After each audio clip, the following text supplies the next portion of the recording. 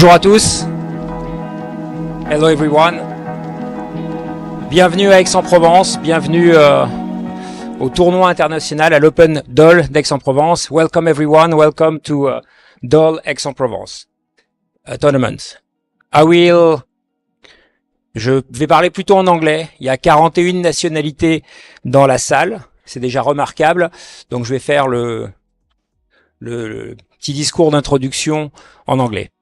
Because you are 41 nationalities today, which is quite remarkable, I will only make a small speech in English. I know you want to start. We are a bit delayed. Sorry for that. But okay, I will not say a lot of words. Just, I want to thank, before all, the Pasino, the Casino of Aix-en-Provence of the city, which allows us to have this beautiful room. I'm sure you will enjoy the airco during these 9 days.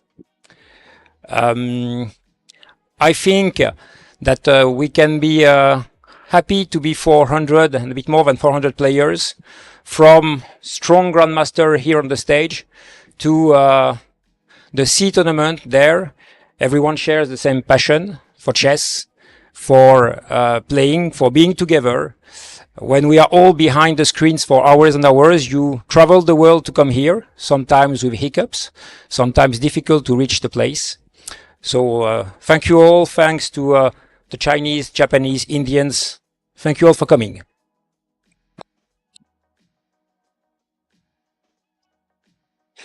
You are in Aix-en-Provence, a beautiful city, old city, 2000 years or more, in an old chess club. L'Échiquier du Roi René is about 65 years. A lot of kids coming out of our school in these last days. You are under a famous mantel called Sainte Victoire, Saint Victory. So if you lose a pawn, don't worry, you are protected by Saint Victory. If you lose a rook, I'm not sure if it will protect you or not. It's a bit too much, maybe. Enjoy your game. Spend a very nice week. Thanks to the referee team who is with us. Thanks to the people of the club who will try to make your stay cool and relax. Yeah, that's all for us. I'm David Benesra, the president of the club and the president of Dole, the company who hosts you here. Enjoy your games, make beautiful tactics, win, and if not, win the next day. Enjoy! Thank you, David. Okay, I'm Christo Dimitrov, chief of arbiter. Two things. You're not allowed to have a cell phone, headphones, or watches in the playing room. You have to leave them at the boxes, okay, at the entrance. If you are checked by an arbiter with a phone or a watch, the game will be automatically lost, okay? So you don't show in the playing room, playing show with watches, phones, headsets. Okay, rate of play is 1 hour and 40 minutes for the 40 first moves, then you have an additional 30 minutes for the rest of the game.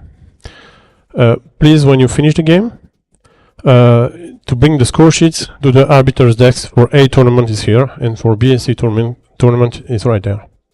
Okay, except for the digital boards, you just put the result on the board. Huh? Okay. So, good games, everyone. And black can start the clock.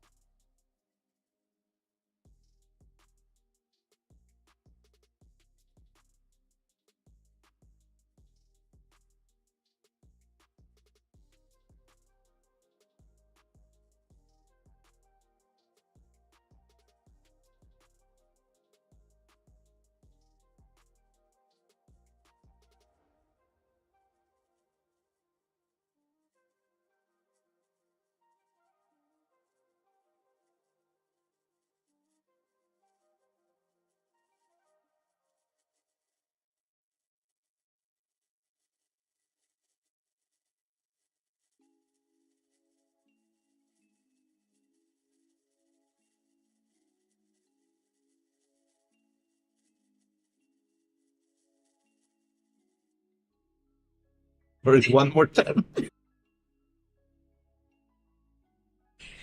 No, last time. Okay, hello everybody, and welcome to Trophy Dole. We are in a very, very beautiful place, Aix-en-Provence, in France.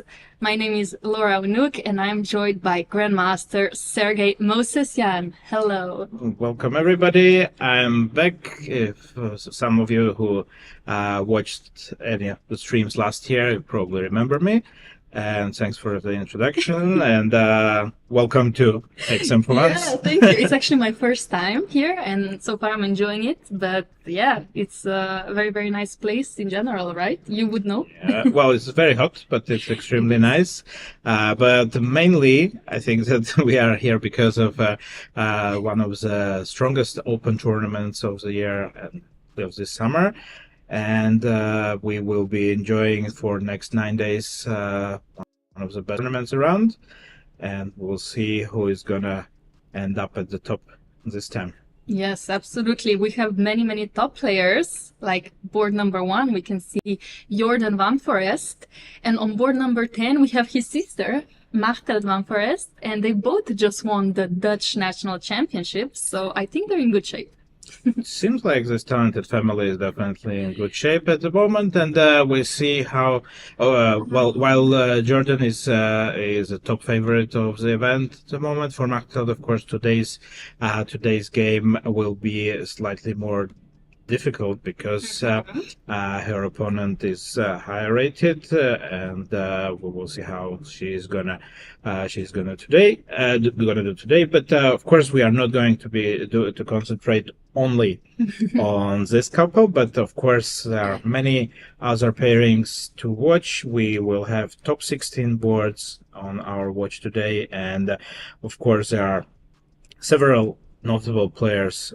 Board 2, for instance, Pavel Eljanov, a very interesting player from the United States. I had some experience playing Abonder many years ago in the Reykjavik Open while he was young. On board 3, we can see Pavel Eljanov, one of the very strong player, very experienced players and top coaches of nowadays. Olympic champion, of course, for Ukraine. Nils Grandelius, we are happy that Nils made it this time, and hopefully his suitcase as well, because some of you who watched last year's streams know that due to complications with airlines, last year Nils did arrive late and his suitcase even later. So let's hope that this time he will be with us till the very end, and the tournament will go better for him than the last time. Absolutely. Let's hope so. I just want to mention that these pairings that we have on the screen right now might be the correct one, but on the French Federation website, there are different ones. So we are not completely 100% if they are correct. We will know, I guess, as we see the players live. On the stream, we have live cameras as well. But before we dive into the games, I would just like to mention the time control of the tournament. It is actually 100 minutes plus 30 seconds every move. And on move 40, they get extra 30 minutes for the rest of the game, as of course, still 30-second increment. And yes, like you said, we will be here for 9 days. So they play 9 rounds, so no double rounds. Yay, for us and for the players. Well, there is one small thing which can happen, however, that could be eventually a tiebreak for first place. But probably let's get to that in future streams, because it's quite far ahead of us, and we're just getting started. So tiebreak rules and exact times we will add afterwards. And at the moment, actually, we can concentrate on one of the most spectacular playing halls I've seen in last years. I think it's a beautiful place to play chess, and I think that players will appreciate. It's maybe one of the rare occasions where I a little bit envy the players at the moment, because they have so comfortable place to play. but not much. For I'm quite happy, It's beautiful. happy where I am so, as well. Thank you. No, we have a very nice place here, but like you said, to play an open and to feel so comfortable as a chess player, no noise, great air conditioning, enough space for every player, it's a rare thing these days, so it's very, very appreciated. Exactly. So, I think we have several more notable things in this year's lineup. I think that those of you who are following other top events, at the moment there is still ongoing Women's World Cup in Batumi, Georgia, but it's a knockout format. So, thanks to that, we have several participants of the World Cup lady players playing in Aix-en-Provence. So we need to take a look at the final list of participants, but we can see that 3 US participants are definitely there. So Alice Lee. Yes. Karitsa Yip and also Cervantes Talia. They all played in Batumi not long ago, maybe even finished 2 days ago. They were dropped.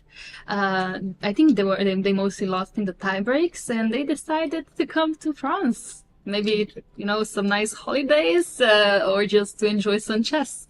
Well, I think the small problem for them would be that they will have to play 9 rounds now. Yeah. It's not a knockout format, but maybe it's also an advantage a bit. So, of course, there are more lady participants. I think that I saw Sophie Millet. Yes. I saw Tokyo Jonova, if I'm not mistaken, and... There's Kurmangalieva Lia also playing on board number 18, so talented Kazakhstani player, and many, many more. I think I saw Shipke Manon, which is very talented French youngster as well. And yeah, so many women actually players taking place in this tournament. Mention one more. I think because I saw her just the weekend by coincidence in London, yes. And maybe one of the future stars of chess. We will see if hopefully she did.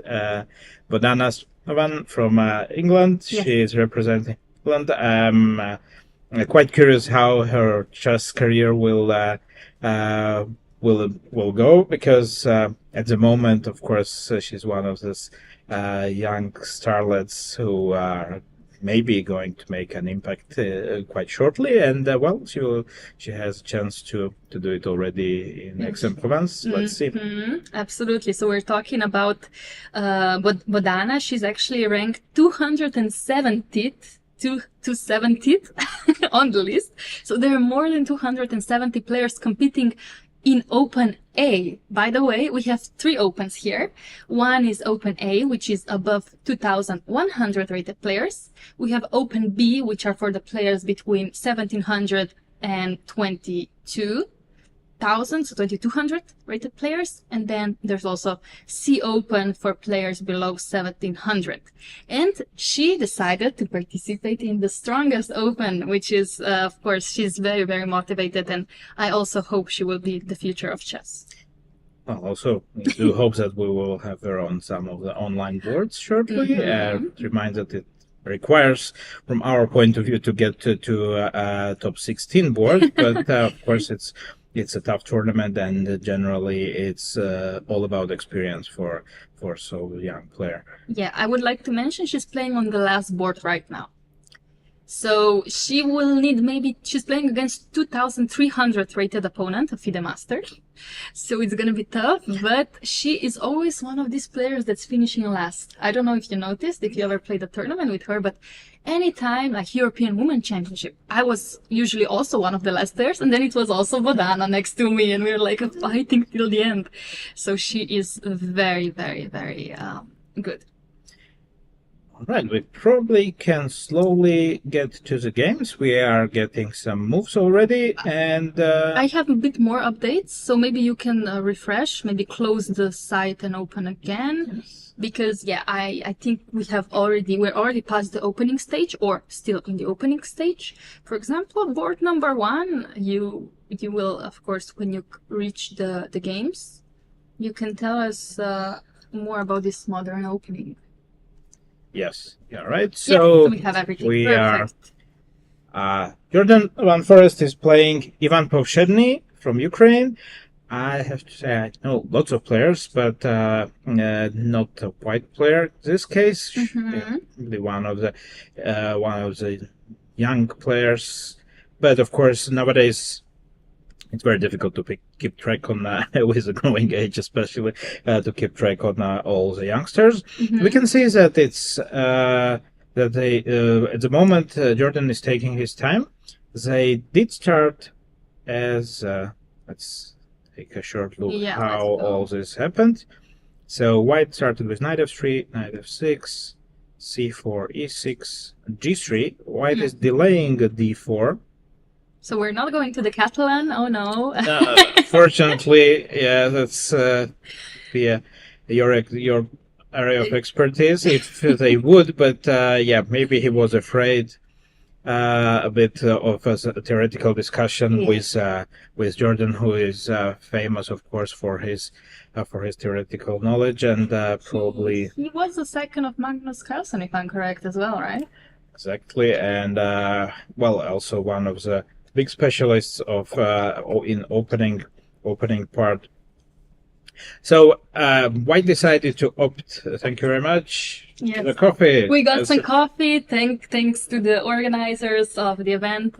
We have everything covered because we will be here for 4, 5, maybe 6 hours, and we will definitely need coffees as much as chess players do. They also have coffees available to play during the game.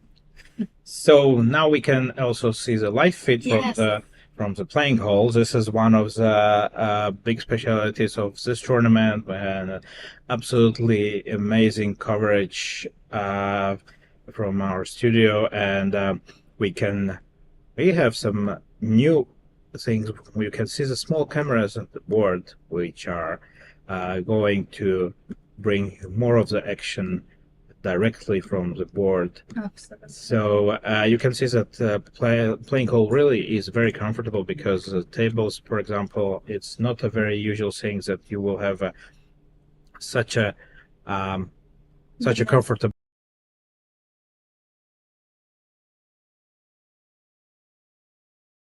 into the playing hall, which is a normal FIDE rules. Also, there's 15-minute delay, so FIDE do not come after us. We are doing everything correctly. And yes, as you can see, also Jorden brought a banana with him, so he will be here for some time. But on the board, we actually see d4 that happened. Wait. you are home. Wait. Catalan, so yeah. this is actually a Catalan. So, okay, so there was some issues with the live broadcast. No worries. We will fix everything. You know, every time I'm live, there's technical difficulties. So you can blame it on me. It's okay. It's my fault somehow. I don't know how, but it is. And yes, you can see Jorden is actually playing a youngster. I think he's born in 2009, if I'm correct. Yeah. Yes. I'm looking at his FIDE. What is his rating? 2,307. Yes. All right. Now we do hope, however, that well, we see at the board something a little bit different from what we see on. Yeah. So let's say that instead of I don't know, let's say bishop g2, there was d4. Or no, how did the bishop? Yeah, let's say there was d4, bishop looks like d4, and bishop knight b4, d2. Yeah. Knight d2, and castle. Let's say bishop. Yeah, and d6. This is somehow there's bishop on b7. If I see. Yes. Correct. So yeah? b6, knight e5, bishop b7, or castle. Yeah, let's say castle, bishop b7, knight e5. This is the left position, I think. This looks like more. Well, not that this is more likely, but this is what we see. So a5. A5 right now. Yeah, you guys don't see what are we analyzing yet because you can see the players live in the action. But we are just trying to figure out how the game transposed to this while we have some live difficulties. Yeah, there are some. Well, the case is that the position which we have on the board is different from what we see in real.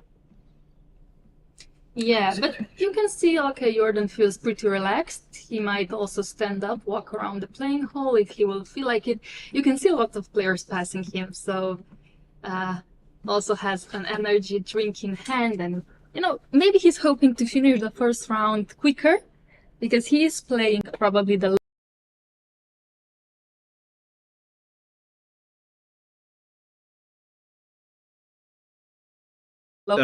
Yeah, the truth is that Jordan is generally a player who likes to play quick.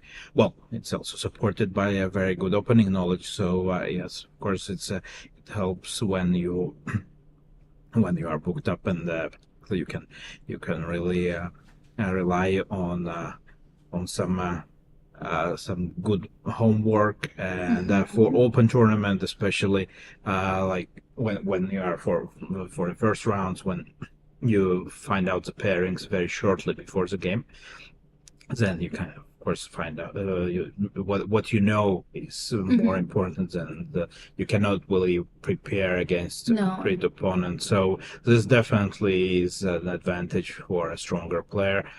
But on the other hand, young players, they are not really concerned about this, so they usually would take this as a chance how to show themselves at the big stage. I guess for Ivan, playing with white, this is maybe one of the top games he ever played in his life. So I think so. It must be true because you very, very rarely play somebody 2,700 these days. These 27 players, they tend to hide in these strong tournaments or World Cups or board number one of the Olympiad. It's very tough to get them, and when you do, you're just like, okay, now this is my chance to show that I know how to play chess. yeah, that's an advantage of being younger, because for me probably playing a 2700 guy is a little bit less encouraging and exciting that you would imagine, but of course it's a great experience, and that's how you grow in your chess. And now White is trying to recall what would be a way to continue here. What would you say, what White is considering at the moment? Well, typical idea, of course, would be to go queen c2. It's how you would usually develop your queen, put the rook on d1, especially because Black would usually want to play c5 himself, eventually. Or, if possible, take on c4, while not losing the bishop, of course. So, for example, either play c6 and taking on c4, just consolidating the center. But, of course, White needs to also consider to either play a3, maybe h4 could also be an idea in the future. Queen c2, h4, knight f3, knight g5, and soon to be checkmate. It seems that you are, all the modern ideas, like push the h-pawn and go for it, yes. Yeah, of course, Black's last move suggests that he's getting ready for a3 in principle. So one of the typical ideas we can probably show is that if White, however, anyway decides to go for a3, so if Black goes to d6, one of the ideas which probably is present here is knight d4.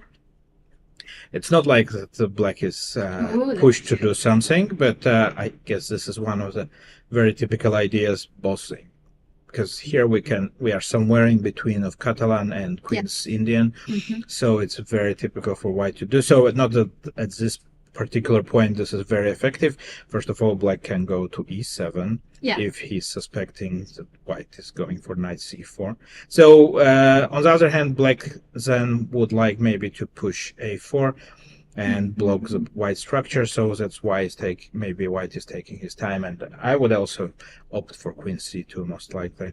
Queen c2 looks very, very natural. Maybe he's also considering, now that you mentioned it, taking on d5 immediately, because if Black does take with a bishop or a knight, there's e4. So I assume he would take, and now he can think, okay, do I go queen c2 now? Do I go knight f3 maybe? And then h4 and knight g5 mate. Of course. That would be my dream position. But yes, of course, he needs to prepare it first. Maybe I'm curious, should we take on d5 immediately? Or is that just destroying the tension? Yeah, I would probably go for Queen C2 first because it's well, generally CD5 is probably in White's plans. On the other hand, nothing really pushes him at the moment to do that. So probably True. I would start with Queen C2 because it seems like a useful move, and the most likely I'm gonna do Queen C2 sooner or later. Sure. So of course then it's, but White is really taking his time, so maybe he is not completely sure. Yeah, I understand. Like maybe A5 was something he never, like, it was not in his opening knowledge, opening theory, but it has an idea. So with these top grandmasters, they will bring these ideas even though it's not in the opening knowledge. And yeah, now he's testing him. Jorden is testing him. How far does he know the ideas of this opening? Yeah, A5 is quite typical nowadays, of course, but true that I'm not a big specialist in this particular line of Catalan. I also know an H4 idea, but probably here it's A5 probably was done with exactly with an idea to try to derail the game from theoretical lines, and White is up to move his move. Let's wait for a second and see what's. Seemed like A3 by his hand movement, so I would expect Jorden to move instantly, more or less. Yeah, I also would expect he did predict this move, either D6 or E7. I do not think we will be taking on D2. That you don't want to exchange this bishop for this knight, especially if you don't make any double pawns. Wouldn't make any sense. We predict bishop D6, even though it can be tricky, but even if knight c4 would be on the board, it would be very typical for this modern chess to just leave this bishop on d6 and take with a pawn on d6. True, but I'm not exactly a big fan of this allowing knight. I've had a couple of games with black allowing this, but I would assume that bishop e7 is going to happen, and then c5, then trying to push c5 and get some dynamics in the position. Okay, so probably we can take a look at the next board, where hopefully. Oh, sorry, Jorden just moved it to bishop e7. Okay.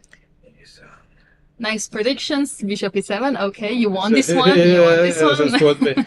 This was easier one. So board 2, Avonder Liang, we mentioned him, one of the very interesting players. Definitely, he's not very often playing nowadays. So I'm not sure. Reason is, I do believe I have seen him as a chess Olympiad in Budapest, but as a member of helping team, not playing. And well, he did pick this tournament for his participation. His opponent, I'm not familiar with either. Maybe another young player, Baptiste Lucilor. Yeah, he looks like a young player. If he's the one on the camera, he looks like a young player. Future. The position looks a little different. Yeah, the position, I was looking at this. The position looks completely different to what we have on the board. In fact, e4 was not the first move, as we see. There was no Italian. Okay. I think there's the double pawns c4 and c3. So.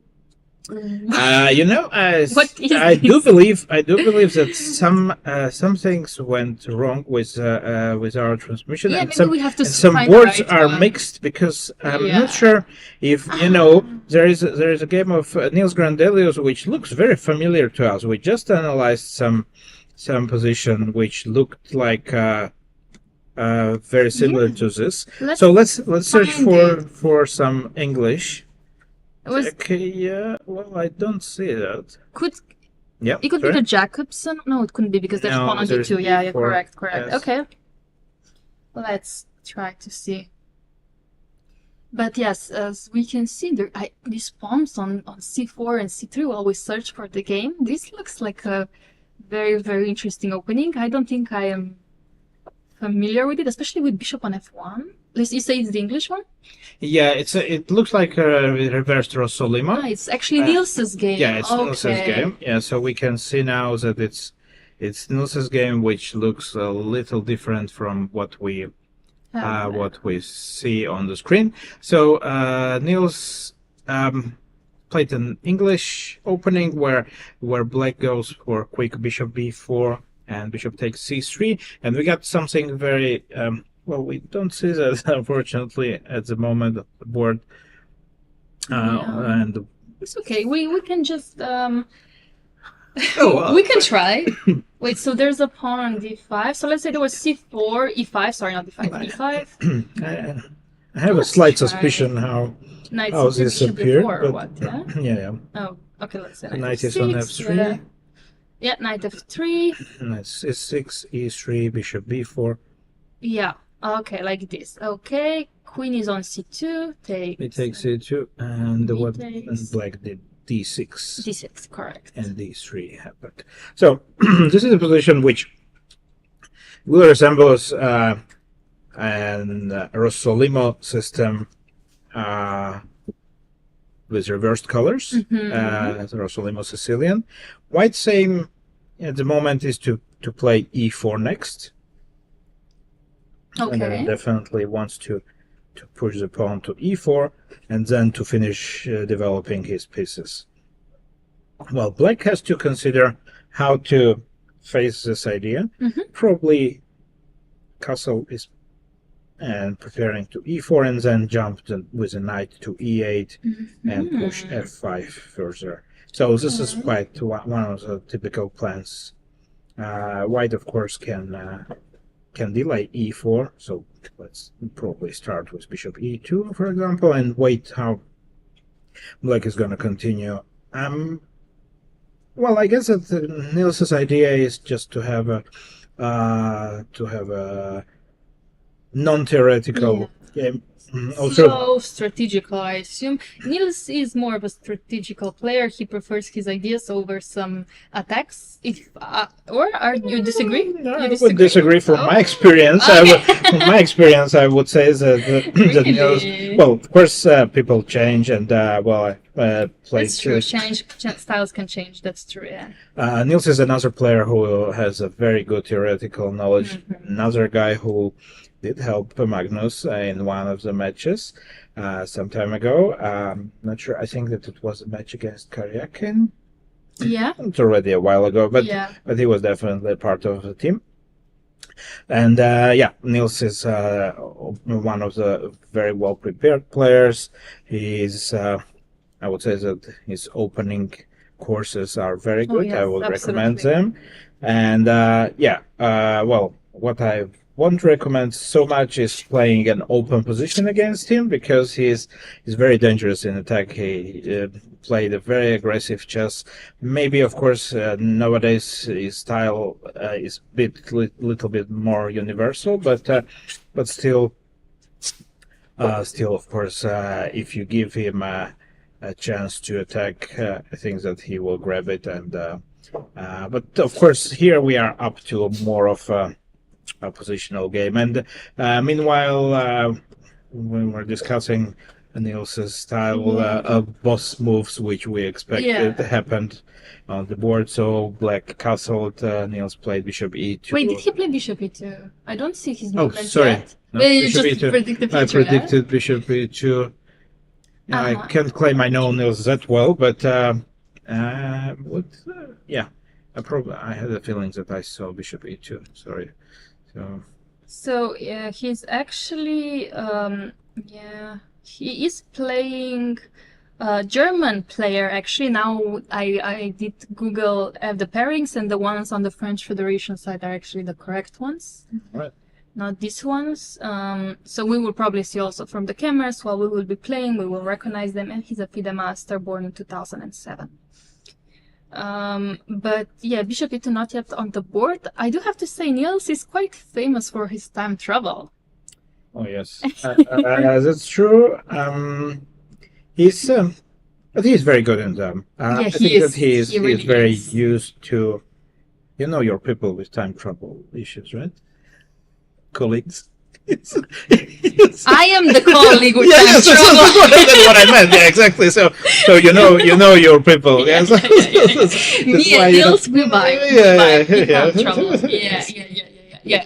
I don't know who plays fast. I know who is in time trouble. Yeah. I just love these players that have the same issues. Sorry, we cannot fix them. We try our best. Okay. So, we believe you, and we are thankful for everyone who is following your footsteps and getting the time travel, because it You're makes our Yeah, life it does. a little bit easier, or at least we always get a shot, even if we are pretty much lost. Yeah, so there is still a chance. Absolutely. All right, so let's try to get to the Maybe. board. Yeah, do you want to see board? Can we see the camera on board number 2 to see what the opening was there, if that is possible? Otherwise, we will take any possible board. Bishop e2. It is. Oh, now that we left, there was Yes. BP2, but no issues. We can just move to Liam I Wonder. So Liam I Wonder is the one that we have it's on a board number 1. It's a Okay. fake board 1. So Now we figured it out. so now we have a board 1. So don't pay any attention to names. Yeah. It's in fact it's not Yes. Jordan playing this with black, but I wonder Liang with white, Yes. playing against Baptiste Le. Yes. And we have a position early in the opening.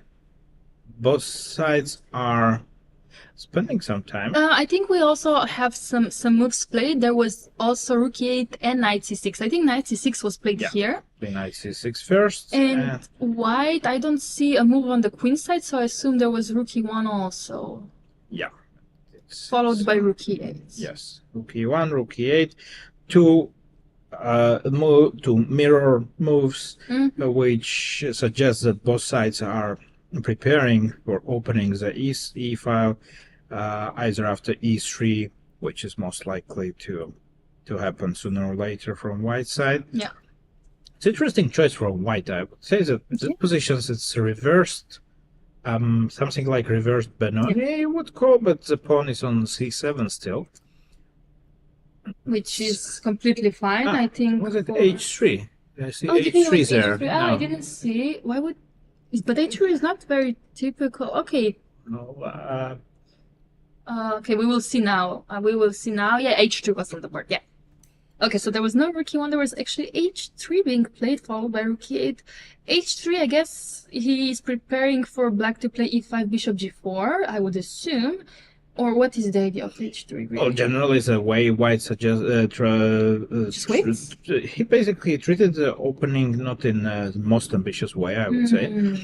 White is not really going for some principled directions, but he just wants to play some kind of a positional game. Probably it seems that he should be slightly more experienced out of this couple, and probably wants to get his opponent out of his territory if he had some time to check his opponent's games.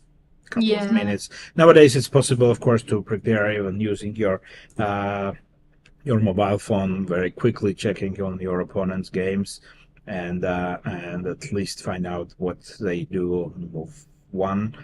At least some very basic prep.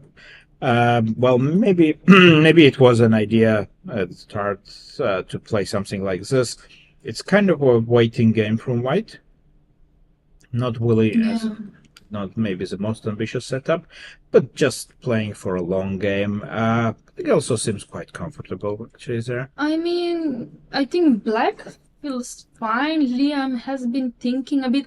I would also like to mention that usually when you play this B3, yeah, it's like you said, it's not exactly the most ambitious way. It actually is good for black given the engine evaluation, if I remember correctly. Okay, or it's 0-0 at least. Especially now the question is, do we keep this bishop on, let's try to keep this bishop on F4, for example, or do you want to put it to B2 or A3? Well, okay, first of all, I think we want to go knight A3, knight C2, right, with white pieces. Could this be very typical, I think? Yes, but also this allows, in some cases, black's maneuver bishop b4, for example. Okay. Bishop gets to c3 and e5. It can be quite annoying with black's ideas of e4. I have to say that not only engines like this with black, but also I'm not completely sure I would recommend playing the setup with white. Yeah.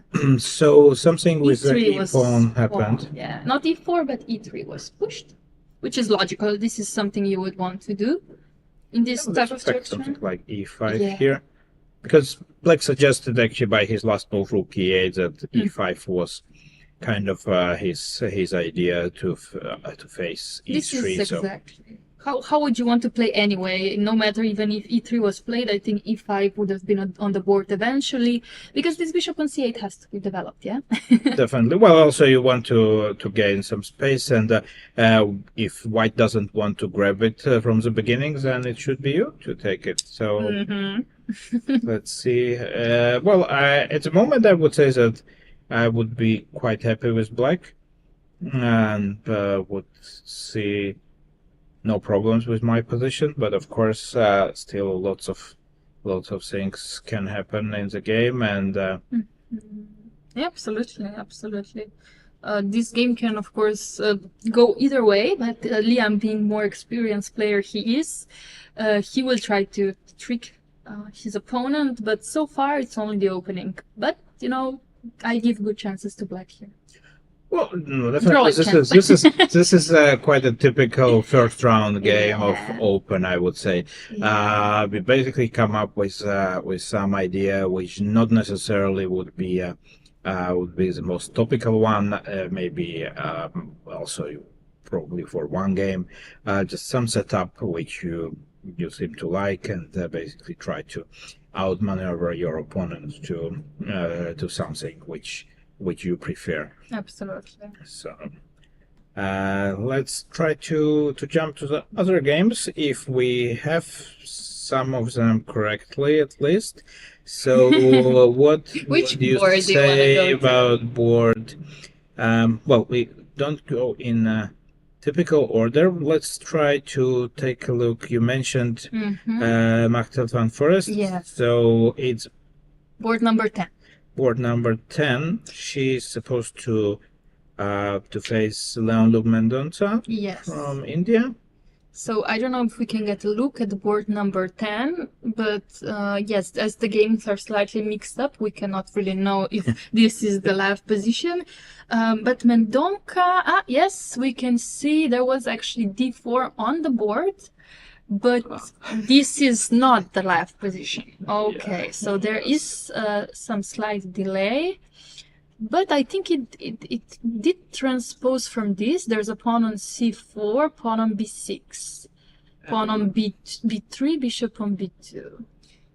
I think there was also, could have been some bishop before an id2 because it's c2 knight on d2. Mendonça, I think... Something similar like Jordan is playing. Yeah, actually, yeah, but no g3 though. No G3. Oh, right. So no g3, but actually very similar to Jordan's game. Yes. Right. On the other hand, well, it becomes more complicated. Okay, at let's the go. moment, yeah. c4, b6. Yes. You want to No, from the no, very no, start? no, Here. let's go here. We will Here, transpose c4, b6, Let's say c4, b6. Yes. b3, Should be 7. bishop b7, bishop b2, knight bd7, and knight d2. This is actually, I think, the left position right now. And Martel is thinking.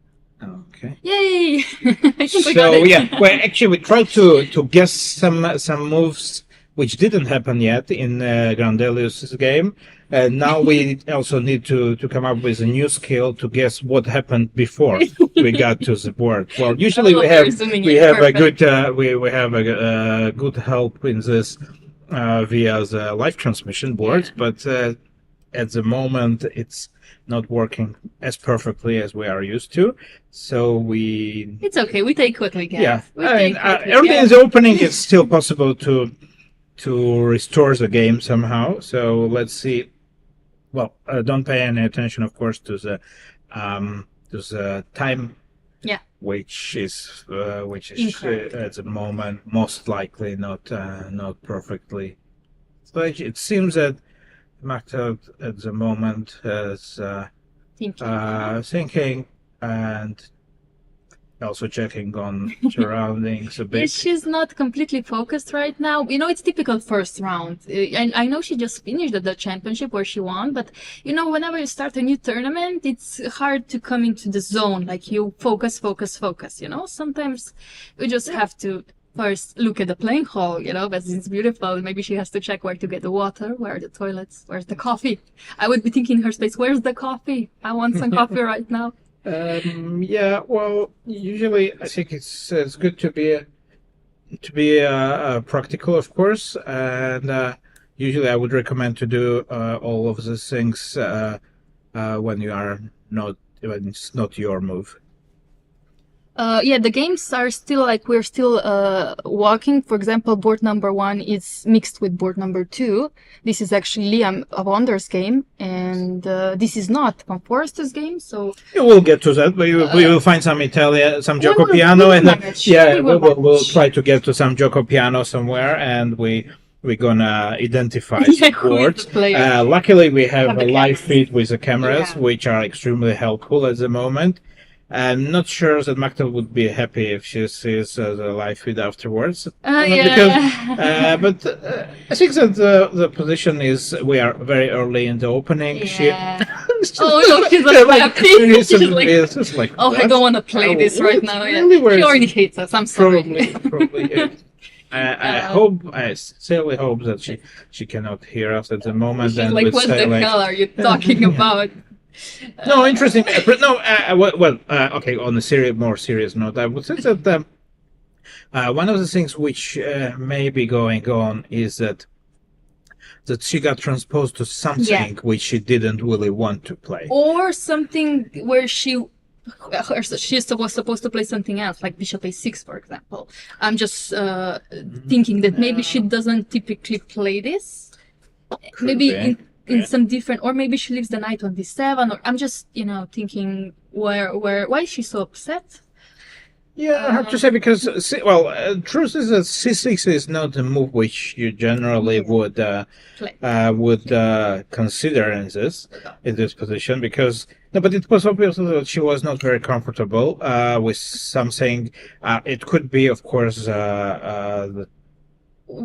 purely from chess reasons. Yeah. Because c6 is not the move would be. Well, I frankly don't know why you generally would like to go c6. If c5 works, you would go for c5, right? Yeah. Well, it seems like that bit really will be confused with. Probably we don't know, of course, what was the idea to play, and what was basically the opening idea of but. Yeah. But I somehow I really don't like c6. It just allows e4.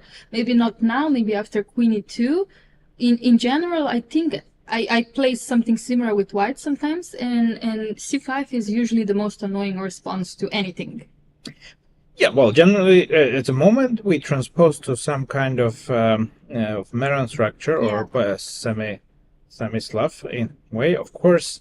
Well, white knight is on d2, which is typical, slightly probably preferable for white, and the black bishop is not on d6 but on e7. Yeah. So I would assume that this is a better version for white, and I would agree with you. Well, c6 basically is not really threatening anything special at the moment, so white can afford easily to play queen e2, which seems like to be one of the most logical moves.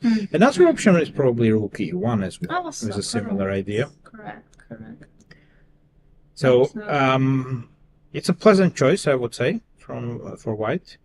Yeah, maybe. Well, nowadays also the problem is that when you know a lot of theory, you remember some lines, and you would definitely want to, or quite often you would like to adjust your opening. It's not so much even about creativity, or not so often it's about creativity, but it's quite often So about remembering the line, and here it seems that something went wrong.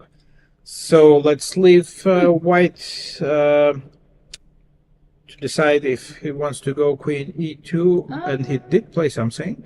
Did he? Yeah, I Yes, think he did play something. if we could try to zoom in a bit to see a move. Martelt again, she's looking away. She is upset with her opening, maybe opening choice or what she got from the opening. There was rook c8 also by her. Okay, wait, so yeah, we cannot see if queen e2 was played or rook e1, but I do assume it was one of these things, followed by rook c8. I would dare to say queen e2 being a typical move, and then maybe put the rook on d1, you know? yeah, definitely queen e2, rook d1, rook fe1 are the moves which would be very logically following, but we cannot know completely because the Mendonca is now thinking with white pieces. So yes, like you said, we can leave it here. We will come back later to see what's going to happen. yeah, so we are back to our guessing game. Guessing So game. yes, let's go guess something. Yes, Just maybe pick a board and then the camera goes there and then we try to find it. yes. Let's try to find Pavel Eljanov's game So against Indian player Raghav. that's board number 3. Let's try Board to number 3. let's try to zoom on board number 3 and then we will find which games belong to it. Actually, this is fun. Yeah, well, I'm not sure this is a very practical way and that the live transmissions are supposed to work this way, but that's the way it is at the moment, so we are working hard in order to fix it, and I can see Pavel Eljanov on the right side, but we don't have the cameras yet. There's no issue. We can also find some different board. It's of course a preference, but I think board number 3, if possible, we would like to see it. Okay, so also I see Suleimani playing against a girl. I don't know her yet, but we will definitely find out. He is playing on board number 8 against Velpula Sarayo. Okay. But also cannot see the position from that far. Cannot see the position from that far, but I think it was something with f3. So that looks promising. this looks So you yeah, think very that similar. it could be Also that G6. Oh, I think we got it. you think that it could fit the description. Yes. But they have many moves since then, so So board number 8, if we can zoom into board number 8, if possible, it would be... I can see Yeah, at okay. the moment No we issues. are not zooming to anything. No worries. So we are there.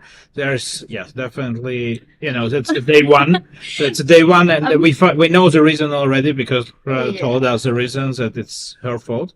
So we are quite safe. Yes, listen, you blame me, it's okay, but I would just like to point out that the girl is wearing a shirt. I'm literally just a girl. And me too, I'm sorry, I'm literally just a girl and I do bring technical issues. Yes. Well. Yeah, I do believe that this is just a very short Yeah, time, no, we will fix problem. everything. And of course, Don't worry, guys. with first there are many ways many things which should be considered, and technical issues are unavoidable at any level. So we do believe, of course, that we will be as quickly as possible up to date with the games, with the live feed, with Yeah. the actual games. So we do hope to get there as soon as possible.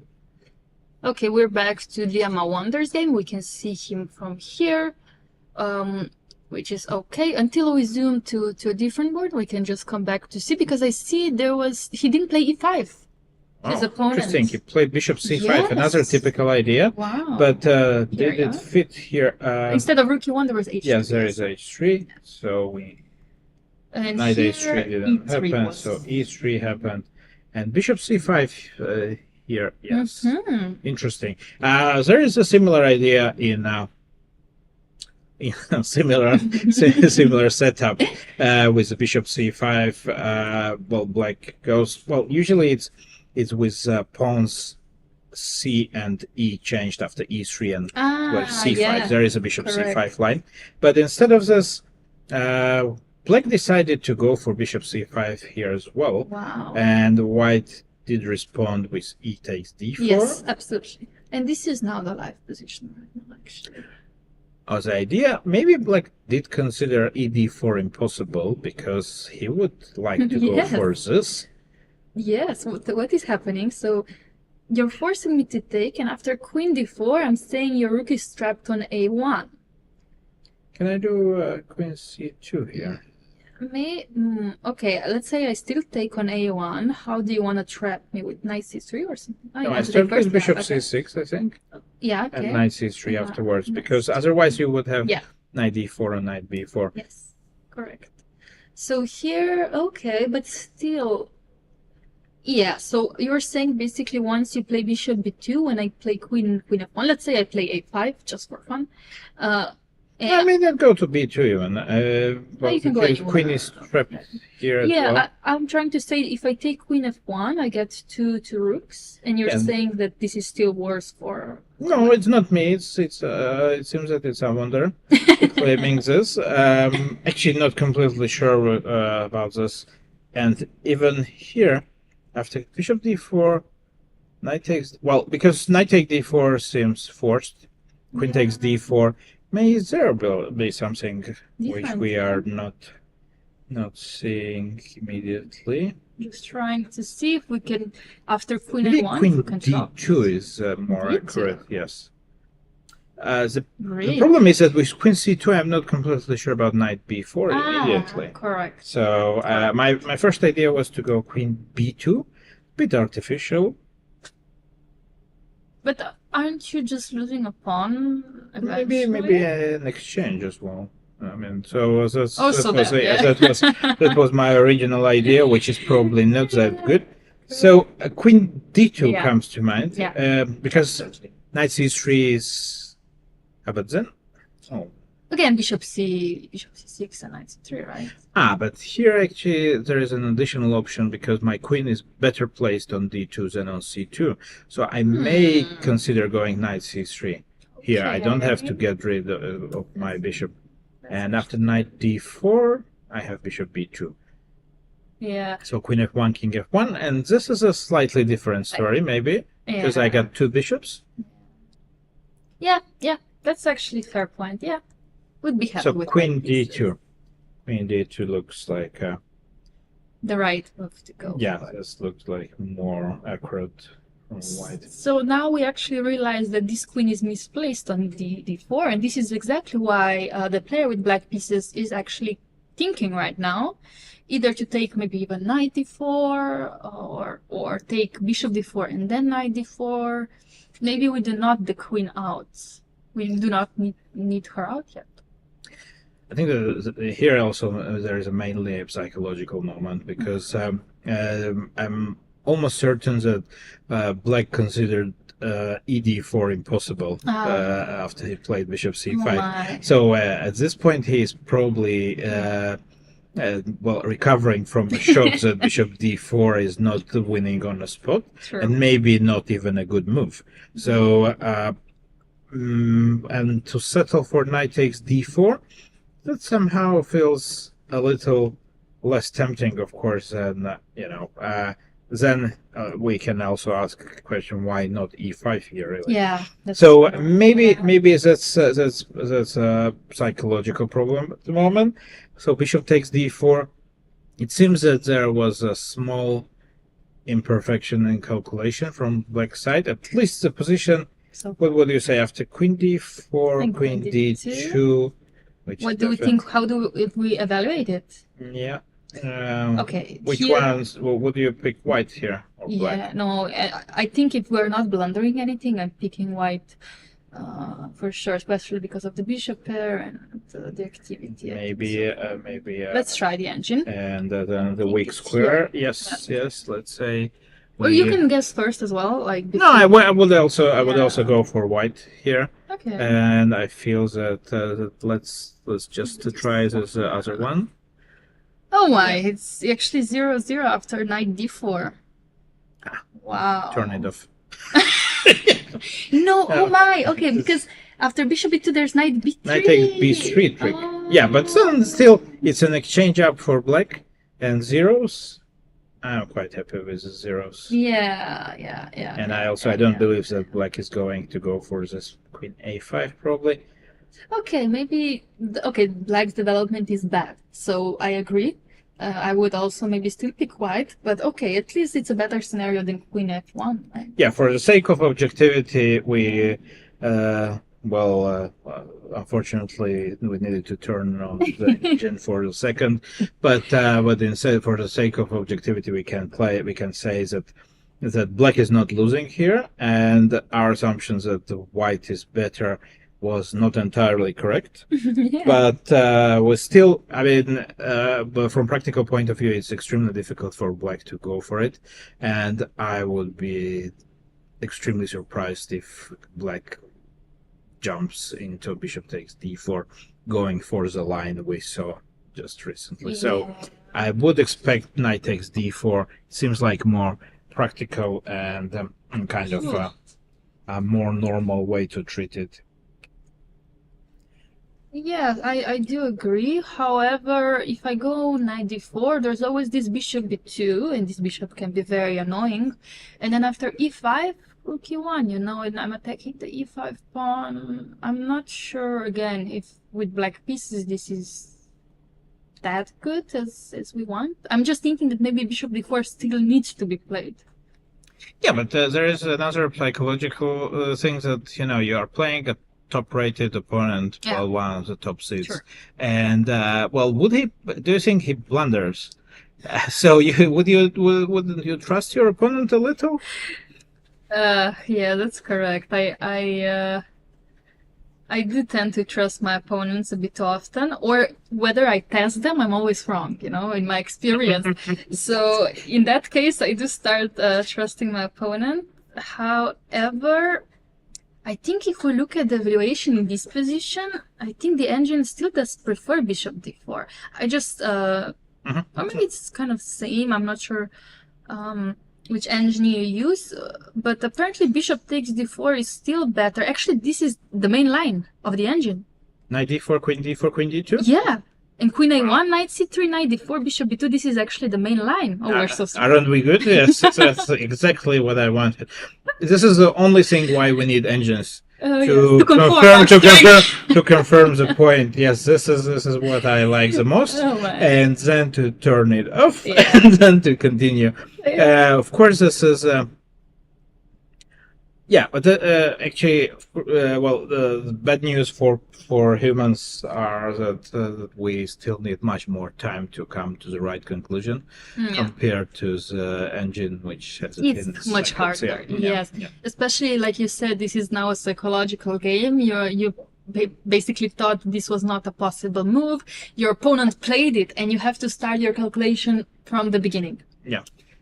Also, I would. Of course, I managed to guess bishop e2 at Grandelius' game, so I would probably risk knight takes d4 here as well. I think I have to agree with you. I think he will trust his opponent and just say, okay, listen, I will just play simple knight d4, e5, and just simple chess. Is he trying to make a move, or is he still thinking? Probably still thinking, right? He's not really sure what to do now. I do understand perfectly. Me too. I would also be confused. So, meanwhile, we can get to a pseudo Eljanov's game, and it's not Eljanov. We can definitely be sure that this is Grandelius. This is Grandelius' game. I recognize the bishop on e2. Yeah. So, meanwhile, we didn't really go very far. We only had a couple of moves on the board. Yeah. And black did opt for b6. We remind you that it's German player Julius Oller playing. Yes. And he did play b6, bishop, castle, and knight e7. Now preparing the transfer of his knight to most likely g6. Knight e2, white delays e4 because he doesn't want to give black side the target of attack after some ideas like knight e8 and f5, bishop b7, and now white seems to be considering his options. Well, generally in these positions, it's extremely difficult to avoid playing e4. So I would believe that this is gonna happen sooner or later. Yeah. Now we are trying to zoom in into Pavel Eljanov's game. And, Well. Which is- one could it be? Oof. I'm sorry. I want to see board number 5. Look at this position. I know we have Eljanov's game right now, but I want to find out who's playing on board number 5. Okay, we will do that later. Let's try go. to find I think it. that I managed to identify the board of Pavel Eljanov. I think it's this position. Pavel is playing an Indian player Raghav, and we have This looks could- like it, yeah? could It have does. guessed it's Joko Piano. Pavel is black, and we would assume that the game really went like this. Bishop c5, c3, one of the very popular openings nowadays. Joko Piano suddenly came back from, let's say, not a very popular state. I think that Yeah. around 25 years ago, Joko Piano was considered to be a very dry, boring opening, and nowadays it became one of the main weapons of even top players. Absolutely, yeah. I know that Hans Niemann plays it all the time with white, if I remember correctly. Not the most top player I would mention, but yeah, No, amongst others. No, yeah. he comes to mind because I think it's his main weapon. Of course, many top players play it, but I have not seen him play anything else in the last years. That's why. Well, I think that Hans particularly improved quite a lot in opening part as well, That's and true, yeah. generally. But but from other absolute top, I would pick probably rather pick Fabio Caruana and Yeah, but and you know, probably Magnus absolutely, plays yeah. this. Yeah. When So- you follow, yeah. I think that, Piano, well- please follow their games. It would be more difficult to pick up anyone who is not who is Yes. playing e4 and not Yes. playing Joko Piano. That's my point. Yeah, Yeah, that would be extremely tough because it's one of the options. Well, the problem in nowadays theory also is that lots of opening lines they kind of transpose to each other, and for example, if you're playing Rui Lopez against e5, still you may end up in something similar after Berlin Yeah. and anti-Berlins. So. Let's see. Well, Pavel is again. We mentioned him at the very start of the stream. Pavel is a very famous theoretician, also a player who was involved in top-level preparation. If I'm mistaken, was part of Boris, at least was part of Boris Gelfand's team, and also a famous author of books and opening courses. Yeah. So Joko Piano is of course one of the safest weapons for white to play against e4, e5, especially for such a game. I think it's very logical to it. Well, bishop e3 is on the board, and well, we can see that white is not playing super ambitiously. And the exchange e3. Well, White, as being a lower rated player, playing, like you said, against one of the top grandmasters, or at least he used to be Pavel Eljanov. I'm not sure if he's very active these days as a player. He is. He is very active as a player. He is quite active. I was also a bit surprised. He's a little bit younger than me, but not by much. I hope that Pavel will forgive that I'm not disclosing, which is okay. But no, he still plays quite active in league events and tournaments. So it's nice to see people around. And he still likes to play, and he's still ambitious. And I think that also his rating suggests that he's still kept a lot of, Mm-hmm. and he uses his experience not only in the opening part but also in. Now Okay. we are. It seems that we are getting. It seems that maybe our problems are fixed, because So now we far, have looking the good. picture and the game. It And the name seems of it. that we are fine. Perfect. So Okay. bishop takes e3, and now white is considering the options. If to take with a knight on e3, which would make sense. But Wait, yeah. he just took with the rook. he did cut our Thought process. our analysis to zero by taking on e3 with the rook, which is also another Cool move, possibility. even though knight e3 does attack the queen, so it's like a tempo move. You would think, okay, that's a first move that comes to mind. We should play it. But I guess this knight has different plans for the future. But the main, well, we are happy for white players that he just made up his mind quite quickly. But even more happy we are with the things that now it seems that we can go to your Yay! favorite board. Yes, it So looks the one you amazing. really wanted to have, and it's Jaime Santos Latasa on board.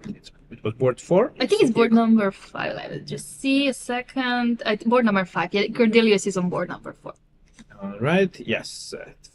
And we have on the board a position which is very Yeah, interesting, but oh we my. get to it. Let's I see. started quite unexpectedly from Queen's Gambit. Yeah.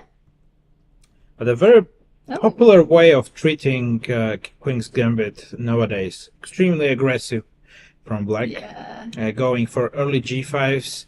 When I see a move like g5, which I know that is possible, of course, Yeah. but well, I would was that in my childhood days that would probably not be welcome Yes. by any of my coaches, and Absolutely. it's just that you break all the opening principles. But black is nowadays, of course, also with influence of engines. Yeah. It became much easier to justify many positional things. Absolutely. And lots of positional dogmas are obsolete at the moment because, well, simply concrete play overtook the floor.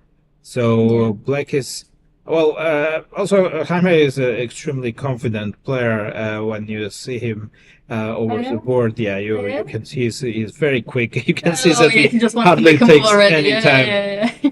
Ready Yeah, to and play. so we can quickly we'll try to catch up with him, which Yeah. is not going to be easy because he is a very good blitz player. So Okay, so we have Knight queen f5. 6. Awesome. Yes. Wow. interesting. White is not afraid of anything yet. Black did push g4, and we could assume that the time in this case is I would bet that Correct. time management is correct here because black. I think we have the Oddly. correct times Yes. now, yes. And f3 allowing g3, I'm sorry, but how can you do this? Like, how can you allow g3? This looks No, it's- almost over. No, but I think that White had a concrete idea of pushing e4 afterwards. Okay. So fair. maybe, well, still White is a bit ahead in development, and the bishop from f8 is not coming out so quickly. So maybe there is a justification for a move like f3, which I agree that looks extremely dangerous for White at the first sight. But we may assume also that White did take his time here. Mm-hmm. So, and now we can see that we are testing new camera Ooh. angle, which is a new thing Bird for view. this year. And yes, this is quite an unusual. And we can see actually the correct times as well. So you were right. This is actually the right time. We have. I like this view. You can see clearly all the pieces, and you can see the time as well. So very, very nice. Yes, I think that's yes. That's a great improvement, and I assume that we will be concentrating, of course, on the games, but also the camera views are refreshing. So let's see what happened here. Black did go rook h5 very quickly. Yeah. e4, and Is this the light? We're looking if this is the light position right now, Yes, or yes, this is variant. exactly what is going Black on at the board, and black. It's probably a first moment where black takes a little bit more of his time. Yeah, I do have to be honest with you. I was checking the game and I saw the valuation, and it's looks very good for black here. I would assume that something like bishop d6 and long castle, and yeah, it seems that it's quite good for black. Definitely, I have to agree that it seems that white's opening strategy probably was not the best, and black's quick and maybe a little bit of a risky play. Yeah, it is risky. Can but black's usually bishop d6. That was again very fast. Yeah. But these moves are logical. Yeah, black is not really. There is no point if you see a good move and you don't see why it should be wrong. Then, yeah. Yeah, this is not how us intellectuals think. Yes, I do understand that it sounds like maybe a very practical way of treating it. But in this position actually there is no there's no reason to spend so much time. Of course, you can pick between, I don't know, let's say long castle and bishop d6, but I would not think that this is a decisive moment of the game where you should spend some time, obviously. But absolutely. So what you're saying, you would not consider taking on h2 maybe instead of bishop d6, because not really. Now after bishop d6 you also have to see what happens after h3. You go king h1, you don't even take. No, I actually thought that white would simply go king h1. Really? Okay. The problem is that black cannot really open the position because g4. Yeah, and otherwise changing the structure is not really. Well, white's problem is actually not so much maybe the king, but also I think that the weakness of e3 square, because it's where I would probably try to concentrate. After bishop d6, white would give some reaction, and then my plan is just to castle. And maybe to also go h3 yourself without taking on h2 in the future. I'm just keeping an option of opening up. If you don't block the position with h3, which eventually white will be forced to do. So I simply want to concentrate on e3. h2 on the board, by the way. Yes, h3 happened because white decided not to delay this unpleasant decision. But this looks. I understand that this should be very good for black. Yeah, when I were long castle and you're saying, okay, what if I go b4? How are you going to approach this with black pieces? Because I will attack you as well.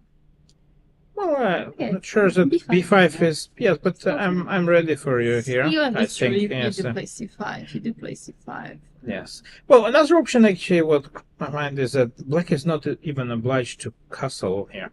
But one of the ways to treat this is probably king f8. Correct. And just to bring the rook to e8 anyway. So then white wouldn't have a counterplay on queen side.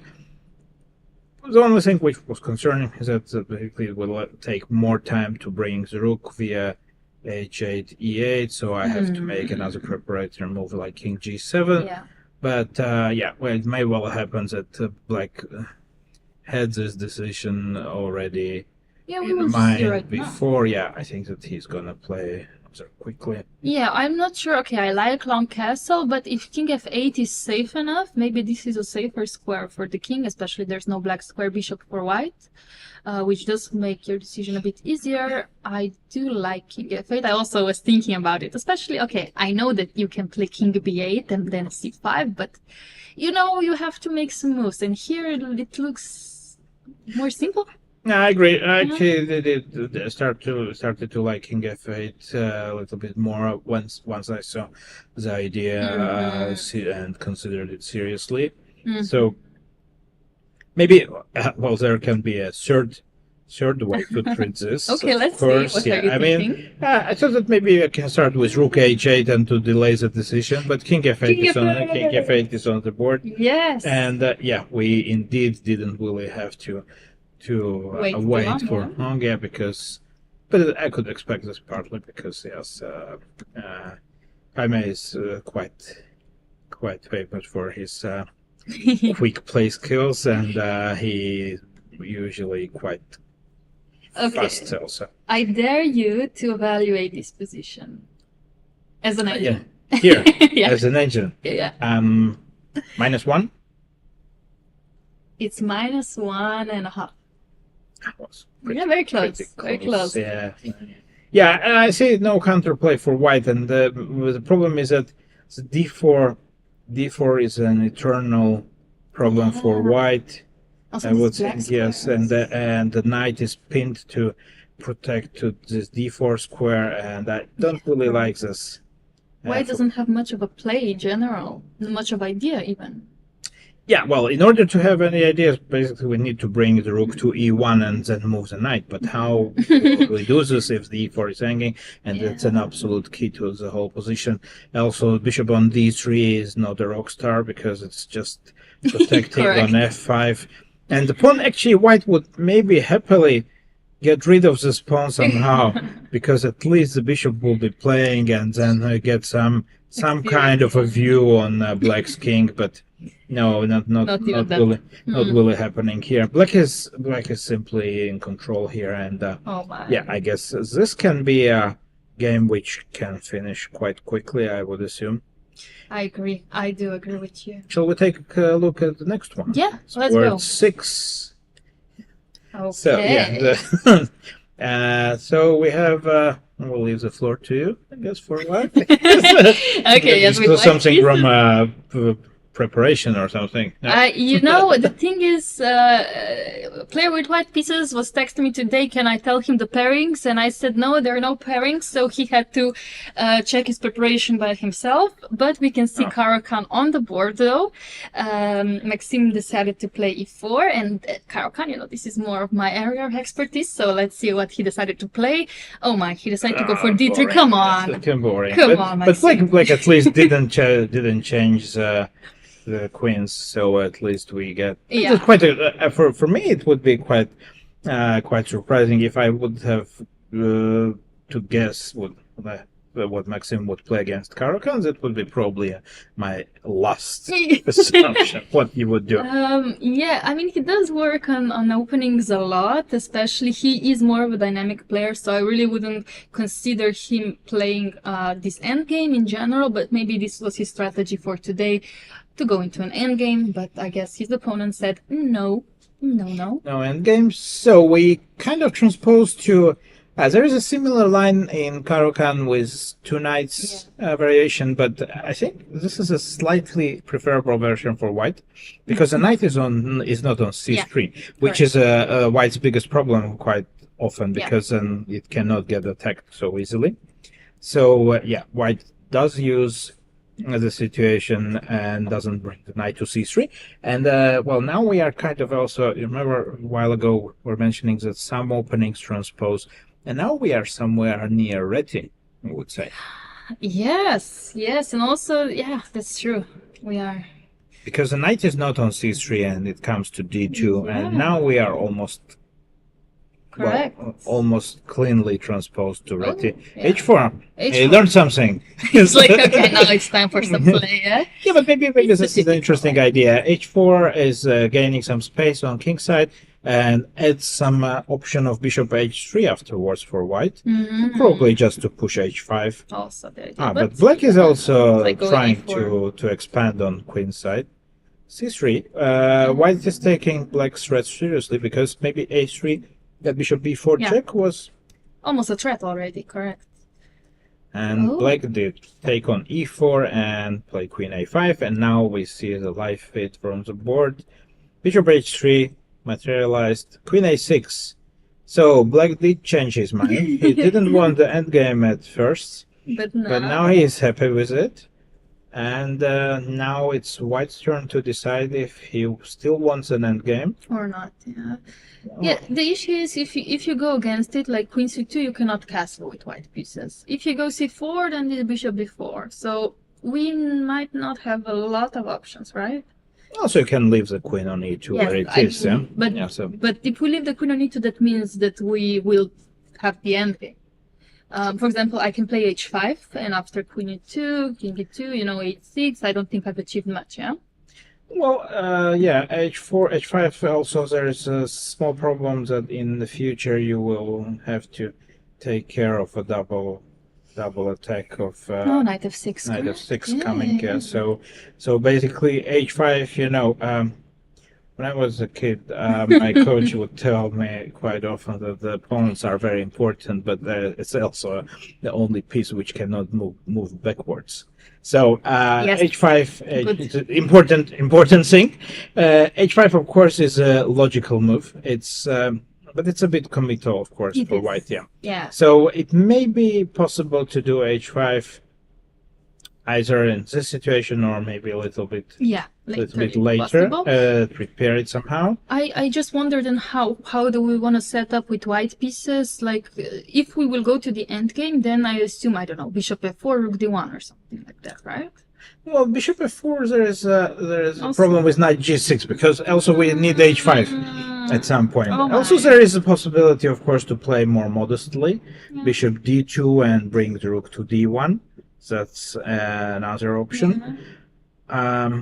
Yeah, in that case, I would do it immediately because changing on a6, for example, and rook takes e6, and then going something, rook gives black additional option of rook b6, for instance. So, yeah. Well, So- now it's a big decision for white. Yeah, he will be thinking a bit, but I really don't see any way. But we have to go into the endgame. I think going queen c2 and h5 is just too.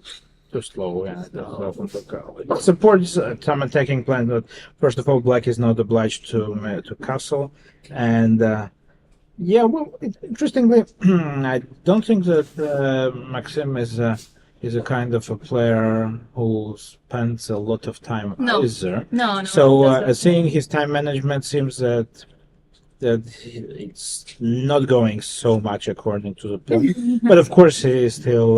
He think has it's- to think, he has a lot of time, so there's no time trouble ahead. I mean, he's also a very good blitz and rapid player. He also won the rapid national championships, so I don't think he has any issues being long Yeah, time either. No, here it's a big decision, as I mentioned. That it's most likely going to be an end game, but which version of it and what will be Yeah. White's plan afterwards? He has to That's decide. why he takes some time to consider this. Absolutely. So meanwhile, we can take a look at other games as Yes. well. Oh, where players didn't hesitate to go for an end game. But It's what is somewhere this else. endgame? What do you mean? What is this So endgame? this is a King's Indian endgame, no? Something It should be, similar. and it's yeah.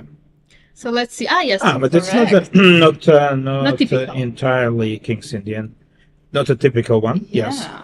because Black did go for King's Indian setup, but decided to go e5 here. Well, that would be a perfect solution to everything. Because the thing is that like this, Yeah. in case White does something logical, not d takes e5, let's say, Yeah. not that d5 is not logical, but like this, Black would avoid lots of different setups by White, True. That's correct. and he kind of invites White to go for an endgame, And which was accepted by a White player. I'm gonna. And it seems that Max Farmerdam, who also is usually theoretically very well prepared, seems that he is playing extremely fast here. Yeah. Absolutely. King f8.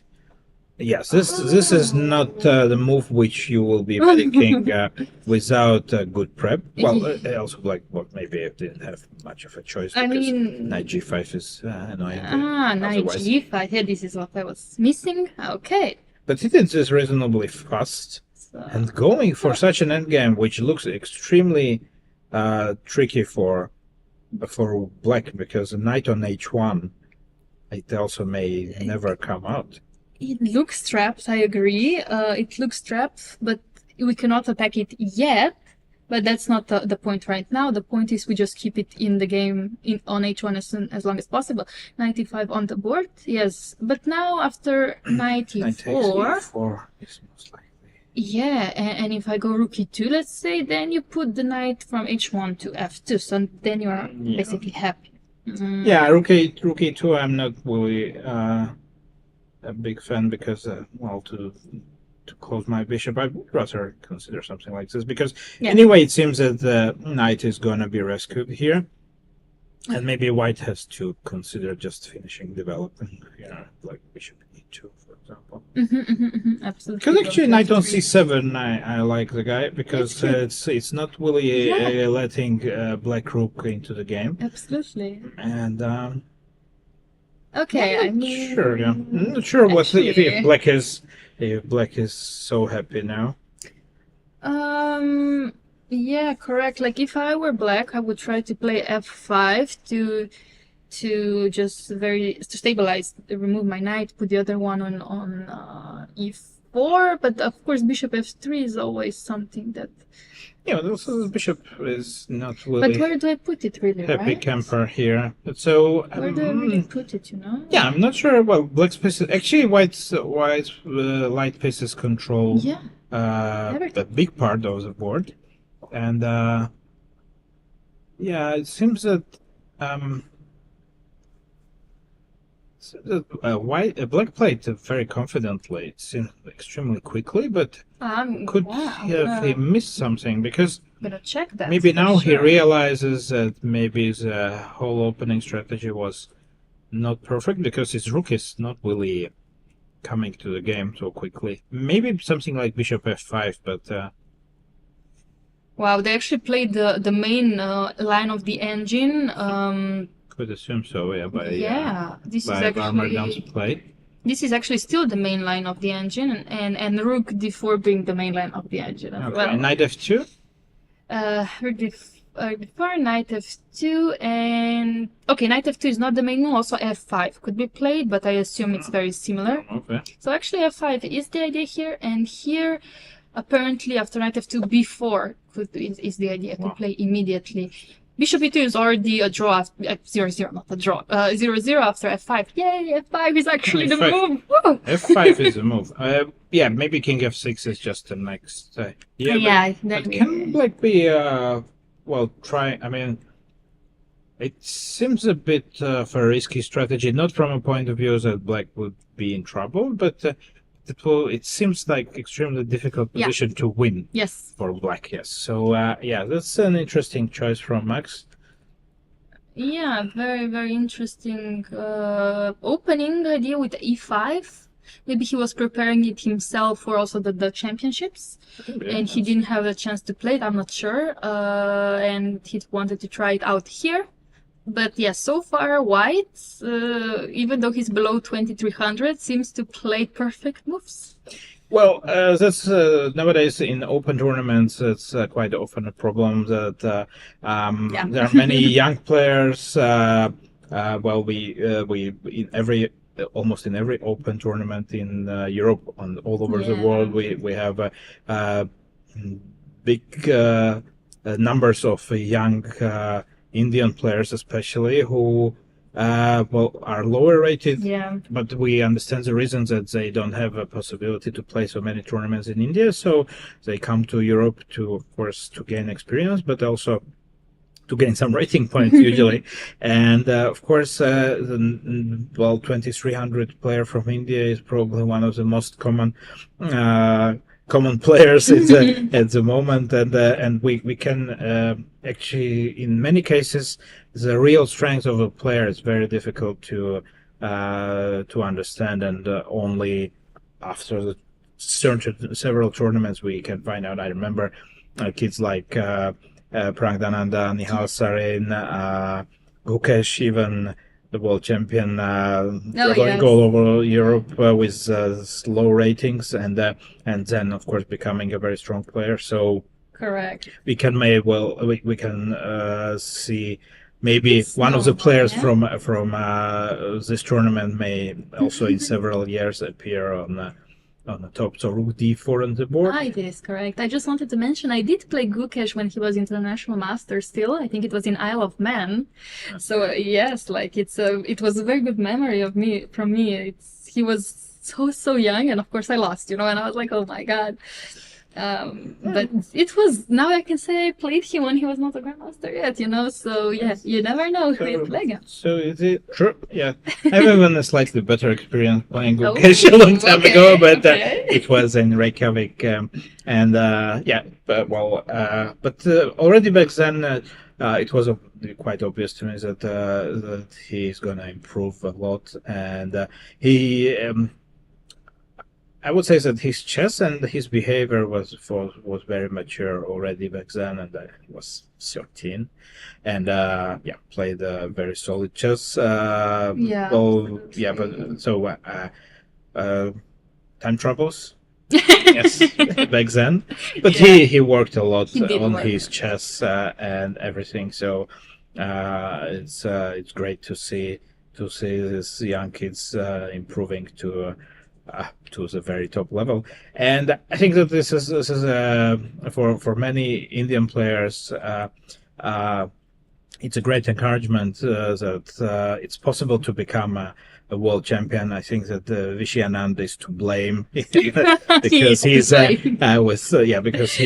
he was a great example, and I think that mainly thanks to his efforts and his example, many of these youngsters, they have a shot on, or they feel they can have a shot at the very top of the world. So maybe we will remember this tournament.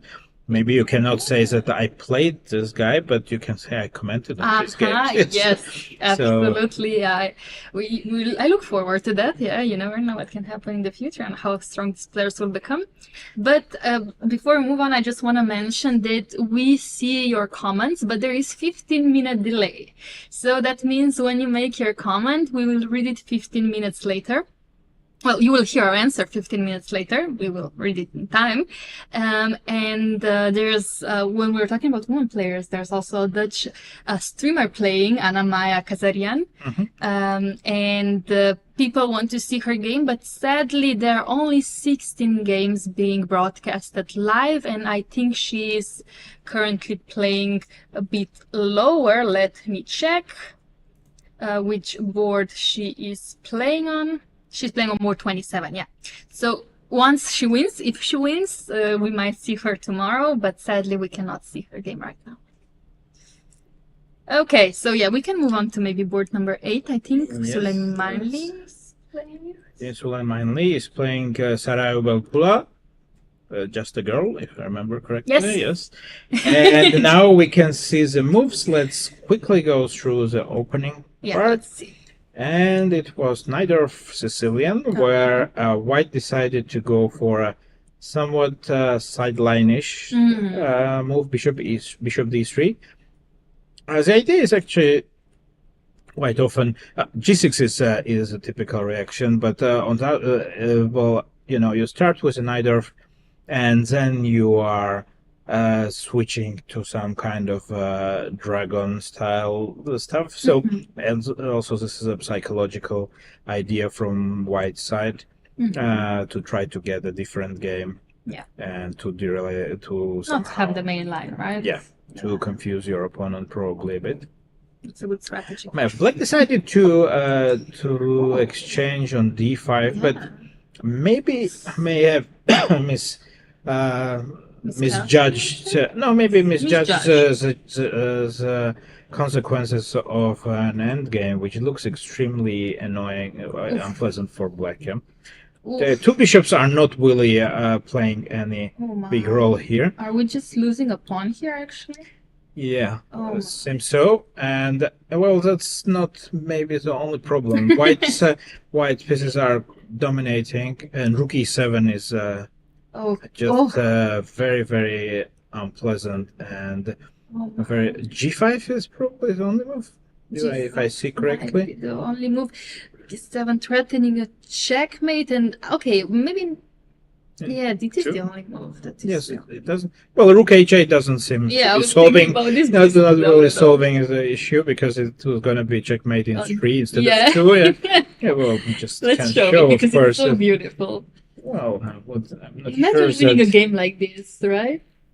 Well, yes, I mean, Would you be happy probably, or would you be jumping from happiness? hard to say nowadays, but yes, this would be quite a straightforward win for white. But yeah, it doesn't seem that black has so many other options. G5 seems to be forced, and after G5 it's Instead going to of- happen. yeah, Yes, G5. Well, can white win somehow directly, or can settle for f takes G5? Yeah, what would be the best response? If you take on G5, then okay, you have to think what happens after King G6 later. Yeah, the bishop will be trapped on H6. But okay, you have to think about it now as well, of course. How do we? Let's take. Yeah, let's take. You want to take King G6 immediately, or you want to take first? Let's. Well, there probably is even a more tempting option like knight e7 as well at some point. And let's say I take by no, King maybe G6. that's not so great. Yeah. This King G6, yeah, takes take, and I saw that I have some tricks connected with the mating attack, but maybe it's Maybe maybe not so much. Yeah, maybe this is unnecessary. Knight e7. Well, of course, trading this knight for a bishop on d8 Let's is try not to what you avoid want it. to. Yeah, what to. G5 on the board, by the way. Yes, yeah. yes. G5, fg5 looks like a logical way to proceed.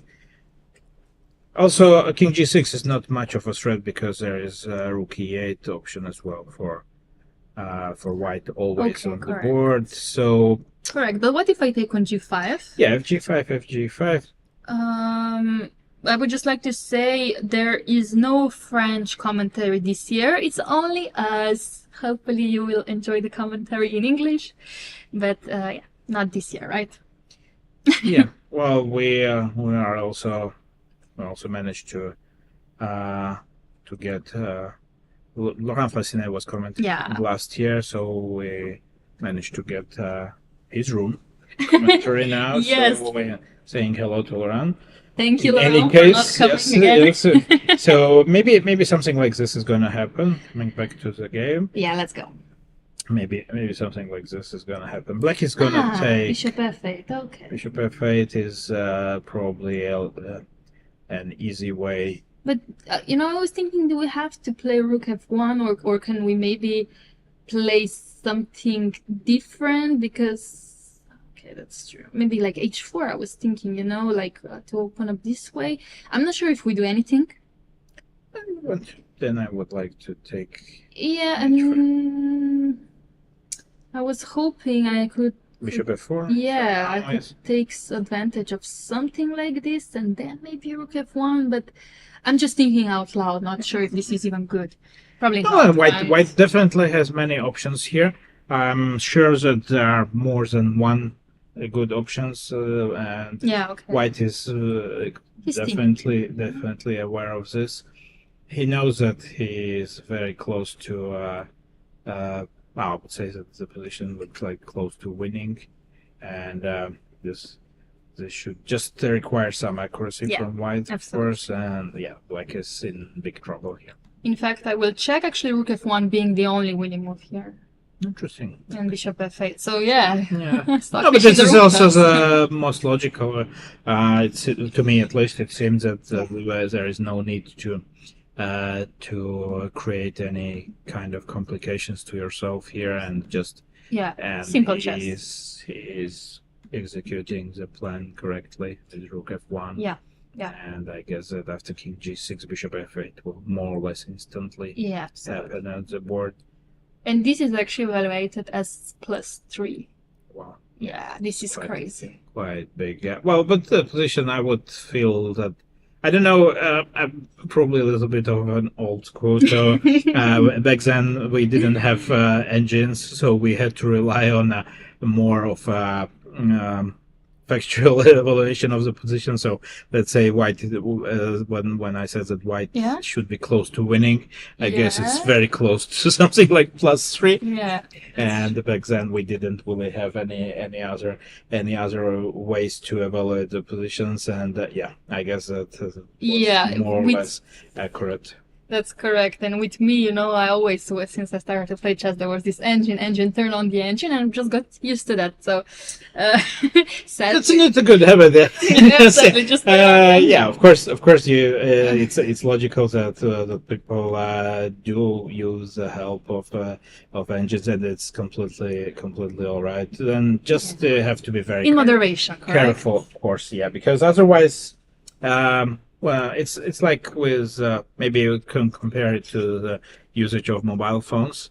So we already, when I grew up, there were no mobile phones, and I'm quite thankful for that. Nowadays, it's extremely difficult to avoid using internet, mobile phones, all this modern things. But Yeah. of course, you can see that it's maybe yeah. Well, it did seem logical to Solomon Manley as well, and his Like I fast. think that it's bishop f8. Yeah, looks like a good way. Yeah.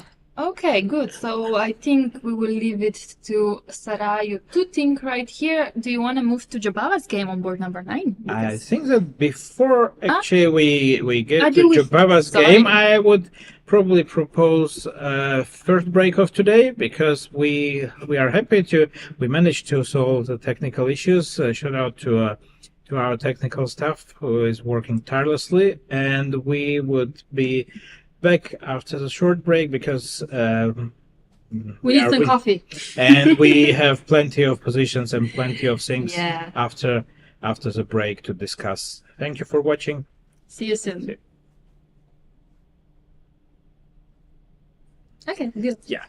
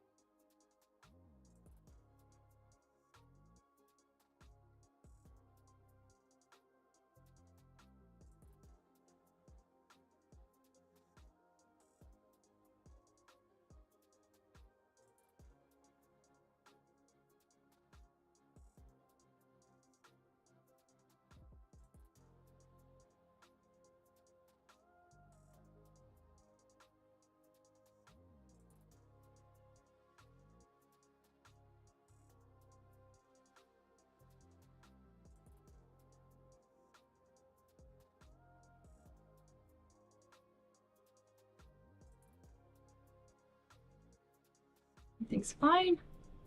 Technical issues. Hello and welcome back to round number 1 of Trophy Dole.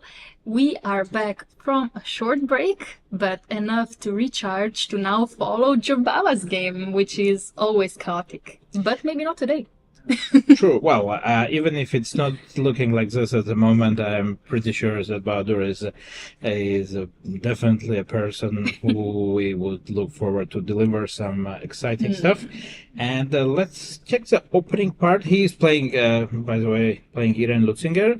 Yeah. She's a player. Well, I have to admit I don't know too well. Yeah. It's a relatively new name to me. She's 16-year-old, so maybe she's still establishing herself in the chess world, also playing under FIDE flag, so maybe not playing around Europe a lot. Yeah, well, but it's a solid rating, 2285, and definitely may be an unpleasant opponent for a first round. So let's see how players will deal with this opening round of the tournament. And we can see from the opening part that Jerbawa went for a quite rare so-called pin variation. I have to praise him for his opening choice, because just recently he published a course on this opening line. Yes, and he does play it himself, so it's probably the best you can do if you really trust your openings, or your opening course at least. So there is no better way than to promote it than to play it yourself. Yeah. So let's see how it goes in practical game. I can't say that I know all the lines from his course, but I have seen, as I saw that he published. By the way, the line which was considered to be close to unplayable for black, but became, well, wouldn't say that popular, but Arjun Erigaisi played this several times with quite successfully, so it may not be so bad as it seems. And nowadays, with the help of modern engines, of course, almost everything is playable. So let's see how players will deal with this line. After some exchanges, White did go for a relatively modest way of treating it, and it seems that Black doesn't have any big problems in the end game here, because White structure is not great. Bishop on d2 also doesn't so promising, but I would say that Black has solved the opening problems. Oh, g4. That's something which you would expect from Jerbawa with White. No? Yes, and G4. Now we got it the other way around. Why to sacrifice the pawn, or do we get it back with rook ag1? Maybe she is searching for activity somehow. Because it's true, how can you be here? How can you be active here with white pieces? Not really. I would try to somehow to remain patient and to try to exchange pieces in some way, like king d3, and try to prepare an exchange on d5. Prepare an exchange on d5. Because if I change it now, then after bishop takes, well, if let's say I would try to start with knight takes d5, Black can take back, or let's say with the e pawn, and after bishop e4, rook b4, both pawns d4 and b2 are hanging. So that's why I wanted to start with king d3.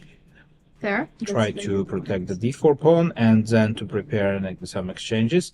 But maybe White didn't want to sit back and decided to try to open the position. Very interesting, Very interesting. Bishop a5. A nice move. Very nice move. Yes, b2 is hanging. And forcing White to admit that the strategy or the tactical calculation was not perfect. Now it seems that actually White did lose the pawn without compensation. Absolutely. b4. Well, that was just trying to play quite aggressively. Rook takes b4 most likely would not be advised because of simply rook b1, I guess. Probably rook b1 followed by rook b8. And then b8. So black didn't want to engage in any further calculation and decided to bring knight to f5. This looks to be a well, if white is not quickly getting the pawn back, then I assume that her chances to survive this would be very low. But how does she get this pawn back after g3? Yeah, after g3, so takes, rook h8, and knight g3, And knight d4 is d4. also, yeah, d4 Yeah, is didn't also even- hanging. That's Oh maybe my. bishop takes d4 even Maybe after even knight bishop g3. takes. Yeah, could be working like this. Correct. So oof, This that's doesn't look terrible, very that's good for terrible. white. Seems that yeah, another player in trouble. Looks terrible. We have seen Indian lady on Yeah, board number board. 8. I think it was against Suleimani. Yes, and there is another problem coming up for Ren Lutzinger, Yeah. and yeah, it seems that she will have a very well. G4 seemed to be G4 a was little very ambitious. little unprovoked. Yeah, also very. I mean, with Badur, why would you do these things against Badur? He will do this to himself usually. So yeah, no, but objectively, it's clear that White was not very comfortable with the way things are going. But G4 was not really precisely calculated through. So let's take a look what is going on in the game, which we shortly covered, guessed many things, Yeah. and we have some serious progress on here, of course, in the game of Mendoza against Pavel Van Foreest. We left the game somewhere around here, where White was to decide if to play Queen E2, and he did. Rook C8 and Rook FD1, exactly as you predicted. Oh, yay. Put And play for finally. Yes, this is Yes. what I want. and C5. Okay. Very typical. Very No. typical for these positions. Yes, taking control over the D6 square. Yeah, but did black have to allow this? Couldn't we take on E4 here and play knight F6 and then play C5 ourselves? That could maybe be D5 was an working, but yes, one of the ideas of White is possibly Queen H4 here, Okay. and aiming for D5 yeah. and some ideas attacking. Correct. Come on, It's- you should be suggesting this, no? No, you're right. I was actually looking more at bishop e4 than queen e4. That's why, because here usually it's not where you want to put the queen. In case of Catalan, because this can transpose from Catalan, you usually do take with the bishop on e4 and put it on c2 or something like that and play c5. Also, this could be quite working as well. But yes, c5 doesn't Yes. work because you Yeah, just Queen stay. C7, Yeah. she would have to go, and then C5 and still C5 takes still some works. tiles. Yeah, but maybe, yeah, well, So it that didn't could work. be. Yeah. Yeah, Okay. but somehow, yeah, Black didn't really want to go for this. Decided to prepare Yeah. for C5, but White simply slow. didn't give this chance. Her and C5 is very typical way of Very. treating these positions. At first sight, it can seem that White is handing the control over the D5 square over, Yeah. but what is much more important is control over D6 square, and especially the bishop pawn B7 becomes extremely sad and not really participating in the game. So Black decided to somehow at least bring some pieces to the D5 square. White is quite patient and not really H4. H4 is quite, of course, it's quite logical. Here it's maybe Yeah. not only from attacking purposes, but simply restricting Black's pieces. And I think for Machtel this is very unpleasant because she likes to play some dynamic stuff, and Yes. this is quite passive. This would be an unpleasant task for even for an experienced defender, and for her, I think Absolutely. she's not happy. Maybe, yeah. I actually played something similar against her with white pieces. It did transpose from a Catalan, though, into a closed Catalan. And she also allowed me to play d5, and eventually I did crush her.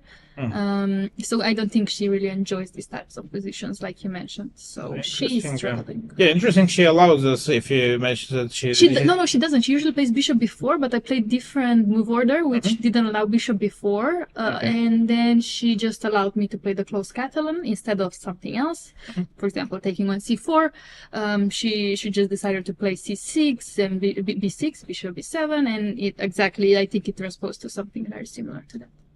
Yes, this is also difficult. So we have 3 boards actually on 3 online boards in a row where lady players are involved, which is already very nice to see from the very start. So let's hope for more. Generally, say that after did you have a chance to catch the Gibraltar events? Still, have you played in Gibraltar? I never played in Gibraltar. Because it was the event which was one of the top nicest, events, and also it was famous by supporting or true. Have to be very friendly to lady players. So actually, I was on the list once, but I had to cancel because of my university. It happens. Some exams, and I just sadly didn't have a chance to play. But I heard many good things about the Open. You played ever, or? Yeah, I played 3 times, I think. That's nice. Very nice event, and well, at the moment, and it seems that Gibraltar is not coming back on the map, so it may seem that we have an event where we have many strong ladies playing. It's this one. Yes, and it's especially nice when you know that there is a World Cup of chess going on at the moment. So it's a very nice achievement by the organizers to manage to invite all these players, and we will be hoping maybe there is a start of a tradition and some kind of Gibraltar tradition coming back in Aix-en-Provence. So we should probably nice. I don't know if it was intended, but definitely it's a nice thing to see. And at the moment, ladies are a bit in trouble, but it could be expected, as in all the cases they are facing 2600 opposition. So of course it's a different task to face these players. Absolutely, and we can see also Martelt on the screen struggling a bit to play this position. And she's playing Mendonca Leon Luke, who is known for his strategical ideas, mostly keeping his games calm. At least when I played him, that's what he was known for. Maybe he already changed his style a bit, but so completely opposite of Martelt. And now they have a strategic position. They have a mutual time trouble also in that game. Yes. Because it's another thing, he is quite famous. Really? Yes, he's notorious time traveler. Really? Yes, I didn't know that. Yeah, but I would expect you guys to somehow to be on the same wave for maybe around move 20. I think, you know what? Maybe that's why I didn't notice, because we were on the same time. So I was like, He didn't play fast, I don't know. But here it seems that he is quite comfortable, and it's Martelt time-wise in trouble as well. So yes. Okay, but still, of course, it's nothing really serious is going on. Like there are no direct threats, but just the position, of course, which is not really pleasant to play, but still it would require some technical skills from White, and we'll see how they will deal with this. Absolutely. Let's probably try to check on the next board. Okay, let's go for it. When we see Kacper Piorun as a seeded player, Kacper Piorun of Poland, playing André Troulier. And I hope I pronounce it well. I'm not pretending to pronounce correctly the French names, but when you can never know. You can never know, but I think you did a very good job, actually. Thanks. I'm I'm here for a second time, so you learned something. Yeah. It seems that for just from the position, it would seem that White is putting some pressure. It looks like Black's king has a bit of an issue staying on e8, especially probably White's rook also coming to e2, so doubling up on the e file, putting some pressure on e7. How did this? Can we check how did this come to Of course. this? Because I'm really Also, we curious. have to say another thank you to our technical support, because we see the zoom on Yeah. not entirely happy Kacper Piorun, because he moments ago he would shake his head. Oh my. He is not really Happy enjoying with- himself at the yeah. moment. Well, there was an attempt for a dragon, but declined by White, Okay. and e5 and bishop d4. This is a system which, of course, Black has to somehow be ready for if he plays this line, and White seemed to deal with it quite Yeah. nicely. Queen e5 move, which is restricting Black from bringing the queen to c7, and also creating some. Oof. Yeah, it took Black quite some time to get rid of this annoying queen. Yeah. Obviously, Black didn't. Well, White didn't want to exchange queens a3, another subtle move, just taking control over the b4 square, where Black was intending to go with a queen. Yeah. Maybe at some point. At some point, yeah. Black didn't want to castle because, once you castle, of course, you open you expose your king to direct attack. So, But you do have to either think, okay, do I keep my king in the center or do I castle? And if castling worked here, I would maybe choose this option. Except if bishop g6 is a threat, but no, I think bishop g6 is not a direct threat there. maybe it is. Maybe it was Because of actually. rook d4, yeah? Yeah, but rook d4 is knight h7. We can take a look. Yeah, we can yeah. take a look what is going on after bishop g6. Yeah. Was it a real problem for Rook d4, knight h7. rook d4, knight h7, I thought?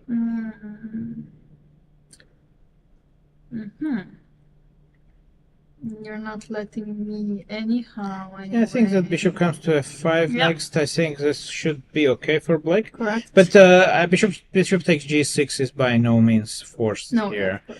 So also ideas like f4, f5, or just something more. What I would prefer is something like f3 and slow. Just Slow, bringing, painful death. bringing, with rook e5 and rook e1. Really? Okay. So you would also prefer to keep your king on e8 in this situation? Well, what I prefer is being in this room actually, instead of being in the other and playing this position with Black. But of course, Correct. everything has some advantages and disadvantages. And Black did opt for, at least he is trying to play quicker than his opponent. So he has a healthy 20 minutes up on the clock at the moment. To compensate his uncomfortable position. So, of course, it's Black's position is quite solid still. It's not that there's something direct going on, but I see absolutely no counterplay for Black. No. I mean, I would go f3 still.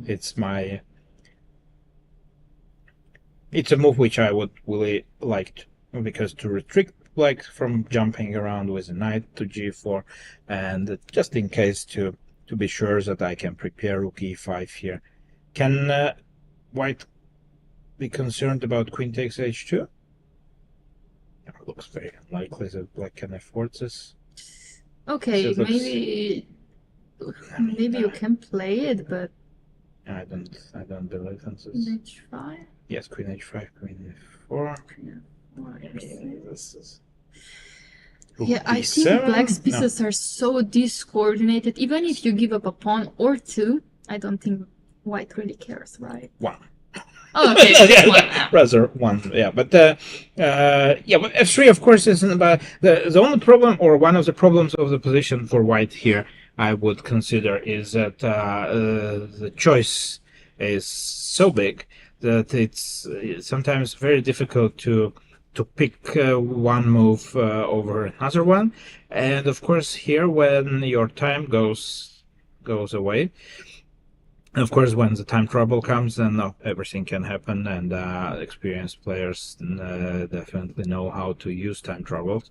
And Piorun is one of the strongest Polish players.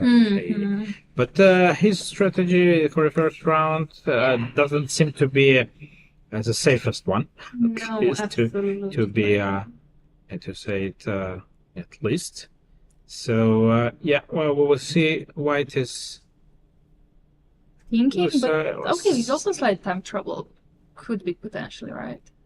exactly, yeah. So well, that can be an issue, and of course, White may not have expected such a turn of events, so he may take his time, and of course, that could be Black's chance in this game. So let's take a look at the next board, and Brendan Jacobson is playing the player from Iceland, Bardur Orn Birkirsson, Yeah. and well, we have deep endgame here. This is a very interesting endgame. Let's see how it came to that. Yes, it was from the English opening with e3, e5. Okay. Oh. Yeah, this is an interesting line. Wow. Okay, so endgame from the beginning. Some double Yes. pawns also on both sides. I remember analyzing this Really? a long time ago. This one? Yes, Oh that's my, it's the- an old okay. line.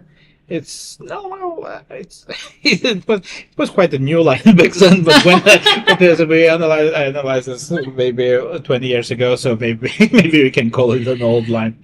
Yeah, it wouldn't be 20 probably, but maybe 15. Okay, that's not so.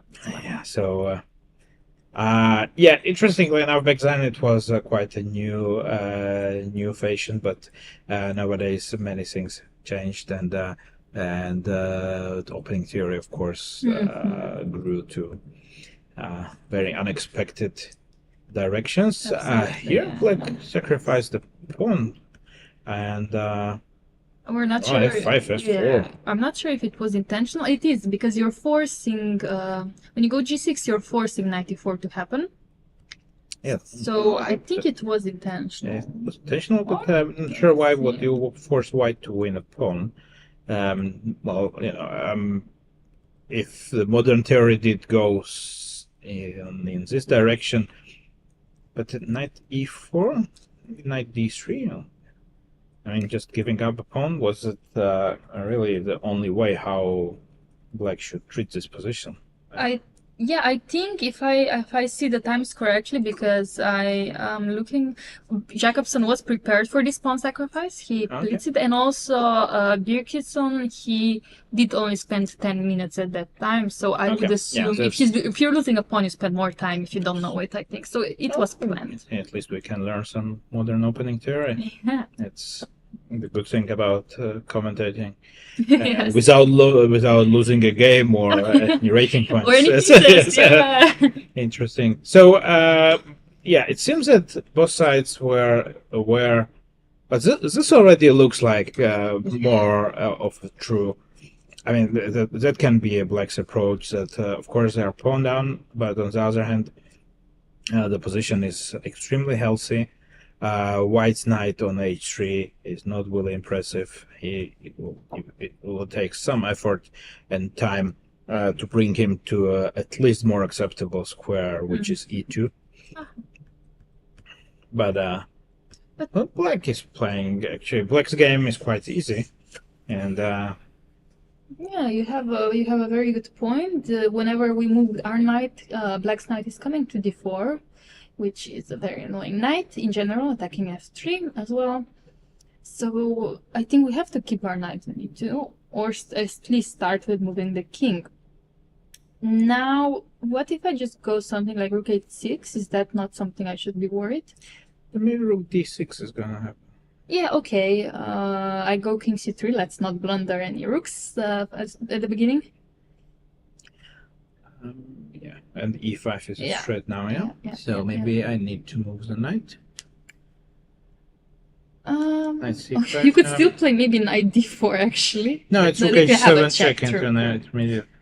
I saw the idea of knight d4, Yeah. but not yet. working. Not Yeah. yet.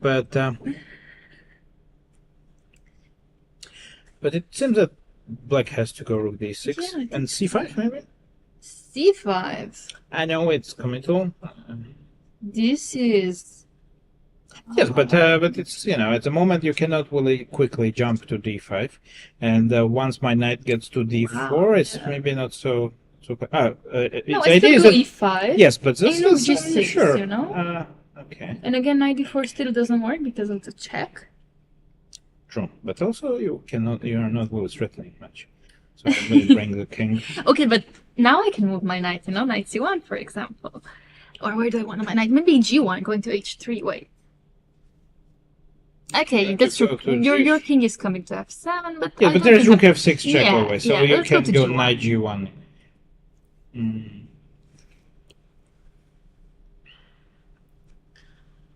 Yeah, that's not so easy. Not so easy. Yeah, and also you have an idea with bring the king to e4, but we will get an update pretty soon Yeah. because King c3 was on the board immediately. Maybe the issue of rook d6 after a king c3 was b5, not c5, actually. Threatening b4. no, but king c3 was played Immediately, yeah, instead of rook h6. But I'm Yes. just thinking, what was the issue if I go rook h6, rook d6, king c3, okay. Yeah, maybe let's b5 get the- rook d6, king c3, instead of c5. b5, Yeah. and threatening b4. Yeah, yeah, yeah. So, let's just go something like this. So simple. Which is not a very difficult game in principle. Yeah. Well, okay, maybe not so. Yeah, okay. Interesting. Yeah, so hard to say why Brendan Jacobson, if I'm not mistaken, is one of the can say representatives of this very young generation of players who. Well, it seems to me that they pop up very quickly and in big numbers, but is already around for some time, and it's of course it's always more difficult for US born players to establish themselves because they need a little bit more effort always to come play in Europe. Because there are tournaments in US, of course, but there are not so many, and so usually they decide to go for several tournaments in Europe, and let's see if this can be one of the big breakthrough tournaments for Brendan here. Yeah, I actually see him playing around Europe quite often. I think I played also some tournament in UK where he was playing. He was on the list of Ljubljana Open this year, but at the end he didn't show up. He played Reykjavik as well. Reykjavik is one of the favorite destinations for US yes, players because it's halfway to Yeah. Europe at least. Yeah. That's correct. So I think I saw him quite on some lists. And yes, now coming to France. So far, yeah, this endgame, I mean, I would be quiet. I don't know about you. I think, I don't know, if my plan works, it looks simple. I think king c3 was on the board, yeah, by the way. Yeah, king c3 was played. I mean, I think it's not so easy for black to find a way to play here, except if you see some way, tell me. Not yet. Well, Not yet, the no. problem is that white is going to improve the position slowly, and now, of course, rook h6 becomes an unpleasant threat. And okay, we will see the solution soon enough because so? black is. It seems that he has made up his mind and Yes. to play something. But, Yeah, so we see on the camera, I'm also a typical person that likes to change command. I just like to test my opponent, oh, I'm gonna move. Ah, no, I'm not. That's how I get to time trouble. yes, I guess so, yes. Yeah, well, black is not completely convinced about what he was supposed to do. So we will let him Think. A bit. Just a bit. decide, and let's move to the next game. Is Nicolas Fleury with white against Awa Batohin. Nicolas, I know I haven't seen him for a while in tournaments.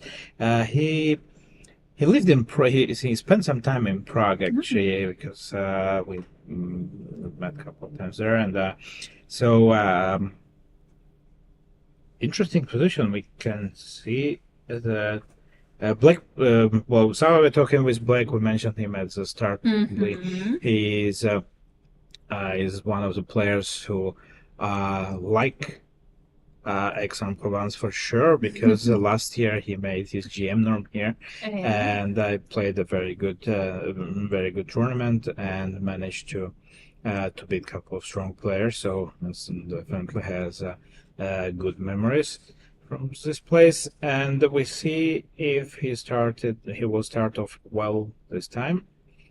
So White didn't go for the main lines, let's say, so I just read his setup.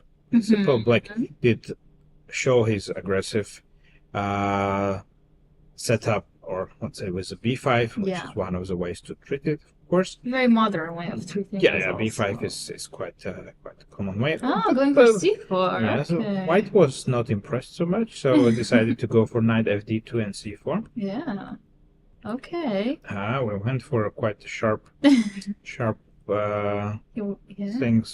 straight from the opening. I mean, yeah, like you wanted to take this bishop on b7, forcing him on a6. Now you're stuck with this pawn on d3, but good bishop on g2. Let's see if we can take advantage of that, or we just... I'm not sure if you want to have this pawn structure with white pieces. Well, but he is playing for direct activity. True. And before, definitely it was his idea. Remember we mentioned this motif in Van Foreest's game, but it did pop up in somewhere absolutely differently. Rook b1, going for b5, a4. Interesting. Oh, that's a very interesting game, actually. This looks quite good for White, actually. I like White's approach. I like it also. I'm just trying to figure out how do I continue. I do like my bishops on g4. Do I go a5? I want to go a5. Yeah, it looks like very... yeah, I would like to go a5 as well. If it works, I mean... Yeah, but shouldn't a5? I really... If a5 works, I really enjoy it. Go a6 if possible, even. Yeah, okay. Can Black... I don't think that Black can do this. Oh, that looks... This doesn't look very healthy. No, that looks extremely unhealthy. Yeah, bishop c7 then, and but what do you do? You know, do you go rook c8? No. Rook c8 is rook c8 is one of the options. Yes, because. But okay, what about knight d6? You give up the bishop. Yeah. And go rook e8. Yeah. But. Yeah. Okay, my plan is to go e5. You know, Yeah. Go for very nice two bishops. Yes, yeah, it's true. You do have nice two bishops. Yeah, you're really not worried about anything, yeah? Such a free roll for White. It's that bad. You think it's like a free roll? Can I go e5? Yeah, you can go e5. Yeah, but I think that's basically just. And okay, okay. Yeah, I'm already. I think this is not. I'm already. This is not what you want for a first round game, for sure, or any other. But yeah, I don't know. White, of course, he has to take a decision. A5 does look promising. Well, also knight d6 straight away is quite good, I'm sure, forcing the exchanges. But yeah, well, don't see any reason why not a5. Yeah. I mean, this looks good for White. It can be potentially one of the games where we could see an upset. Absolutely, yeah. Okay, this game could develop in a tactical way. Yes. Okay, we can probably take a look at another one. Yeah. And it's Ido Goldstein of Israel. He's playing Christian Breuil. France, another endgame. But again, bishop pair for White, and more time. Look at the time. I would be friends with the guy with black pieces. It's moved 19 and 15 minutes, yeah? And we start with 100 minutes, so that's a lot of time to spend. Lots of friends in chess world, I can tell you. Just, Yeah, that's true. Okay. wow, very creative opening Yeah. stage for both sides. It seems that white was on the happier side. Yes, CD5 is asking a question, and yeah, well, black is definitely not, couldn't be very happy about this. Not only his time management suggests this, but rook e7 now So his passive moves, yeah? forces white to decide what you do with the bishop, because bishop takes a7 is hardly advisable because of b6. You do not want to lose a bishop this way? No, not really. Not really. Even no, we even do if it's not my bishop, but still. But after rook e7, then he has to do something. Okay, we have to either play bishop d4, bishop c5, yeah? You do not want to allow knight e3, I assume that's not a double pawn. No, yeah, bishop d4 probably, yes. Bishop f4 is also possible. Yeah, bishop d4, yeah, to exchange the bishop for Yeah, bishop f4, there is a problem with e5, and now I will have to go back. But this is also quite actually, nice. it's not so bad, because now this bishop is stuck on g7 without activity. After on e4. This is, yeah, but maybe bishop d4 is a little more logical. Ooh, both look good. After bishop f4, though, you would not want to play knight f4, right? Because this knight on d5 is good enough. Also, so, yeah, I didn't see how then, the problem with the knight on a6 will require some time to bring the knight of... Would it, like knight b4? Yeah, but it's gonna take some time till we bring it. Normal place, but places like e3. Also, g6 may become an issue. Yeah, Shortly.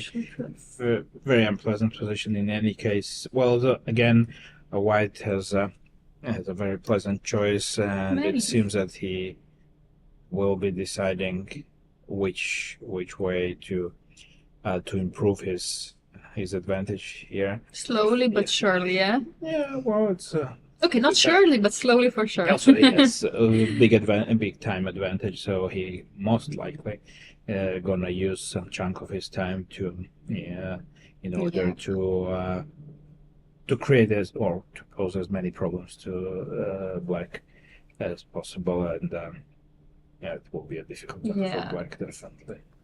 We can move on to board number 15 out of 16 live boards, because then I'm very curious on what is happening on top boards as well. So let's check what is happening on the next board between Surya and Martin, if we have it. Okay, yes, another very experienced player and famous author of very good opening books and courses, and former second of Vishay Anand, Surya Ganguly. Facing a Norwegian player. We actually have to mention that we probably didn't say we don't have the official statistics yet, because the final starting list was published very shortly before the round one, but we will deliver the statistics for sure. We can see so many countries only on the online boards. It's like every game is basically two new countries. Well, except India, I guess. But otherwise, we have had Icelandic players, Norwegian, from all over the world, Swedish even. But here actually. White can be quite happy, seemingly, because it looks like has some weaknesses. True, the rook on a2 is not maybe this so great. Position reminds me of like almost the French. Yeah, we can take a look, but it was not French. It was not French, but it does remind me the ending position because of this e6 pawn, Believe or not. But how can this end up in what we saw? What? I can watch and learn. Okay, let's see. Okay, Bishop so, E4, so classic. far, No, nothing really outrageous happened. absolutely. Okay. Now I can understand how this transposed to almost French. This is how it went. Okay. Again, very typical for Catalan. Yeah, now it became something between Yeah. French and King's Indian attack for White when they do this. Okay, the pawns are usually d3, e4 there, but or e5, or d3, e5. Rook a2. Ooh, okay. Like white, two. well, they had to somehow protect the b2, so Instead b1, he chose a2. I understand. had some reasons. Probably he has hopes to bring the rook in the game afterwards. Once b3 will be possible. Okay. Black didn't really want to wait until white regroups with bishop b1, queen d3, and maybe knight g4 also was not desirable. So he went for f5, felt that this is the right moment to do it. And exchanges happened, and white is very close to materialize his dream b3, bringing the rook. Well, let's see if it will be enough to. I don't know. Yeah, this looks like a very interesting position. Now e6 is going to be a weakness because now the bishop is on b7, not like in the French where it stays on c8. But of course, black has some activity as well. Exactly, we can think about knight e4. Or can we not? You know what I'm thinking about? Queen g4. Bishop f6 is concerned a bit. You are concerned. And knight f3. Yeah, for example. But f2 is hanging. But I thought that I don't care, but maybe I care. Maybe I care. I don't care, but I do. But maybe knight g4.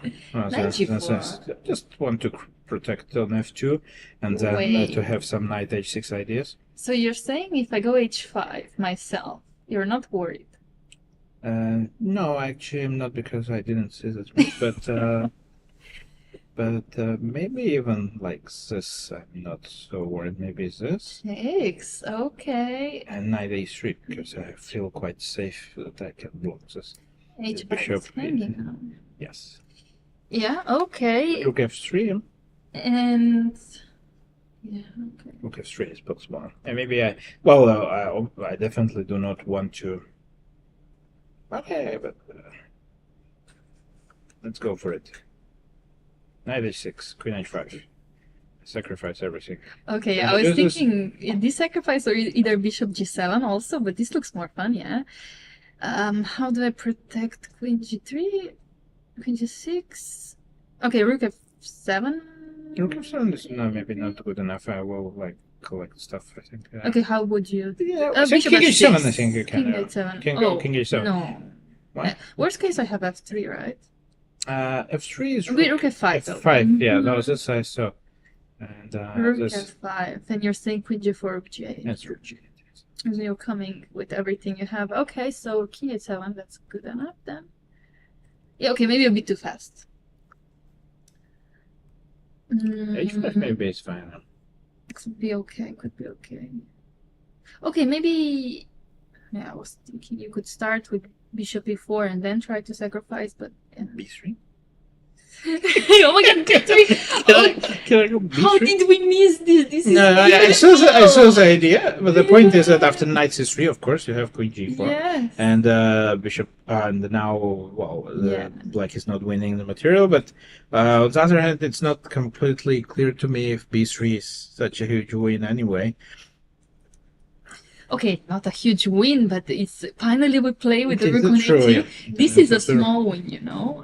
Oops, not rook c7, obviously, Rook but rook c3 you c3 want to play, dropped the rook in the Okay. wrong spot. but Well, just yeah, you're crushing me. You're crushing my can dreams. I do this? Rook d3, or queen g4. You don't. I don't think you want to allow bishop e4. No, I don't. Yeah, I mean, it's generally I don't want to do this, but okay. On the other hand, rook c3 is not such a big threat, so now I can finally do my knight g4 stuff. Yeah, but yeah, that's true. Now you did. Yeah. Okay, but are you threatening something yet? Nothing much. Maybe knight h6 only. At some point then. At some point, yeah. Okay, that's fair. And if I... How do I find my activity with black here? It's tough, yeah. And it's a very tense position, of course. It's not so easy to treat this position for both sides. Yes. And Surya remains quite confident. He did play something. He did play something completely different from what we checked. He didn't rush with knight e4, and he wants to end White's dreams about b3 by going e4 himself. Okay, fair. It's a good way. Yeah, maybe he just wants to say that the White doesn't have a good plan here. I mean, it was actually very difficult for us to find a good plan also after 94, so this might be easier. See? I think he wants to take with the queen, right? Queen. Or because with the pawn then b3 happens anyway, no? There's still b3. Unavoidable. Unavoidable b3. That's correct. Okay, so you would take with the pawn b3. And we have a first result of the day, it seems. Board number and 2. It's board number 2, where actually Liam, let's quickly go there. Yeah, let's check what happened. Actually, you know what happened? Exactly what we were thinking about. So he did decide to take the rook. Queen takes d4. Yeah, happened. queen 4. Queen d2. Yeah, queen a1, Dyke stakes. I did take on c6. It was my original plan, if you remember. Bishop c6, not knight c3. We had this idea. And I suggested first bishop takes c6 idea, but then reconsidered and went for this. Oh, g4. Yeah. Wow, didn't see that coming actually. Deep. Well, protect his opponent. Yeah, like he has time to protect the pawn, even being rook down. Not completely sure about that, but yeah, maybe, well, hard to say. But in any case, it did work out well for White. Correct. H5, a bit too late for this. Yeah, it seems that Black failed to come up with real counterplay here, because all the rook should have been brought. I'm sure. Yeah. Late again. This bishop is now. Yeah, I think we both decided to prefer to take White in this type of position, queen against rooks, and I think Liang Wonder showed us how. And this is the final position of the game, not really, but maybe bishop f6 happened. Yeah, I was thinking bishop f6, and then maybe some queen h4, and I think resignation was unavoidable at that point. Maybe Baptiste played 1 or 2 more moves, but nothing much. And did I see another board being finished? Was it Jaime Santos? It could be. Yeah, Jaime. He won his game. Correct pronunciation in Spanish. Guess, Yeah. I don't know. I think I saw two top boards being finished, but we don't have the result yet, so I cannot see. Yeah. No, you are right. We left the position after King f8, where we stated that White's counterplay is unfortunately for him non-existent. So he did try to create some problems for Black on queen side. Yeah. But Black calmly just brought the other rook. Yeah, you can see that White would really hope to get rid of this f5 pawn, but it's no against the rules. And here's some pretty hopeless endgame for White occurred, because this is not what. Okay, he tried tried to do something, but bishop b4 is just forcing White rook to leave the e file, and then knight f4 comes and all White pieces more or less are pretty bad. So terrible. Yeah, unfortunately for White, he didn't really have a chance here. Well, a very nice game by Santos Latasa. I think a very nice start of the tournament. If you win like this in the first round, I think this is you can think positively about chess. Generally, with also when you are with black winning quickly, Yeah. it's always a nice thing. And I can see another result yeah? actually is that what we could predict this a bit. Yeah. This was Board number 8. board number 8. Thank you. And we left the position after bishop f8, assuming that black is in big trouble, and the course of the game confirmed that it's really difficult. Yes, knight d5, very nice. Everything falls with checks, and actually after knight d5, black cannot avoid material losses, so she resigned. That's very nice. Another very nice win. Let's say we can show some nice lines. For example, this. Yes. Yes, and rook This is f5. rook takes Very beautiful. f5, and white will easily win here. So another favorite, capitalizing on a good opening, or let's say maybe not the perfect play from the black side. So let's. Very nice. It seems that there are no more finished games, if I'm not mistaken. It seems that I think we this is it so far as well. yeah, but if something will pop up, we definitely are gonna inform you. And let's go. We probably need to finish our top 16. Yeah, let's quickly Still? jump to board number 16 then. Yes, and it's a game where we were not there yet. It's Inyan playing against Fernandez Guillermo Santamaria. And Inyan was on the top board in the last round of last year's edition. He had a shot on winning the whole tournament. But due to bad tie breaks, he had to play for a win. Draw wouldn't be enough in any case for him, and he eventually lost his game to Pranesh, and that was the end of his hopes for a good spot, of course. But well, a new year, a new tournament, and let's see how we're gonna fare here. Yeah. So far, given the time advantage of 50 minutes, looking good for Inyan. Yeah, And for look at sure, this and it's a one. surprising thing because he is another your journal. colleague, your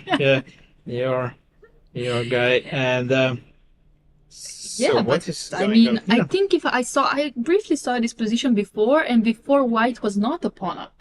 So black actually had 2 pawns on the queen side, Let's check how and something let's happened. go Yeah.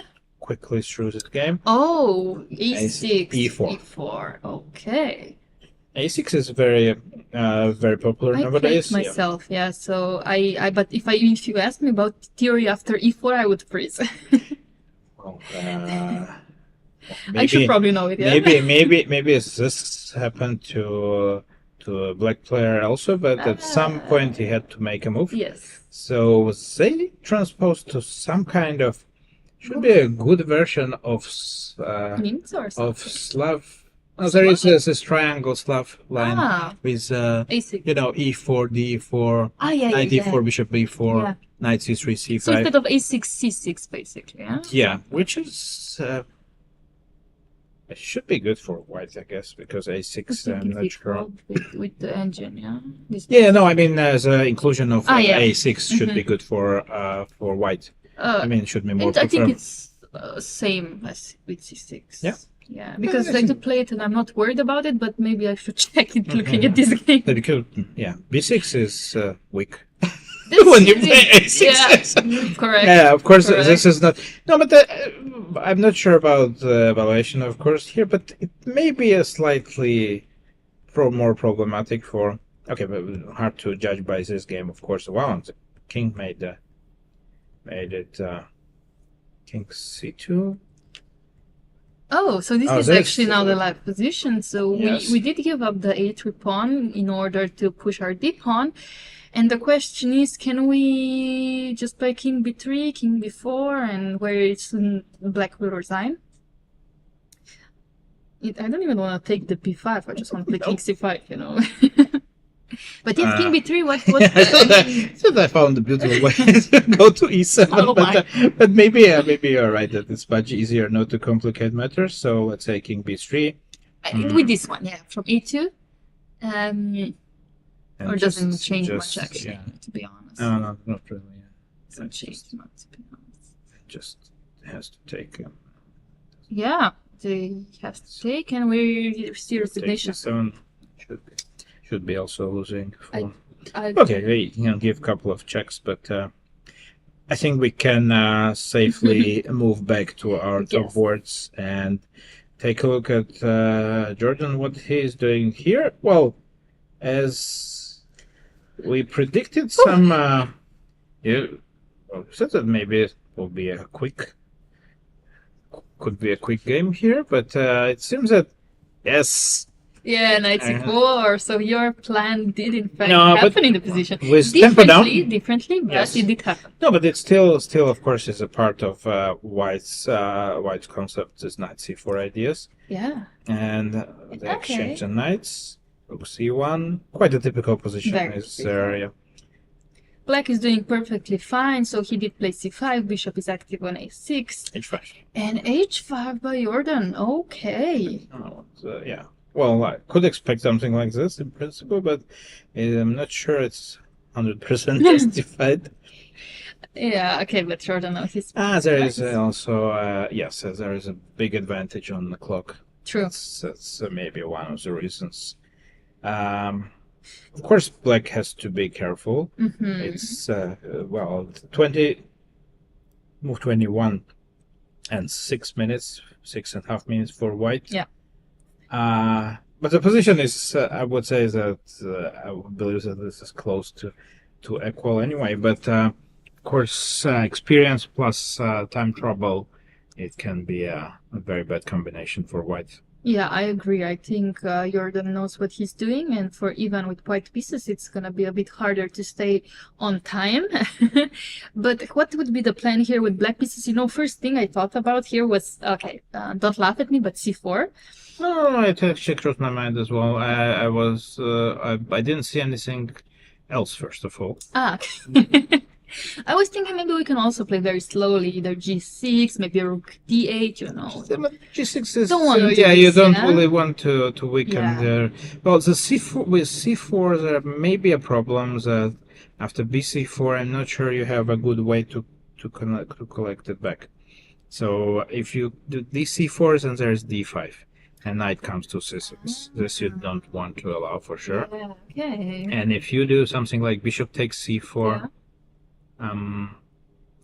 well, still maybe knight takes c4. Also not and necessary, d5, yeah, but yeah. we could. Maybe maybe you obviously cannot prepare c4 by playing g6, but No. g6 should be done with some different idea. But after g6, No, I was just maybe trying to reroute the knight, maybe to e4, maybe somewhere else. I don't know, e7, knight g5, maybe. I'm just trying to find a plan. Like you said, it's hard to find a plan also for Jordan, I think Yeah. here. And yeah, I'm trying to see the way. We cannot even move the knight, I see, because d5 would be hanging eventually. maybe g6 is not So stupid, huh? not worth seeing what could happen. Yes. But No. g6, I mean, I had a funny idea of like knight c4 here. Knight c4 again? Yes. Uh, Once I managed to do With- this, and the idea is just to sacrifice a pawn. mhm. But now I get queen f5, and I do get to exchange the queens. Is that good for me or bad for me? Yeah, Because if I you do take collect on b3, yeah? Yes, you take on b3. Mhm. Yeah, queen f5 is maybe good for black there. It is Yeah, fine, maybe yeah. knight c4 is not. Yeah. Well, I'm sure. Maybe you could have taken on c5 instead of playing d5, because you also But take then the it's bishop no? e5, no? There's bishop e5. Okay. Yeah, that's I saw. Okay, correct. That was not. On the plan. Oh, The, you could take him. Oh no, you could not take. Yeah. Okay. Yeah. yeah, I'm trying to make this idea work, but yes. G6. G6 doesn't look so impressive on one No, end, let's but not play G6. What if I decide to go, let's say, Rook? Oh, I wanted to play Rook D8. exactly. I have exactly the same problem that I didn't like G6, but I didn't see any Yeah. other move here. Listen, I think I Jordan don't is ready like- to play a move. So we will see what he's thinking. But I would spend 15 minutes for sure in this position. Maybe 20. Yes. Maybe 20. Okay. No, Rook E7. Okay, Rook E7. Rook E7. Patient approach. What is exactly the plan? Rook C7, yeah, probably is the idea after. Behind Rook E7. And asking White, okay, how do you continue to play this game? Which is a very valid question, actually. How do you continue? Original plan was Oh, we have the same thoughts. G4 just looks cute. Yes, takes knight E4. Yeah. I calculated some line till here. I wasn't completely sure what is going on. Yeah, fine. Queen F5. Okay. Jordan also walking around right now. Not sure if he's nervous or happy with his position. Well, Probably I doesn't think that care he yet, needs, and he understands that White, probably one of the reasons why he didn't want to define the position or to do something here is his opponent's time trouble, because it's clear that it will be difficult for White to come up with some solution, and he's down to 5 minutes. So it's always good to give your opponent a chance to think even about more. what would you say. Yes, to even spend more time. Yeah, that's true. And usually, very good strategy is to, when your opponent is low on time, that you do walk around, especially if you know your position very well. But okay, yeah, G4 is definitely an idea. Again, I don't see much ideas either for black or white pieces. So both of them, okay, you can also play slowly with white. Maybe go Rook C2. Say, okay, you play slow, I play slow. If you play slow, you'll lose on time. You cannot play that slow. You have 30-second increments, so it's not so I bad. trust you on that, but I think that there is also a technical problem with Rook C2, Rook C7. You Yeah. wanted to go this, right? Let's say that. Yeah, and then there is You can take there one. is a motive with Bishop D3 afterwards. Let's say something like this. My point is that there will be a Bishop D3 idea in the end of the. Okay, No, Bishop no. E4, but yeah, maybe not something. Not really. Don't tell me you would give up your Catalan bishop for. Listen, Go on. when it's necessary, it's necessary, you know? Yeah, then that's, well, you have no time No, to do anything else. You would take on E4, yeah. In this case, yeah, and then I can take Queen E5 also. Yeah. Not sure actually if I Still- want to do it. No, actually, I'm not sure if I want to do it. Still not so great. No, but generally, of course, even white, black is not obliged to go for any of this. And after Rook C1, white is not. And so we can already see that. Oh, knight D3. Oh, Knight D3 on the board actually after Rook E7. I'm not sure. It goes to F4. I understand, but I'm not sure. He was not sure either because he spent almost 3 minutes and out of his 6. So generally, I mean, that gives Jordan a few ideas. So either you take Bishop D3 if you want. You can play C4 now. Mhm. You can play Knight D4. yes, this looks promising. Yeah. Not sure if you can play Knight D4, but what? Knight E4, what- knight F4. Yeah, I'm not sure exactly what we do with it. Even after Knight E4, can we take on H5 though? Yeah, also that. No, well, would be concerned about knight takes G3. Let's just Knight take takes. a quick Okay, look, Knight yeah. G3. That's cute actually. Yeah, that was an idea. Oh, that's very nice. And if you do, I mean, knight F2. Yeah, Well, I'm just it's maybe not so just- bad, but too many things hanging, but Oof. like starting with this. Just let's for starters, and then we could take G3 maybe. we have a starter and then the main dish. Yeah, that doesn't look like yeah, very I good agree. for white. Very beautiful. Yeah, but maybe I would stick to knight F4. That's Yeah. I believe that this is White's main point, and that's what he wanted to do. And you're forcing me to take, right, bishop f4? Mm-hmm. Can there be a problem like this? What happened? He took... No, he played c4. Okay, he played C4 immediately. All right. So our we are original idea. back C4. Yeah, c4, because now basically again you're saying takes, But knight now f4, no. I wanted to go for d5, but there's maybe knight takes d5 working. I don't know. I would think that. You don't think it's working?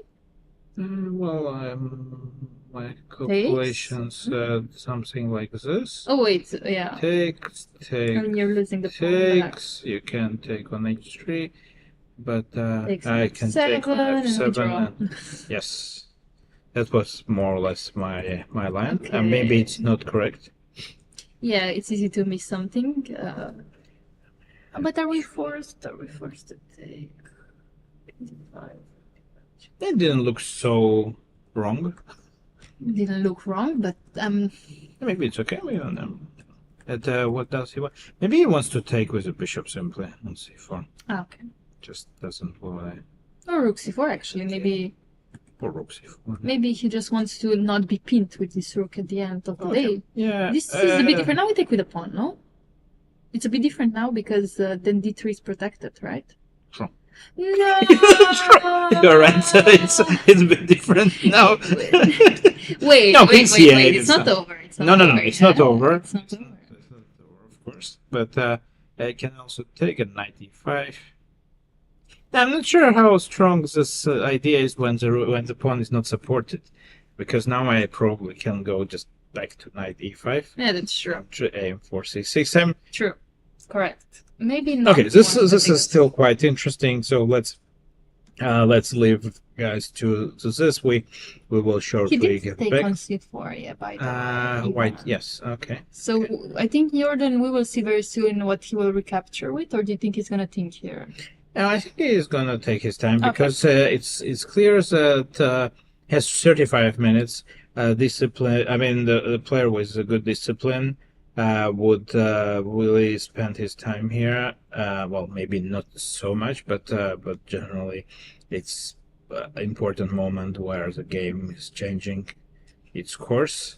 Absolutely. So I'm sure that he's gonna spend some time, at at least, least yeah. 5 minutes And maybe. it gives us a chance to take a look at other boards. Before we do that, I just want to say we do have Sure. 2 more results, and Badur Oh. Baba did beat Irene, and Martel did lose against Leon Mendonca Luke. So ladies were not doing so great so we had three games next to each other where Yeah. players Not the girls' day today. Not yet. It's gonna come one day. the simple girls' day, but or just a girls' day. I'm It's sorry, just- this is I'm just a girl. But yeah. Yeah. Well, thanks for the update, and we will. Yeah, Okay, now Jordan we is can going go. to make his move. Ah. And he Takes a bishop. Okay. we can probably stick We here can. for a while because there is last 3 minutes for Ivan Poshedny, and I think that's Yeah, he will I have think- to play fast. He will play fast, and knowing Jordan, I think that that he's gonna try to beat him in time trouble. So we can maybe really take a detailed look at this game. Absolutely. Bishop takes c4, and so I would expect knight f4. Knight f4 seems very reasonable. If you go to d3, you go to f4. Why would you go back? The problem is that black cannot go queen f5 maybe here, because knight takes d5 is an issue. I mean, the Oh, position yeah. is overloaded. Yeah. Queen takes d5 is not a possibility Yeah. because of hanging rook on c8. That's very important. So probably, yeah, that was one of the reasons why rook takes c4 was maybe okay.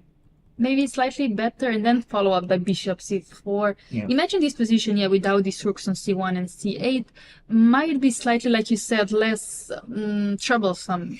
Yeah, but also that's a one move. there is also a psychological thing in here when you want with black or experienced player not to that doesn't want to give up an easy move. Yeah, that's true. Which that's after true. rook takes c4, rook takes c4 Correct. would definitely be an easy move. So well, not I yet. mean, White is really pushing his luck here because going down to under 2 minutes. Well, it's almost 1 minute now, and still plenty of moves. Yeah. Go completely unclear position. Yeah. I mean, after knight f4, I think black would now take bishop f4, so maybe white doesn't really want to have these Yeah, I would. two bishops. I would Or what want is he to have thinking two about? bishops. Well, it can be also, as we mentioned. Of course, I don't know white player too well, but it can be also a bit of nerves. You are playing on top board, on cameras. There is an attention. Of course, you came. Yeah. Oh, but yeah, knight f4. Yeah, finally played, but he should have played it a bit sooner, yeah, especially being low on time. Move 24 only, he has to make 16 more moves to get additional 30 minutes, but with 1 minute on the clock, he's already in my club.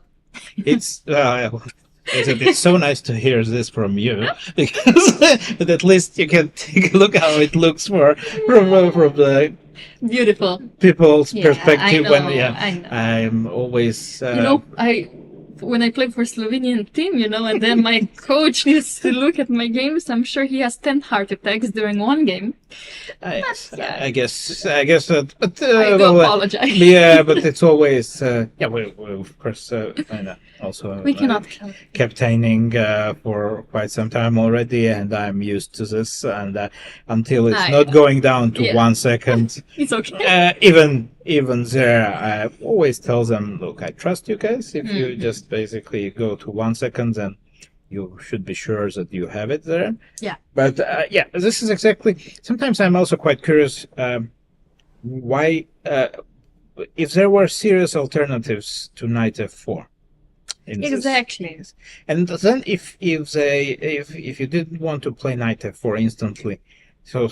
Why did you go knight d3? Yeah, what were you thinking? But it's very easy, of course, to see this from we are in a commentary room where everything looks easy that's and true. comfortable, and they are on the stage where, of course, every move may cost you a game. I guess it's not knight f4 most likely, but still it's. As I say, it's hardly we can imagine what is his psychological state at the moment. Also, maybe he was considering some different moves, like, I don't know, bishop f1, rook c2. I'm just thinking about maybe not playing knight f4, and what could be the alternative? I don't know, doubling on the c5, for example. Rook c3 wouldn't maybe be the best way of playing, yeah, but, knight e4. that's what I'm thinking about. But again, you are describing. I'm describing how I perfectly describing what can you spend time here. Yeah, okay, so I want to double on the c file. Wait, does this work? Does this work? And then you just start to have 10 different variations in your head, and suddenly you have 1 minute on the clock, yeah? Yes. And queen f4, bishop f4, queen f4, if f4 immediately on the board as well. Yes, it's interesting. I mean, I like that Jorden took on f4. This is something I would do myself. Like, I don't want this knight on f4 to stay on the board for long. But what now, yeah?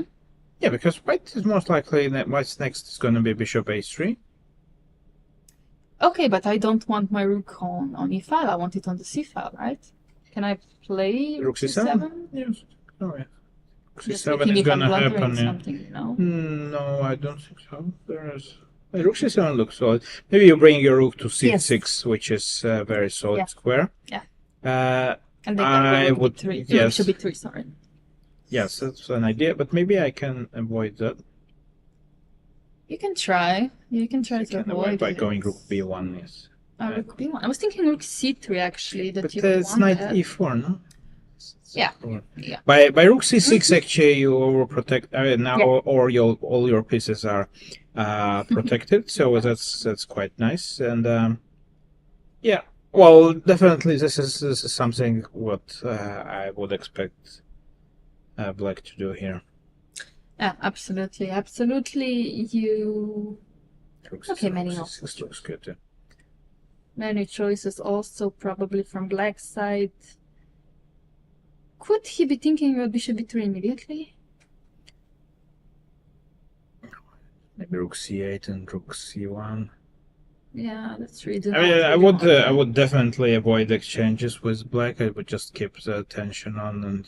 But if you win a pawn with queen e8 after rook c1, then it's something to consider for sure. But again, yes, if not yes, needed, why not? Yes, I would just will keep White, in under pressure because Okay. I think that this is the worst thing when you don't have any clear moves, any obvious ones, and you have to Absolutely. do something. Yeah, it's Jorden also, also It is- not feeling confident. He went with his other. I think that he always feels confident. You think he always feels confident? Okay. Then what is the thing that we want to play a move and then we just remove it and go after it again? That's Yeah, no, I think that generally, Queen D7 is attacking the pawn. sort of yes, your plan. You wanted to go Queen E8 at some point, right? Yeah. So now the question is what White can do here, because That's actually a very good move, especially because you are attacking the a4 pawn, and you're asking why will you protect it or not? Can you protect it? if not, then you have to come up with something very quick. Exactly, and he has 50 seconds to do it. G4 is one of the ideas you can go for. Oh, I like it actually. I like G4. Yes. I'm not sure it's working entirely, but Me neither, but I like it. yeah, the idea. I mean, knight G4. I wanted to go this. Yeah. Maybe I can go this also. Can you? Just Knight far-fetched. f6 though. Right? Yeah, just want to Just like this. to go destroy slowly. me slowly, It's just it's not gonna be slowly because he has only 16 seconds. 13. It could be very quick. And he's only moved 25, yeah? Okay, one. Knight 6. No, Queen D7 was smart then. Very smart move. G4, I like your way of playing. No, but also this is a logical way. I would say that this is what White had to do, and you need to change that. If positionally, it's clear that if you stay on with your 30 seconds, most likely you're gonna blunder something in And you like have 2-3 to moves. yeah. Yeah. So basically, you try to change the course of the game, whatever it costs. So just do something, change something. Yes, you're absolutely right. Okay, rook a1, it's a very passive move. Like now, there's no pins anymore on the c file, which was the whole issue before. Also, the reason we played g4, and there were also a lot of pins still happening with the c file, and now, yeah. Well, even the fact that Black still can take this pawn by playing bishop b3, for instance. Yes. Changing on c1 and taking on a4. He could. So it doesn't really solve the problem entirely. Yeah. True, maybe White's idea is this. Yes. If you exchange here, take here, and if you take on a4, then bishop a3, and rook c7. Yeah, so I'll have some activity here. Not sure it's going to be enough, but Roger immediately played something else. Yeah, I would not e4. want to take He's this trying pawn to now. push White. And now there was one idea actually, which I had in mind before, and that's if White now does. Let's imagine White does nothing. So I want to go bishop e2, and then g5. Oh my, I love this. Yeah, but actually. h4. He did see the idea, Tactical idea. but this is pretty bad. Rook c6. Now I think that it's gonna Very come similar, instantly. yeah. to And rook again, bishop e2 being a threat, right? Almost. But also rook f6. Yeah. No, this is no. I think this position is part unplayable. Yeah. Especially with But- this time. Yeah. This is the problem. Yeah. I think g4. Maybe g4 was not good anyway, but you can see that rook c6 is this is a reflex.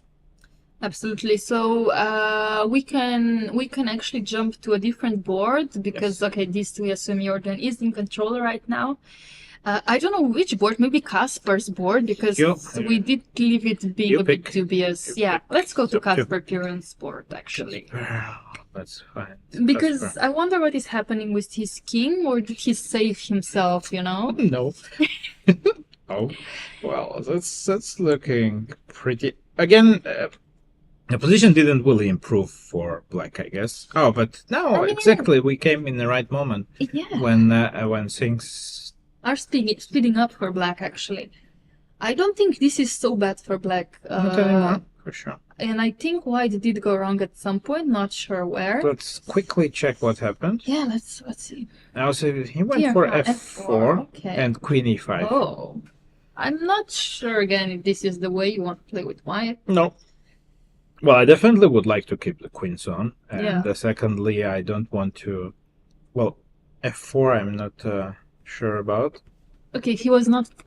Black could never take the queen because the pawn would then take and play e6, so that's why Casper didn't go for it. But black just did probably yeah? Technical is the best thing. Just did wait and gave white the choice. Yeah. And that's what... Yeah, B4 is already... Yeah, you can see that the time...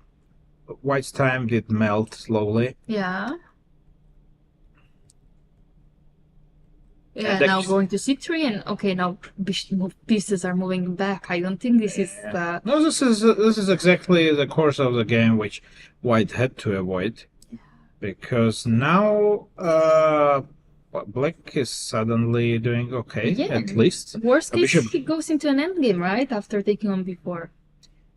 I'm sure You that think so? Casper will not go for the game Okay. not anymore. I think that he will try to squeeze out more than good endgame Uh-huh. from here. Okay. Well, first, this comes to mind. For instance, a better version of an endgame. You know what worries me about something like this? It's somehow if I can. Okay, let's take on d6 and go g4. Before, What is happening with this bishop? Ah, no, sorry, f4 is then being maybe attacked. not, yeah, I not was so easy. I was hoping to have some ideas with moving the bishop now, followed by rook e4. But yeah, you're right. It's just too slow. No, but it may well be also that there is something even better for black. Yeah, you could also This- consider playing d4. Very shortly, it seems. Because similarly to Van Foreest on board one, Yeah. it seems that Casper understands that pushing his opponent on time did already bring him some success already. Yeah. Partly that he is not out of. He didn't win yet, but the game is going in the right direction for him, for sure. Absolutely, yeah, this is what he wanted, and I guess we will leave Casper to think. Like you said, he has more time, and Casper is a fast player himself. I think he was at some point world or European champion in puzzles. Oh, he is one of the greatest specialists Yeah. in. Well, I'm not sure it's purely puzzles, but it's he definitely is one of the. He's the strongest player, I think, who is also specializes in solving events. I think he won. He holds some kind of, I think, world record for Yeah. in solving events. Yeah. But they have a big tradition in Poland. There was another, his colleague Piotr Murdzia was a guy who was winning all these events before him, and he successfully took over, we can say. Yeah. And he is a very interesting player. It's very similar to watching his games. Is quite often very similar to watch Jobava's games. The difference is only that he doesn't have an opening name after it, but they are very similar. They're in a playing style. It's always very interesting to watch his games, and this game actually proves that he, of course, we have lots of fun, and So I think he had a lot of fun in this game. Specifically, he was not exactly jumping around. Well, yeah, but but this is so this is a part of the game when basically you take some risks against lower rated player. Sometimes you have to survive some stuff which doesn't look very survivable, but eventually that's the way it works, and there is no way to. In open tournaments, you really need to take risks. okay, yeah, absolutely. Can we jump to Pavel Eljanov's game? Because I see an endgame where he's a pawn down in a knight endgame Yeah, with the black pieces. usually not a great news for. Yeah. I would consider knight on b7 as a good compensation for black. Yeah, so we can very quickly Yeah, let's update see. the situation. Van Foreest won his game. Oh, white queen Oof. did end up on h2. Oh my. Yeah, well, eventually he did have to take on e4, and well, I guess that all of this was done on seconds. Oh my. And Yeah. yes, Oh my. this is pretty. You're playing scary. without your queen. Well, he didn't really play for long, so obviously this was not how he pictured his game on the Yeah. first board. But yeah, well, at the end we could see that the experience and the practical approach of the top seed prevailed, and he did his job well. And well, I think it's for Ivan, it's an experience, and of course he can use this in his future games. Yeah, I think playing Jordan on the first round, where he was not probably still warmed up, not exactly like you said the game he wanted, but I think he played very well until his time trouble, and then experience of Jordan was definitely much better. So yeah, we can jump back to Eljanov's game. Yeah, we can take a look at this seriously. Yeah, because I'm really, really curious. Is this, like you said, compensation with this knight being on b7 enough for Eljanov to actually hold this to a draw? I mean, well, the knight is trapped, kind of on b7. It's of course, black cannot really win it. Yeah, exactly. And also, we cannot really go king c4 because then the knight would come back through d6 and f5, I assume. No, I think that after king c4, I guess that after king c4, maybe this I'm not sure that you can allow me to get to c2. Would that be too much? Probably can be too much. So you would have to move king e2 or king e3, right? Yeah, I think something like king e. Yeah, so e3, yeah. E2? e3 is knight d5 check and some near future. And a3. Yeah, correct. Okay. I was thinking check and then king e4, but I like you said, probably some a3 being played. But how should Eljanov approach this then? Well, I think as a backup option is of course king c6 and chasing black's knight, white's knight, sorry, like this and like this. I'm not sure white can go to h8. You can go to h8, I guess. You can go. But I'm not sure if something like knight d5 can happen here. d5, okay. a3 idea. Yes, and king f6 is actually my side idea. I have to admit.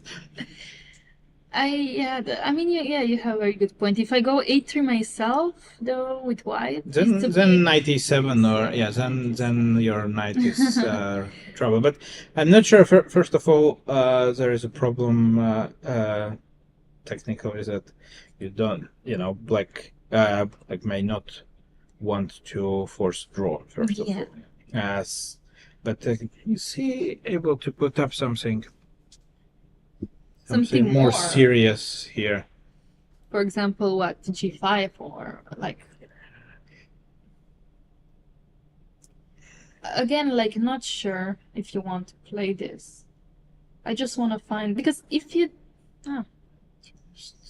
g5 is probably just king e3. Yeah, king e3. well, so I still have my knight d8 backup plan with knight f7. Yeah. It's not so bad also. Also. No, g5 I'm not really convinced about this. Okay, so then what? b5.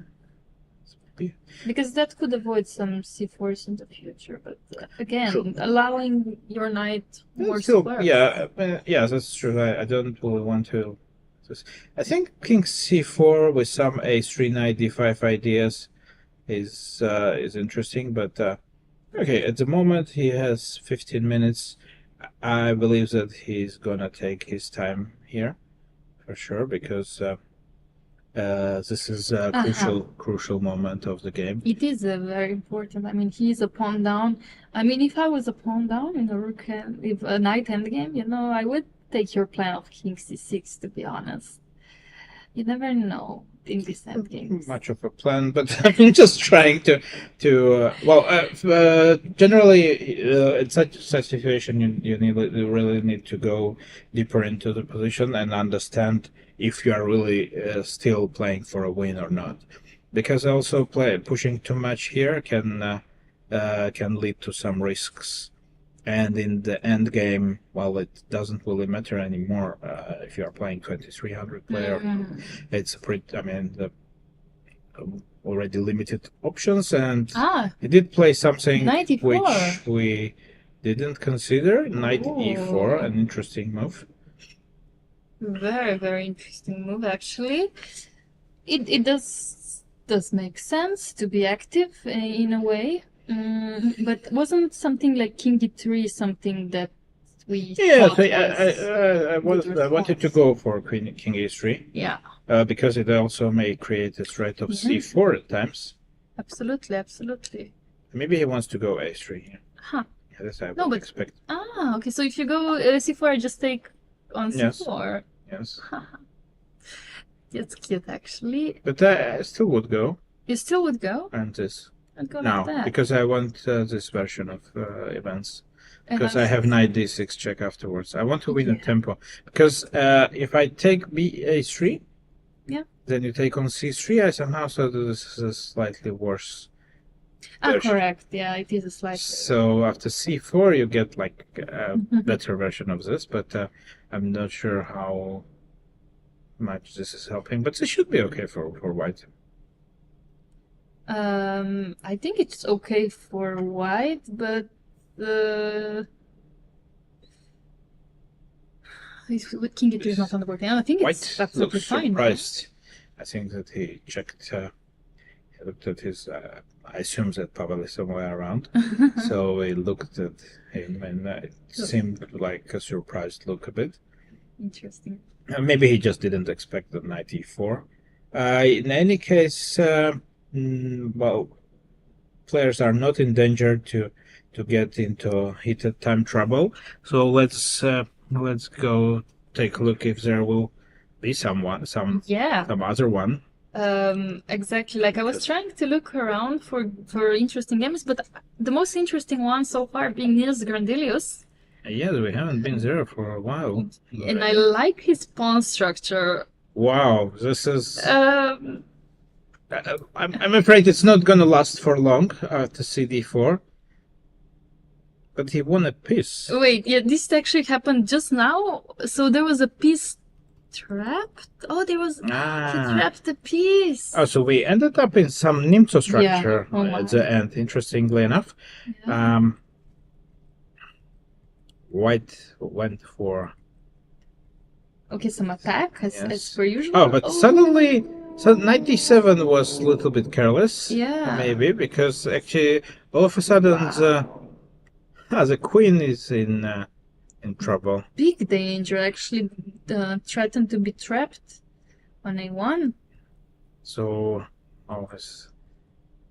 did outsmart. Knight d4 was kind of forced. And ed4, but this is so bad for black. I think that the problem with the queen is remaining there. Absolutely. Yes. Otherwise, if I manage to get knight e5, I don't know. Knight g2, knight e5. Knight f4, I mean, yes. I mean, ideas. Oh, I mean, Knight c4 is hanging though. So would I go knight f4 immediately or bishop b3 first? That's a different question. Okay. well, Maybe. I'm have almost to- sure that there's something which is winning on the spot. On the spot, you think? Yes. No.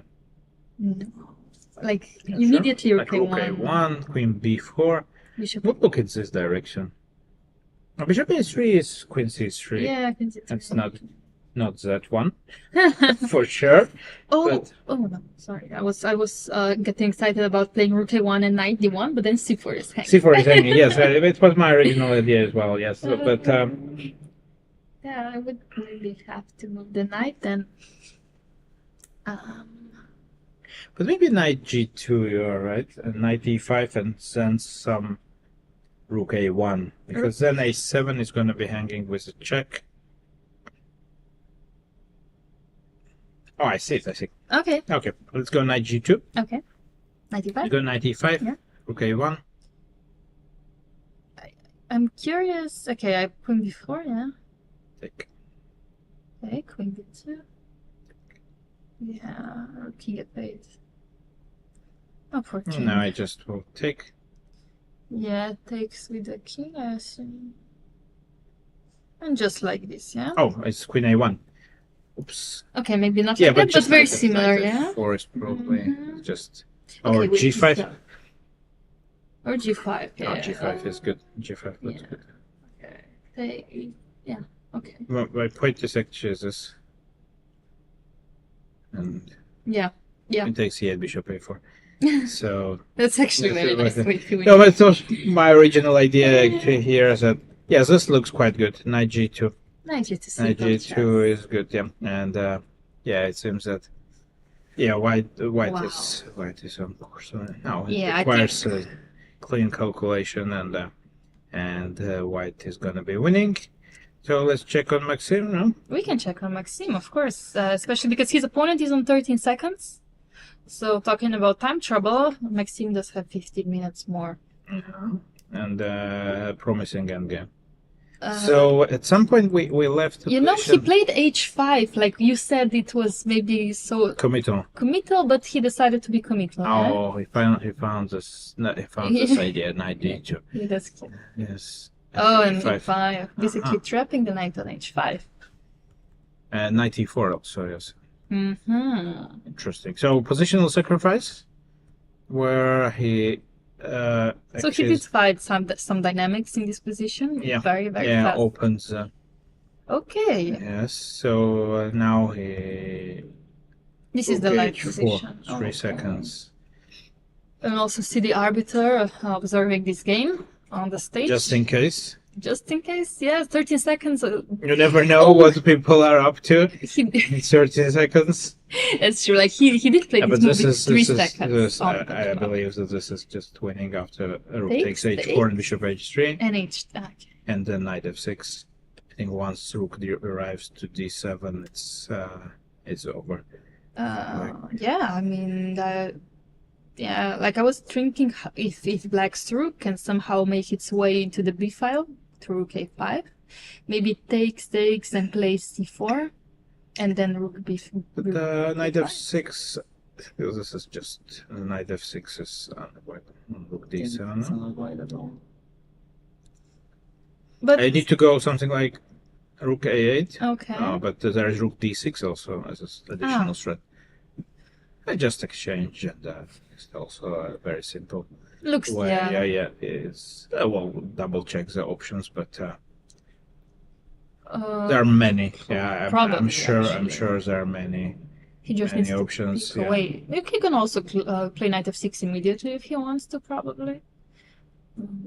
Doesn't need to, Yeah, but he yeah, could. yeah. Of course, and even this is possible. Which is a What? bit masochistic. What? Just like that? Yeah. I think it's This is a bit unnecessary. It is like. Yeah, I'm sure that because there are rook a4 and they have some You Some could side run option, into some side options. Yeah, well, this is unnecessary, but it did look actually even when I suggested it. But this is yeah. There are many ways how white can win. Maybe knight f6 straight away. You're right. Yeah, maybe he just will do knight f6 immediately. Yeah, also could be winning, but of course now he's gonna play a move. Yeah, knight Knight f6 f6 is on immediately. the board, and the black has 30 30 seconds. Yeah, I think resignation will happen very soon in a few moves, maybe 5 to 10 Yeah, moves. we can stay here We for a can while stay. because it seems that black is really having a tough time here. Absolutely, yeah, we can definitely stay here. And I will take a look at some other games being played live if something interesting is happening. Oh, that was he made me nervous, you know. He played it very quickly. know, 4 once- seconds. You know, people like you, they would be punished once by being team captains. Yeah, I know. They will. I know. I know. It's terrible. They will. Yes, eventually end up looking at other people's time troubles. And then we will see how This is- stupid we were, yeah. Mm. Oh my. No, absolutely. Time trouble is Yeah, terrible. check and rook takes b7, for example. Oh, yeah. Check. Rook Okay. takes b7 does look quite. We could take bishop e7 also. Like take on Rook h4. b7 is a tempo, no? Why not to take with the tempo? The bishop is hanging down. Yeah, Something like correct. this. This is just. Anything is done. Yeah, no. Maybe just to give a check, then maybe take on h4 and do something like bishop e4. Oh. Like This is maybe that. technically the best. So just then collect on b7. I mean, I absolutely agree. There's no way of black to even play this position, even after rook c4, king d3. You know, there's no way of Can we do playing. this? What? Oh my god! And after taking, you want to go e6, Yes. right? Oh, They have rook e4 check, which prolongs Okay. the game unnecessarily. But Very yeah, necessary, but even this is gonna be That's winning. actually very. This is yeah. even this is winning for sure. Takes. No, for sure. Just Takes. take a bishop. Yes, yeah. This is just also gone, but yeah. well, Anything you play, just- basically. Yeah. Okay, now just white needs to make up his mind which direction he wants to win the game, and basically doesn't go after some unnecessary Mhm. complicated things, and not to throw out the advantage. Absolutely. And by the way, in Pavel Eljanov's game, c4 was played immediately, c4, okay, just to see before we move on somewhere else. and king e2. Yeah. Interesting. C4 king e2 is on the board, which is very interesting. And in Nils Grandelius, I think he trapped his queen on b4 finally. He managed to get somewhere. Oh no, wait, Wait. she can still go to c3, so not But completely. he has bishop on the other hand. Yeah, I think he will go rook f3 and then yeah. Rook f3 and rook takes. Yeah, also a7 is hanging. So rook f3 and rook takes e3 eventually. Yeah, this is not gonna last long. And okay, so which game? Okay, we can also move to Ganguly's game. Yeah, on so board now number with of 6. course it will become a little bit more random Yeah. because okay, Maxime did play something and we can while we are there. He gave a check on d7 and he And played- now he will take something. And so, sorry, we mentioned Ganguly. Yes, it board number was. 60 or it was 50. Oh, yes, this was. Oh, this became quite. Yeah, I like Good. this. I like what happened. I don't know what has happened. Let's and go very quickly through this after b4. So a b4, bishop takes b4. Yeah. I remember you suggested queen takes b4. I said that black should go a Yeah, b4 yeah, and yeah, then the again bishop b4. So it's always nice when there are many options. Yeah, knight f1 is forced. Rook f3, Mm. f7, queen f4. Well, let's just go quickly yeah. through the game because it seems that not everything what happened was necessarily logical. Queen e2. Queen e2. Okay, so basically, of course we're attacking the rook, but what if I just go rook f4? What is the plan? And in all cases, there is knight f2 to watch out for. Correct. Yeah, so That's correct, yeah. You know what, I'm thinking about playing queen g4 again, playing on tricks. I just want to go rook f8 and say goodbye. to the queen, yeah, but maybe queen g4 and can afford taking on b2. I don't think I do much if I play this move. Something to think about, bishop g7 myself. Oh, bishop g7 looks interesting, actually. Yeah, don't know if it works, because after rook g7, I do have... Perpetual, at least. Queen f5? Queen f5? It's the perpetual is It winning. is a perpetual. No, it's winning. How? You Okay, cannot let's fully put it go, on the yes. board. But is bishop g7, so Nils Grandelius has won his game. Yeah. So he started off much better than last year. With all of his clothes, maybe. He arrived, yes. And he arrived, yes. Oh yeah, very, Yeah, very but nice. Can I take here? Can I be so brave and take You here? are so brave, in fact. I'm here, of course I am very brave. I'm just, They're of not your course, pieces. yeah, not my pieces, not my game, not my time trouble. I'm completely happy here. I'm trying to find a way to cause you trouble through bishop f6, but somehow... Yeah, maybe bishop it's- f6 is king f8.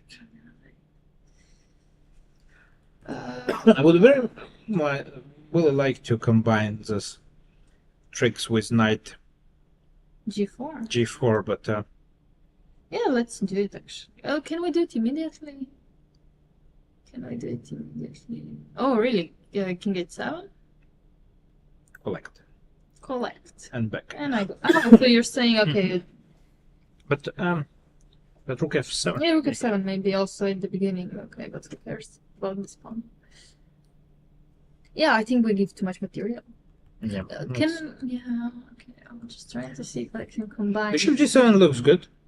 Maybe have to prepare it first. You know? Well, I'm not sure about the time amount I have here. I like to prepare something first. Yeah. Oh, I was thinking, what if, okay, knight g4 first, Okay, I give up the rook, but I have to calculate. I didn't see a mate Yeah, there that's- after queen f3, like knight h6, king h8, and then I did. This I was considering, but didn't see how do I make. But the knight f. Oh, this is very, very interesting actually. Yeah. This is maybe at the moment one of the most For sure. it is. tempting positions. And do we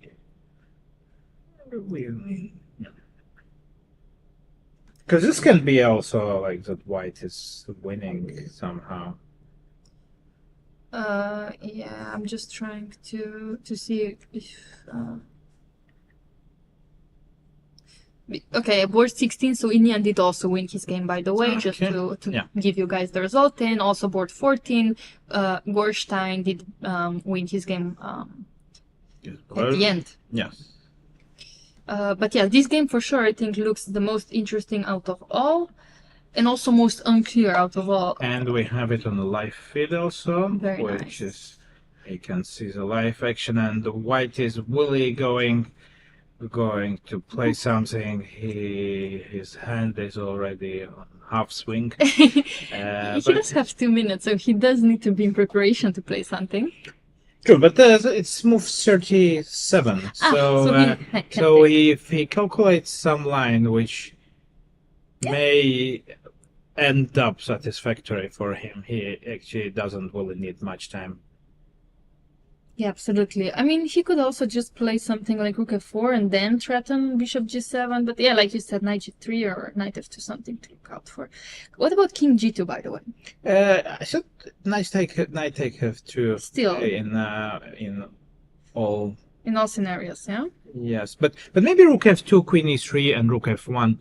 Yeah, That's quite exactly. good. King g2 Yeah, probably just keeping all the options here. But what I was concerned a little was rook f8. Ah. Takes? Because I want... Oh, and king it G2 on did the king board. G2. Okay, he's listening to us. Yeah, well... I don't know if that's good, yeah. Hopefully not. Because No, for sure we not, for most sure likely are not going to be here tomorrow.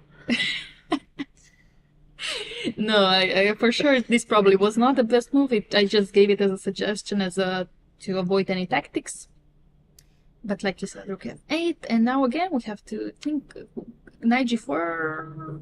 Can I go knight Yeah, g4? you can go knight g4, but I'm not sure. I don't have any threats though, yeah? Yes. I don't have much of a threat in this life. On the other hand, maybe if white didn't find any direct Yeah. continuation here, then it makes sense to go king g2. Yeah, exactly. The second move I would... actually I would... Because also knight d2 was eventually a threat, so... Yeah. Yeah. No, I partly like king g2, because we also didn't see the mate. And just to inform you, on board number 7, Max Varmedan did win his game also. I think he almost promoted to his queen, which was a very interesting game also, but we didn't have time to check much of it. Yeah, of course, we apologize for not being able to cover all the games, because there are many interesting things going around, and today we started with a small handicap because technical things didn't work all that well. But at the end, it seems that the online boards found the rhythm, so we now have full coverage and. Yeah, absolutely, and also another game that we did follow, but predicted a different result was Sava Vetokin's game, which we thought he would not be doing so well, but he won at the end. So, some white. Well, we can super quickly look. Check, yeah? Just check there, and it seems that a5 didn't happen. Queen d2, black. And black nicely used this chance. Oh, but let's go back to go quickly to Ganguly, because he played the move. Knight f2, but I did see this, and I didn't like this after queen takes e3. We did think about this because rook f1 we've actually liked. Maybe queen e4 is something that he's considering after rook f1. Right? Bishop f6 is possible here. Oh, you want to play bishop f6, not rook f1? No, rook f1 is queen e4. Yeah, that's exactly what I'm thinking. I didn't like that one, but maybe he just then recovers a pawn by taking on e4 and playing rook e2. Maybe rook f1 is just okay. It could be okay. Yeah. I don't like bishop f6 because of what happened after rook f7. Queen takes f7. It's queen takes f2. Yeah. Oh, yes. Sorry, that was. Yeah, you're but, right. Yeah. No, then bishop f6 doesn't make sense. So then rook f1 is logical. Rook f1 is logical, and he doesn't have much. Okay, he's panicking. You can see by his hand movement that he's not being calm. On the other hand, Ganguly, with his experience, he knows how to stay calm in these positions. Rook f1 on the board. Okay. The question is how much queen e4 is forced at the moment. Yeah, because there is. I mean, you can go queen e4, or you would feel that you can go queen e4 any time. Absolutely. I don't think it's absolutely forced, but what else do I do, right? I have too many weak squares with black pieces to take care of. Yeah, but let's imagine I change the queen. Let's get rid of queens. This, Yeah. Rook f7. Rook f7. I want to have rook c2. That's right. But you can take probably king f7 and then move the king somewhere, and to collect on e4 later. But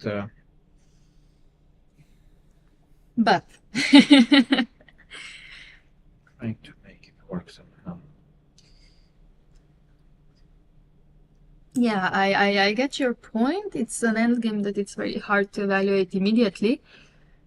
So we need some time to actually figure this out. I would, if my king lands on e4, then I'm fine, of course. But doesn't. G6, G4.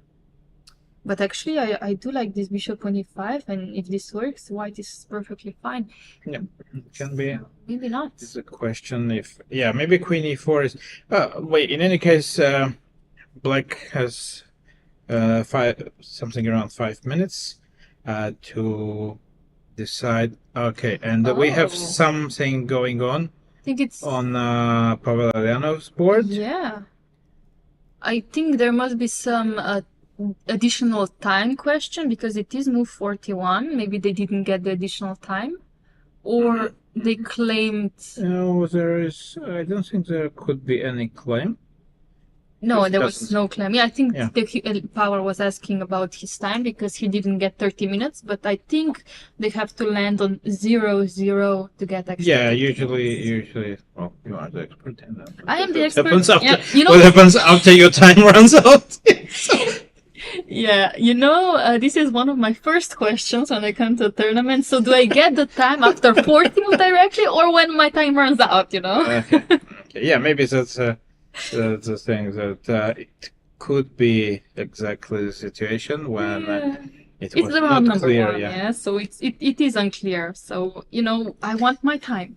That's important, yeah, because I remember there was once a situation during Chennai Olympiad when I think it was in a game between Anish Giri and Eric Hansen of Canada when actually he got his 30 minutes, but it seemed that he was not in time to make his move 40. It was very interesting that he actually pushed the clock, but it was it took some time to figure out the situation. But Anish was right that actually Eric lost on time there. So maybe there was something similar here, but it seems that now he got his 30 minutes and played King E3. Okay, so what do we? Okay, so they have same amount of pawns now. So we do think that Eljanov is actually doing better because of the activity of the pieces, right? Well, the knight on d8 is trapped. Okay, but it is. We cannot really move, go collect it with something, but I mean, most likely this will end in a draw. I would assume. You don't think so? Not sure. I mean, I'm always afraid of pawns and knight endgame. Yeah, that's true. Me too.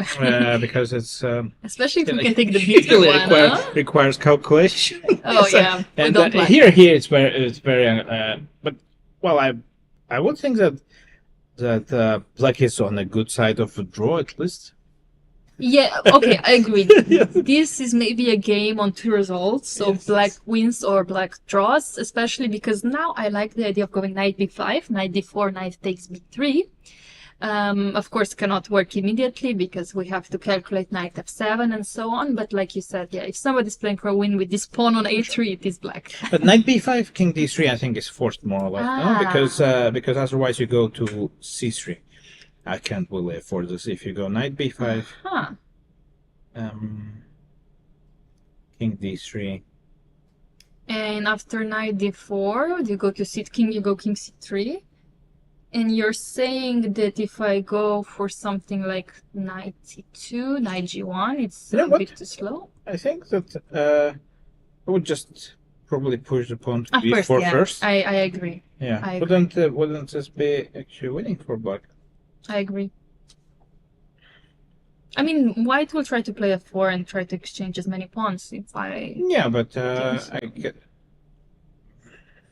Shouldn't be in time. Takes. And then you're... But where do you catch all those guys going? Like king d3? King d3, first, something like this. And if I go this, you say goes this. This takes, let's say, this. Yeah, okay, maybe... This.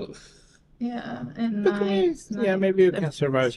But okay, Pavel started with a more patient approach. He goes h5, and his idea is to avoid f4 or avoid exchanges on king side, because after f4 he is planning definitely to go g4 or some version of that.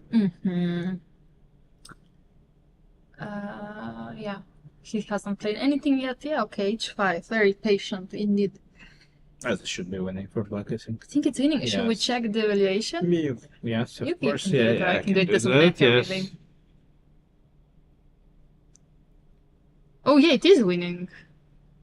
As you can see on the live board Yes, evaluation, it looks completely winning actually. Wow! But I'm sorry, I don't believe that this was completely winning from the beginning. From the beginning, I'm not sure. I don't like c4.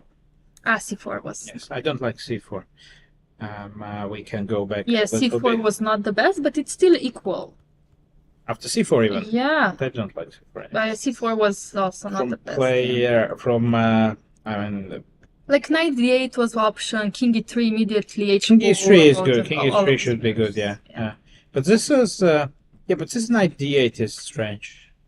This It is slightly strange. Yeah. but somehow here he allowed everything, and it seems that experienced Pavel Eljanov will also join the other top seeds Converting this quest game. to win his first game. I would like to say there were no upsets so far. Yeah, it looks so. Of So course, far. everybody loves An upset, yeah. upset. We can quickly check on the other we can guys. also see the results on the screen. As you can see, we have only a few games left out of top 16 boards, but yeah, no upsets so far. And also, Jacobs and Brandon did win his game, this endgame that we saw. Okay. He did win, so again, one of the players joining 1 out of 1. Only 4 games left for us to commentate. Which one do we go to? Let's take a look at Pierun. Let's go. What? Wait, where's his piece? Did What he happened? blunder? What happened here? Well, we kind of assumed that. Okay, I went for my line, but He did go for your line, but and not he for blundered, mine, yeah? he blundered the piece on f5. Exactly. No! Yes, that was actually This was my whole idea. That was your idea. You said actually that you want to do something with. But Oh my, how? poor Okay, Gus. maybe. Is it so Okay, he bad? got a couple of pawns, Yeah. but only. Oh, he blundered Oh. another thing. Oh my. Come on.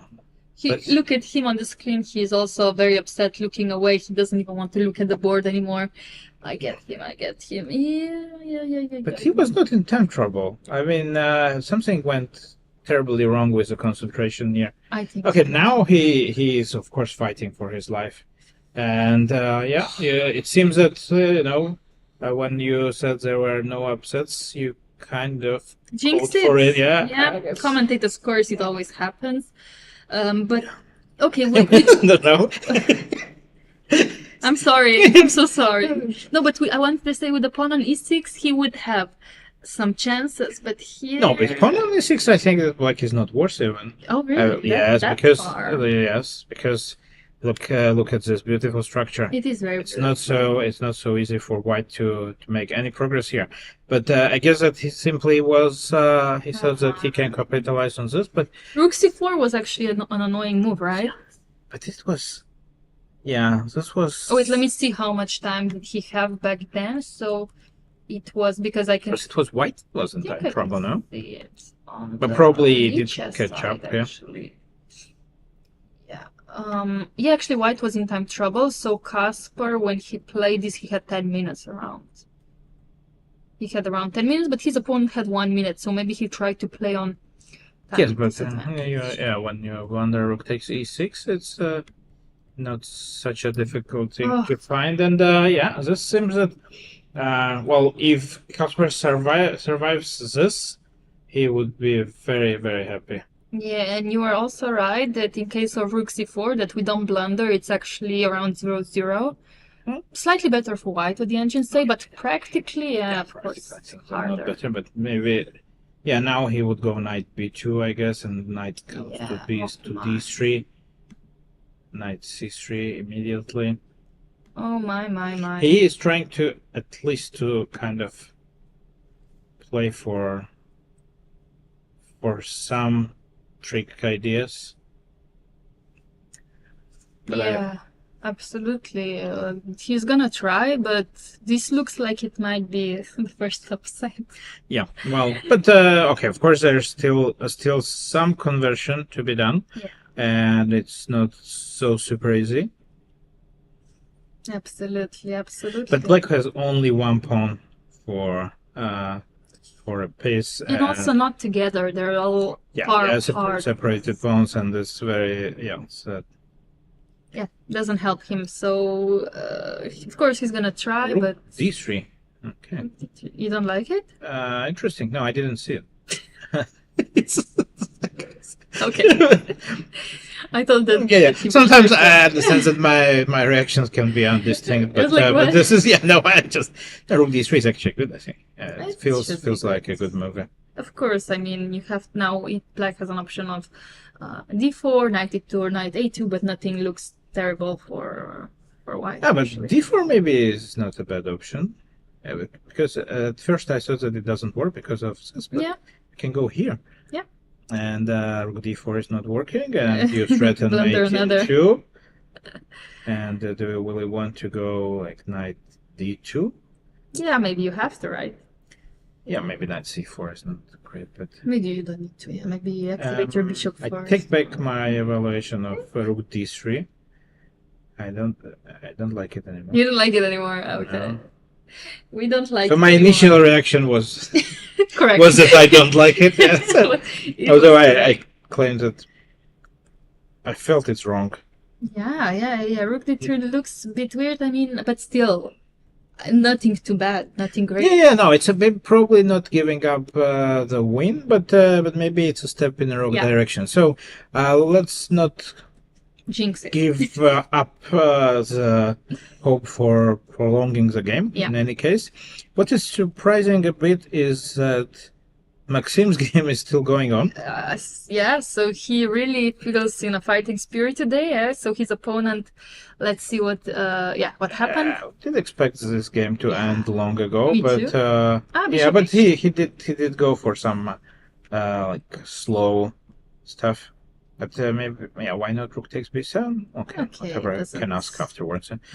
So takes on b7. Yeah, this is just Okay. okay. Yeah, it's as good as anything else, most likely. Just winning.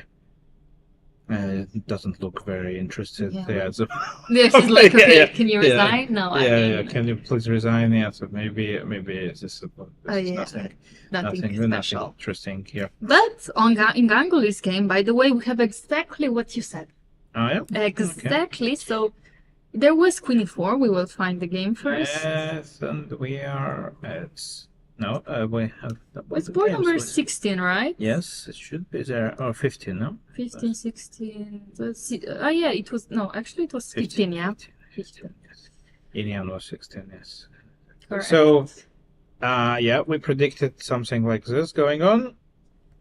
This is check exactly. it In was- H5. Okay. Thinking is I on don't E2. know if now we have to say that the guys are good or we are good. Or just I don't how know to if we- approach this, but yeah. but this should be. I agree with you that this should be completely okay for white. Mm-hmm. Like This bishop on E5 is kind of a beast. Okay, black will probably go. I don't know. Do you want to go G6 so we can move the king? But then it makes a lot of weak squares for us. yeah. No, I don't. Well, I don't think that black is in any danger, of course, but it's not better for black as well. So yeah, I don't want to go G6. You don't. I have like- to admit, no. How can we be active enough to cause trouble? Maybe we can't, right? King Looks- put the king to G6, and after king And E4. Well, do I have to? Huh. You don't really want to go D5 now. No, yeah, I want to keep your weakness on E6 if possible. Well, generally, I would like to go D5 just to protect the B2, and then you free up your rook. Okay, also. And also, this may become a problem, but I don't see how this can materialize. Well, Yeah, in general also, yeah, rook c1 seems something like logical. this. And I'm very curious if I can. Going for bishop f4 and king e5. What about that?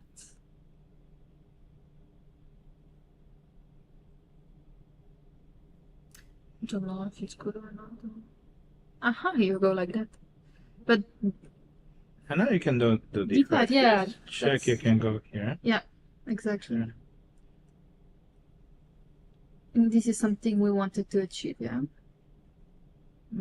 Yeah. Not sure. Probably, but this is very most likely this is going to be equal at the end, because I don't think that white has enough.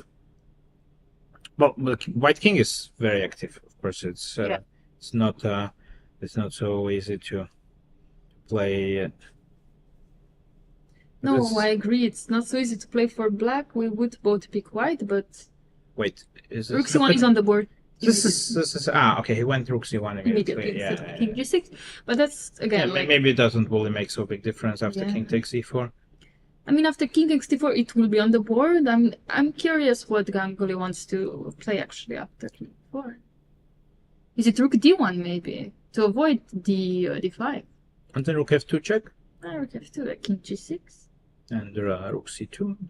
Rook c2. Yeah, that's Go true. You go through like this side. Yeah, maybe even rook c2 immediately. Yeah. And rook c7 is a threat. Yeah. I'm not sure you can give up the c file. file. Yeah, white is not risking Much. well, I would say almost anything. Yeah, that could be that. Yeah, I don't know, but the evaluation should be around equal, I believe, because on the other hand, all these both pawns are on black and black square, so most likely black is not in danger of losing. But yeah, but it's not better also. Huh? Absolutely. And I know that we forgot to take our breaks, which is absolutely fine with me because the games are exciting. I think that we are. Yeah, today it seems that we had one break. Yeah, only one break, which is So very rare actually. So I hope you guys are happy with us. It's not gonna happen again. I promise.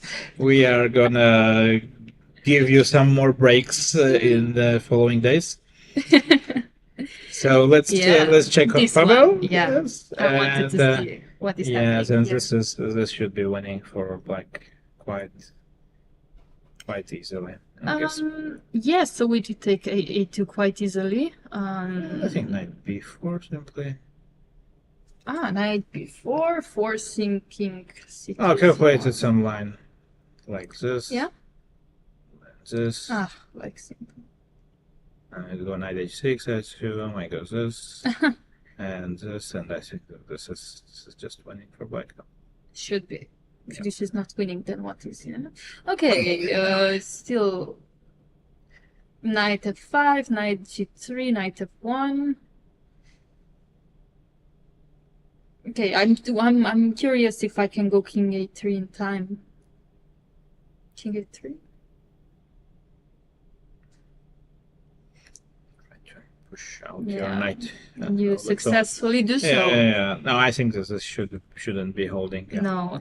Okay, Pavel, of course, he will take his time because he knows that there is no need to rush any decision now, because either it's completely winning or, I mean, it's just to check if you are not giving any chances to your opponent. Yeah. And I guess that knight before is on the board, which is not a big surprise. Also king c3, yes, I think he's gonna go exactly a2. Okay, he doesn't actually need to go a2. He can go g4 immediately if he wants to have some fun. True. He can have some fun if he wants. But and then knight d3 even. I know he went knight d3 immediately. Yes, knight d3 immediately is. This is just. Nice. This is just winning on the spot. Yeah, why complicate it when you see knight d3? Yeah, knight d3, of course. Yes, it's just resignation. I have to admit that this more technical way of winning was also good, but knight d3 is it's much cleaner, and also as this is just the best way to end the game, of course. I think we can stay with the camera on this board because I think we both think resignation will happen now. There's no way of avoiding a2, a1, coming to a queen. Yeah, And exactly. the handshake was well, at the end, and a good conversion of well, probably is or bad play by white at the I mean, end. not accurate. Yes, I think that he didn't take his chances in the end game. He could have defended better than this. I think c4. Maybe he was surprised by knight e4, and then reacted somehow too impulsively. Yeah. And yes, this c4 I didn't like at the very Just too start, fast. and just played unnecessarily. Okay, 3 more games left on the live boards. Of course, there are 3 opens being played here in Aix-en-Provence, and around almost 200 boards only in Open 1. So very, very big tournament in general, and of course some players will be playing this for 6 hours, but only 3 more boards for us, because these are all the live boards that we have. And Maxime, the only one on the stage right now with his opponent, so he's the last one playing on top 8 boards. Yes, but the situation didn't really change much, and white is still completely winning, and black is of course trying to create some complications, but it's not really happening because there are no resources for him. So let's check on Kacper. Maybe he managed to. Oh, he didn't do d4. Yeah, interestingly, he didn't want to go for d4, so he did transfer his knight to d4, and white played knight d1. But what is black's idea? Because now also knight e3 and some things like that are to be considered. Absolutely, but okay, maybe he wants to play f4. Can I play f4? Yeah, 4 was an idea of knight c3, rook. Yeah, also. Rook b2, right? Also. But the 4 is f4 is gonna happen because, well, it's not like black has many other options anyway. The other one I was thinking about is rook b1 to avoid any knight e3 immediately, forcing the bishop to move Instead of f4, right? Yeah, just to move. I thought first off. And this? Blundering more tactics. Wait, no. It's a similar motive, like with No. e6, yeah. just letting knight c3.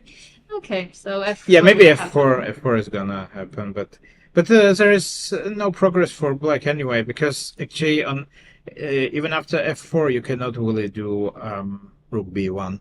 So white has time to do maybe a4 even. You could go a4, basically push. Trying to push it to b1. Yeah, that would not be nice. Yeah, okay, I would go back To b8. Yeah. I'd take b8. Yeah. Okay, Kacper also struggling, but of course wants to move. Can I do this? Yeah. No, come on. Different. No. Same, sorry, but different. No, come on. And Don't this, do this no? to me. No. Yeah, It's not it works. you, it's not your pawns. Exactly, So don't worry. Yes, but a4 actually looks good. F4 does look very nice. And no, he played it. Yeah. F4, and I think, like I said, A4. Yeah, A4 is. Okay, then I have to go rook A5, seeing. Yeah, but then knight C3, then yeah? there was and then I wanted to go knight c3.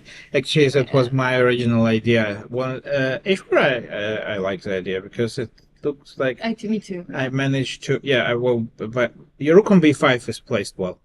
Yeah. So I'm trying to destroy your coordination. Can we go to c5? You can, but I don't think it matters. I think I can still go knight c3, right? Yes. I wanted to, and then take bishop takes d5. No, this is. Yeah, it requires some technical skills from white, but it's actually at this moment it's more about the tactical way of treating this position after a4. Mm-hmm. So not looking good for Kacper, but that means that we have one more game left. Of course, this one not finished yet. Okay, Maxime is still playing, but it's it's not gonna last for long. No. And we still have Ganguly, right? Ganguly Let's still. get It's to- gonna be our last game of today, I think, to follow. Seems so. Well, I would assume that the position is balanced here. Yeah, so a4, by the way, happened. Ganguly did Oh. push it. So instead of leaving the pawn on a5 on a black square, he will try to probably exchange it on a3. Yeah, but once he exchanged it, it's very close to a draw. I think he would. I mean, if I were black here, I would be the one playing for a draw, no? Well, it's sometimes it's a combination of factors of position plus your rating. So I guess that it's quite obvious that there's like almost 300 points of difference between them, and but the position is the position. So it's well, of course, black will be trying to come up with some idea how to trick white, but. I don't really see any motive here. Yeah, let's try to find a trick somehow.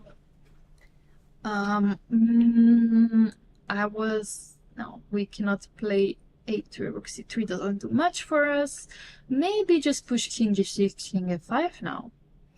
Yeah, but you also have to take care about the g7 pawn, yes. But... Are we looking for a trick for white or... Yeah, that's true. Yeah, that's true. Because also, after king g6, you need to be careful about this. Yeah, not to blunder on e6 or eventually some. Yeah. No, this is of course. Well, black pawns are placed better than whites technically. Yeah. But on the other hand, all the white pawns are protected. Frankly, I don't see many ways how black could play on here, but well, everything is possible. So they still have lots of time, of course. I agree. I mean, it's very, very hard to push this for black pieces, even if you tried. He's high rated, but oof. Yeah, objectively, the position should be equal, and the biggest problem is to accept this fact. Of course, it's very difficult usually. So let's take a quick look at Kacper. Yes, that's and a4 didn't happen, but rook h3, which also doesn't look bad, because rook h5 ideas additionally happened, or that's all. Okay, let's stay at Ganguly's. There was Bishop e7. He wants to go to f6 eventually. He's getting ready to but rook c2? Yeah, I'm also thinking about rook c2. What is this endgame if I play rook c2? So rook c2, you're forcing rook takes c2, otherwise rook c7 is too dangerous. So takes, and then you're forced to eventually go a3, otherwise. I don't know. Maybe not. A3 is b3, maybe. Yeah, maybe not yet. I'm not sure you want to go a3. No, but maybe you can wait. So after rook c2, it takes g5. G5, yeah. G5 takes, take king c3. C3, yes. Yeah. Bishop e7 back. And should be a draw. Yeah, king c4. And then probably you have to go. Yeah, after you get king c4. And then it's a draw. Takes d5. And yeah, that's yeah, we do expect a draw in this game, but of course, Ganguly, like we said, he will try to use all of his endgame knowledge. Yeah, well, at least to find some idea which we don't see yet. Yeah, okay. Pierun is in trouble after rook h3 as well. Played rook c5. And the question was, do we know Anna Maya's result? Which sadly we don't. Looks like either she's still playing or there is her result is not in yet. But you can see the results on the official website of French Chess Federation. You can translate if you don't know French. Google does help us with that a bit. And you can see many results already being put in there. So knight c3 happened in Perron's game, and yeah, this looks like Sad. first upset indeed, because we don't see way how he can defend all the pawns, because h7 is hanging, d5. There's not even any tricks because these pawns are so far apart. Yeah. It's just sad. Just Very quite sad. incredible. Yeah. Well, quite incredible turnaround. Actually, he did survive opening scare where it seems that he's in big danger, but then eventually basically blundered couple of not one but two motifs, and unfortunately, yeah, this usually doesn't really mean anything else than you are not doing well. He is clearly upset because definitely not the start of the tournament, he would imagine. And also very unusual for him, as we said, he's one of the best tactical players, a very interesting player like Jabava is. Also previous world record holder for these puzzles. Maybe he still is, like you said, I'm not sure, but this seems like a very bad start for him, and now it's very important psychologically to get back up and try to finish the tournament as best as you can and forget this game, yeah? Yeah, well, there is basically no other way, and we know that eventually the favorites do manage to crawl back to the overall standings if they keep on good work. But that's I don't think that his game was much different from several others during today's round. But at some point when you probably it's with concentration, we don't know, of course, what happens there. But of course, when you end up blundering 2 or 3 moves in a row, then usually it's bad news, and you need to concentrate to your best chess, because we are sure that, and we know that Kasper is capable of much better chess than this. Yeah. Knight f5. Now white can simply take on d5. With which piece do you want to take? With the knight. You want to take with the knight? Me too. Yeah, it's Very like simple. easier. I don't think there is any significant difference, but knight takes d5, plus there is no knight e3. Yeah. So, Agreed. knight takes d5. I don't think that black can afford taking on d5, because I just take on d5 and then rook takes No. h7. Yeah, this is just Would you resign at this point, or would you still play maybe after knight d5 to play h6, for example? I have to admit that I'm so happy that I don't have to solve instead. I'm here. So, probably this is, of course, he knows that he is completely lost, and he's just, this is not even a desperation, but he's not playing the game so much anymore because he knows that there is no chance, and he just making a couple of more moves. Yeah. Okay, at this moment, I think after knight takes d5, it's really Resignation. I think knight d5 is a moment when you can really resign already, because h6 is rook h5, for example, and you cannot really even. So basically, you are losing more materials than the pawns, and you are just a clean piece down. So not much you can do. Yeah. I agree, but I understand that he's still playing, because I sometimes do that myself to basically process the game while it's still going. So when I come back to the room, I don't have to do it. There are several ways of processing. Yes, I always, when people I work with, if I see this, I suggest exactly the opposite. You do it, really? Yes, because What's the I think reason? because at some point it's very difficult I understand that it's possible. I'm okay. If you are able to process the game properly, sitting over the board and playing on the game, it's very good for you. But I don't think that usually it's very effective. Generally, lots of I think that still when you are in the game, you are emotional. At that point, you are not very objective, and you don't know what happened in the game actually, and you think you were winning. But maybe you were, maybe you were, but maybe you were not. And then when you come back to your room, you calm down, you take a look at the game, you find out that wow, that actually I was not even better. It happened to me so many times. And then you calm down and you accept. Oh, I think that of course I didn't do this for all my life.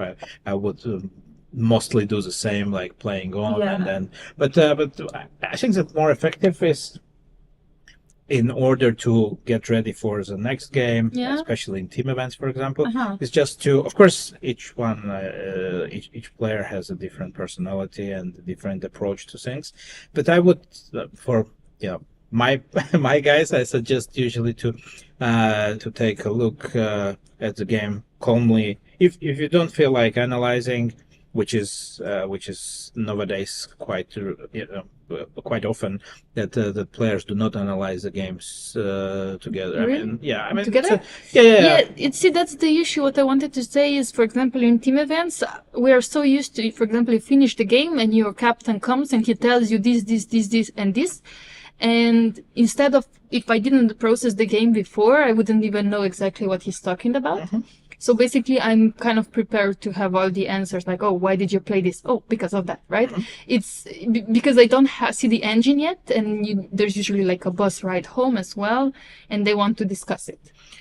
Yeah, but well, generally is also now I will a little bit defend the captains because I'm more of a captain myself now than still a player, but more because the captains actually only see the game also without an engine. Yeah. So basically, what happens? It depends how strong, of course, the captain is. Yeah. And usually, I'm trying to be. When the game finishes and I really want to ask my player why he didn't do this and that, I'm trying to understand if the game, especially if the game didn't go well and the result was not great, which is most likely the case you are speaking about generally, because if we won and you won the game, everything is perfect, and they say like, you could win like this and this, but we are usually talking about missed opportunities and stuff. Exactly. So in this case, I'm trying to feel what my player feels at that stage, because I still am part player, part captain. So basically, I understand that that he definitely missed something, of course, because otherwise, and I would just ask him, look, could you do this? And I would say, oh, I saw this there it's not working. I would say, there I saw this, and he would say, but there was this, or but so I'm trying to have just a conversation, because I know lots of captains, they have a problem with this, that they, of course, they are upset with the result. And they also themselves, they have no time to process it. So at that point, if you see that your player is very upset, just let him be. Yes. That's a very good advice. No, but it's it's difficult. I understand that we are also people that we want to but when you see that your player and you know that the player is not ready to give you any answers or explanations, okay, you can leave it to after. There will be a dinner, there will be a team meeting, you can ask there. Because sometimes I restrict myself, especially because sometimes my players would do something, wrong, even not only chess wise, but let's say offer a draw at a situation where it couldn't. So what I do is I'm trying not to lash out on him and or her in the playing hall, because it doesn't help at all. Doesn't help anybody. So you just say, okay, we will discuss this afterwards, and then there is a team meeting where you can discuss whatever you need. But of course, it's not easy, because to keep Willie also. Are also emotional, and but what coming back to your question regarding the processing of the game, I think for the sake of objectivity, it's because When you sit, understand, when yeah. you are losing, when you are losing your game, and you process it during the game, it's mostly negative because basically you think, oh, but I was winning, I blundered, I could have won. I understand that. I just try to see where exactly did I go wrong. Okay, here it's obvious that he made a blunder, or maybe even the opening, like maybe to try, because during the game I don't want to go back to the position and say, oh, Yeah. in the opening I doesn't played make such a stupid move. So when I know that I'm lost, I just try to go back to that position and see where was the moment that it started to go wrong. Not in a sense that, oh, I really messed up, but in a sense, oh, where did I go wrong? Yeah, I would just let you. I would leave it to you Yeah. to consider if it's not more productive to But do I it. agree To with do you it at the at end your room, because- yes. yeah. Or maybe asking your coach. But it's so hard, you for example, you walk 15 minutes to your room or your hotel, and what do you think about for 15 minutes? Yeah, no. Of course, I'm calculating. We Yeah. spent it in Chennai. We stayed at the hotel. Yeah. I don't remember if All of we us stayed did at the very same. long, Yeah, yeah. I don't remember which hotel did you stay. There are so many I forgot Olympics. also, Yeah, yeah. but it doesn't. It basically took like around 25 to 30 Yes. minutes drive.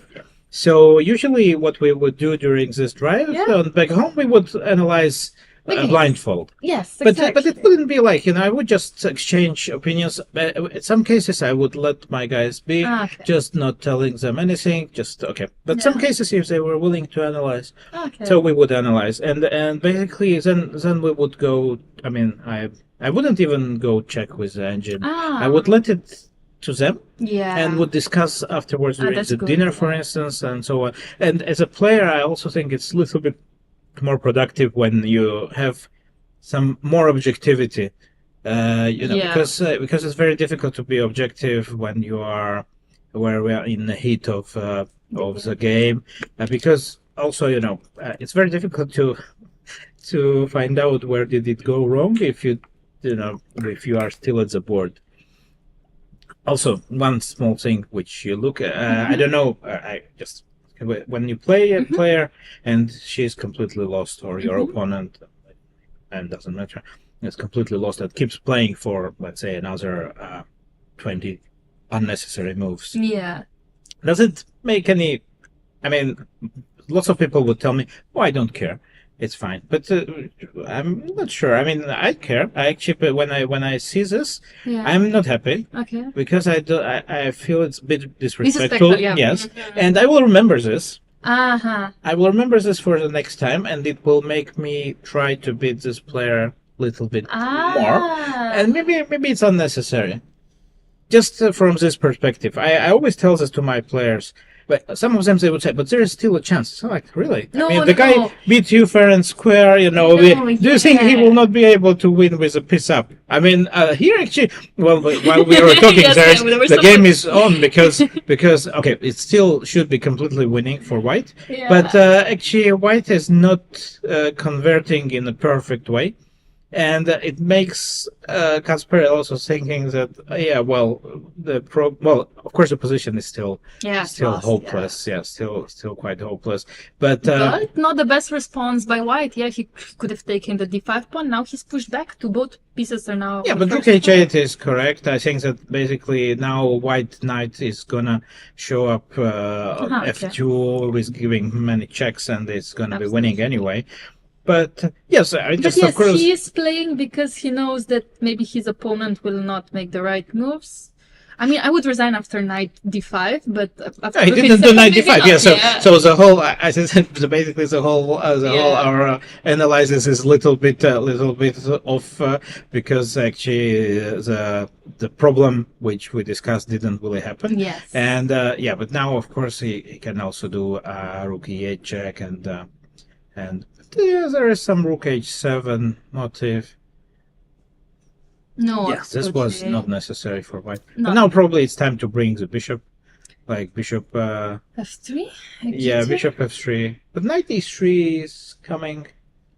Yeah, I mean, I would always take it. With which piece?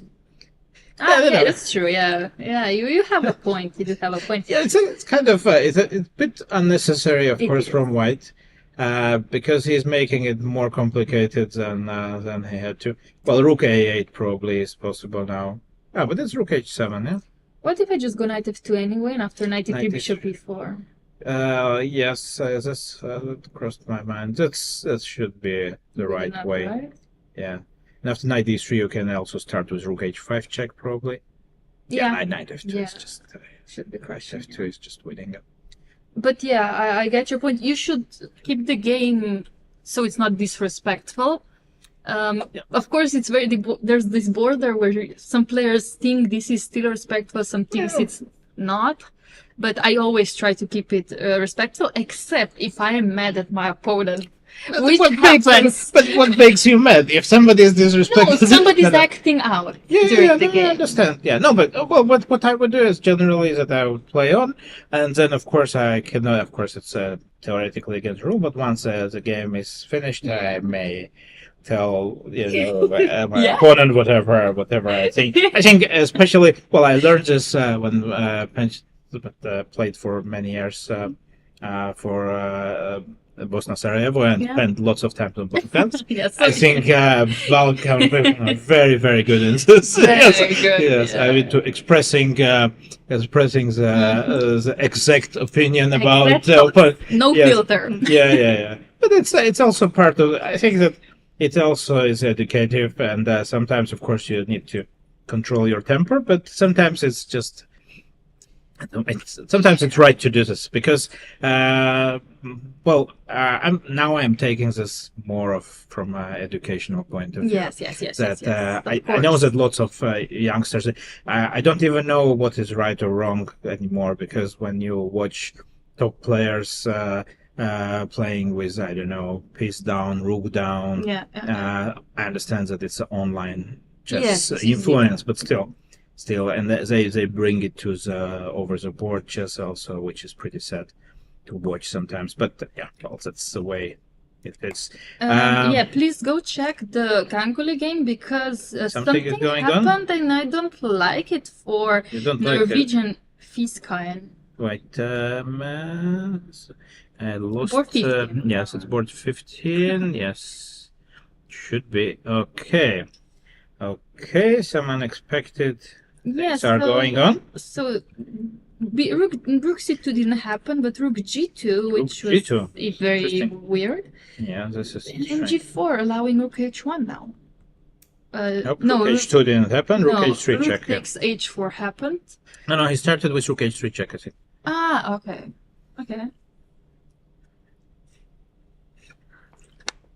Basically, This going. can easily be lost. I agree. Yeah, that's very strange. I'm not sure what did he miss. Yeah, I think he just made the wrong plan. I don't think he saw Rook H1, to be honest. Yeah, that could be. And also his time management suggests that he's surprised by what is going on, and we may see That Ganguly might even transpose this into something more than a draw. Yeah, I mean, some better side. in general, the player with white pieces, after he got 30 extra minutes, he did spend a lot of time in 6 moves. I think he spent already 17 minutes in 6 moves.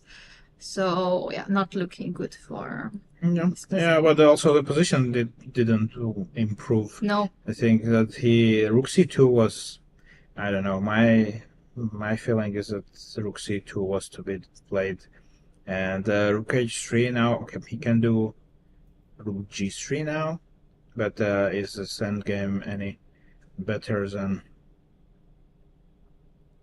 the one without Rook on G3? Yeah, I guess what is gonna happen at the end is that we will end up in some Rook's endgame. Yeah. It's 2 against 1. Yeah. Which will be impossible to hold due to time. So I believe that, but maybe he is not even getting there because Rook takes H4 now, and Bishop is hanging on E5, so he needs to lose another tempo. Do you think he will take on F6 or he will go? Yeah, I think that he will take on F6 and then we'll play something like King C3. Maybe it's not. I think once you take on F6 and allow G takes F6, Yeah, but you need time to collect all those guys first. Yeah, you have a point. Yeah, you have a point. Would you keep the pawn on G or F file? No, I will take GF6 Okay, for black, yeah. okay. Because otherwise you are not getting to my... I will give you a rook G6 check and go back. That's true. So I think then I would survive. Yeah, that's correct. Okay, so yeah, maybe he's thinking to play rook e2, but don't know exactly if that achieves much. He could... Okay, maybe it does, because then king b5 can be played immediately. Not that it's... Don't know, actually. Maybe it's not so bad. No, I mean, definitely White made it as complicated as Yeah. possible for himself. He really did. So we will keep an eye. I think that Ganguly will, but there are not so many options for black anyway. So I think rook takes h4 is gonna happen pretty soon. Yeah, but okay, rook e2, rook h4, king b5. How do you continue? Wait, what did rook h4, rook e2? Yeah, sorry, yeah, rook e2, yeah. Takes and king. Okay, b4, b5 doesn't matter. Okay. Does it matter? I don't know. Oh, no, let's say it doesn't. Okay. You go back to h4. If I take I take with the pawn. You cannot take with the rook. this, I took on e5. Wow, that's very direct. Okay. He's gonna transpose to some. Oh, the king is super cut, yeah. Interesting. So he's going king c5, not b5. Why didn't he go to b5? He goes to d6. Okay, fair. I mean, I don't like it for black. Why did he do this? yeah. Why would you allow that for no reason? Yeah, now rook h5, king d6. I mean, the white king is quite active. Yeah. You cannot go g5 because of rook f2 check. You have to go rook f5 maybe even here, and then allows rook g4, right? Yes. Or maybe rook c2. Or even that. Oof. Oh my. This doesn't look like accurate. I think king c5 was missed. Yeah, I think he was thinking about king b5, yeah? He missed king c5. Sometimes when you calculate a line, that you automatically assume that white king should go to... Yeah, you know, attack. yeah, you may, for instance, what can happen quite often. You calculate this. Rook h4, rook e2, rook takes h5, king b5. I mean, there is no parallel dimension in the world where white king goes to c5. No. Yeah, so basically you assume that white king always goes to b5 or b4. Yeah. So you completely forget about this option. So then you say, rook h4, well, this looks unclear. Let's go bishop e5, and you automatically place your king to b5, or white's king to b5. Yeah, that's a No, very that weird it's completely way. clear to me, but after king c5, I mean, not taking on h5 is not an option. Or is it? Can you, well, but how do you win that? Like rook e4 here? Yeah, I think rook e4. But then I will do this. And rook d4. Then here. Not giving you the pawn. Let's check. I understand. King rook d5. Check. Where do I go? G8. And this is just okay. Easy, huh? Easy to hold. Yeah, rook e4. So Yeah. I mean, my king is super active. Once your rook will go somewhere, then I get to d6. No, I don't think this is good. This is good enough for black. Yeah, but if I take on h5, allowing king d6, like you said, rook c2 at the beginning. So completely at the beginning, he's not even gonna take on h5. So he played rook e4. Yeah, he played rook. So this Played would be a your draw. idea. Yeah. Oh my! I have to see the engine if this was actually winning after king c4. So Well, I will take a short look at Kasper. please, yeah. If he's... Yeah, well, he... What? Okay, I have to say that even if he decided to take on h4 and h5 first, this would still be a draw. Because actually this endgame after king a4 before is a draw 2 against 1. Oh, but after king c5, I think it's even more draw, no? I don't know. Of course, well, in the engine's case, you cannot really have an evaluation. Even more draw, This is even more draw, but it looks like... so very quickly take a look at what's Please, yeah. going on at Kaspar's game. I don't understand this. Okay, he's going to lose all his pawns most likely anyway, but how? I mean, yeah, White's conversion is not perfect. Well, this we can agree on, I guess.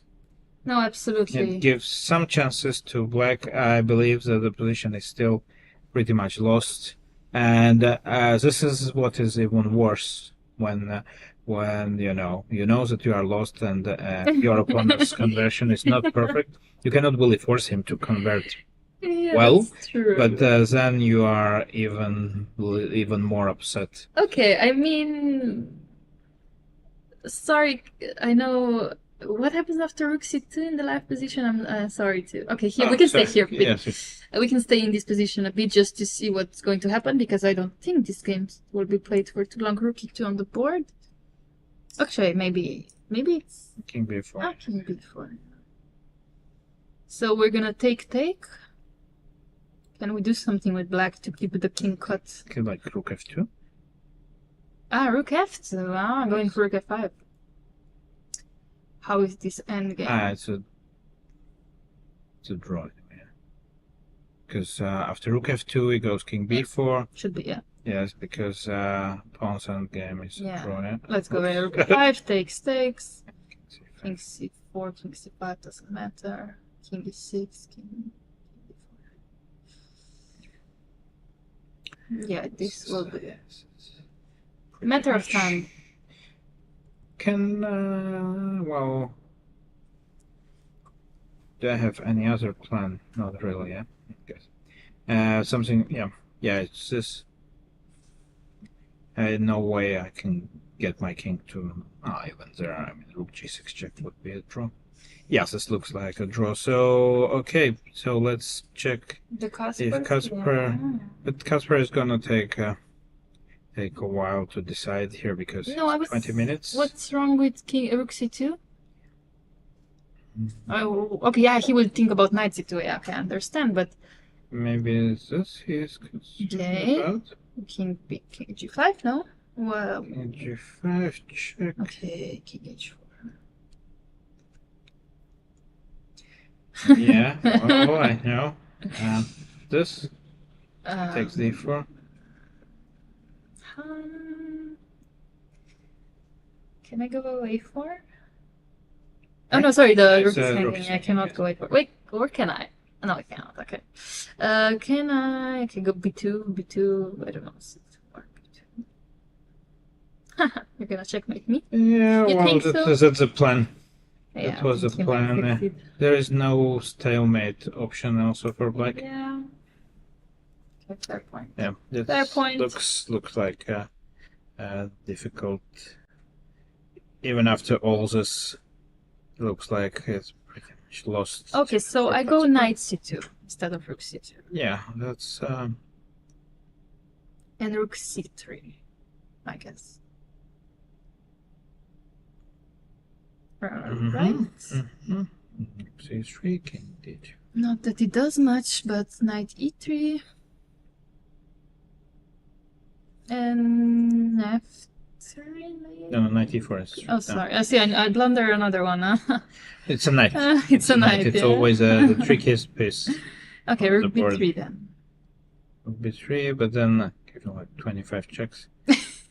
I have. Wait, I cannot. Oh, okay. Can I go to e6 or I'm blundering something again? Yeah, c5. c5, yes. I But have to go back. yes, you need to run some. I have to go something far away. Carefully. Back to d8. f8, yeah, doesn't matter.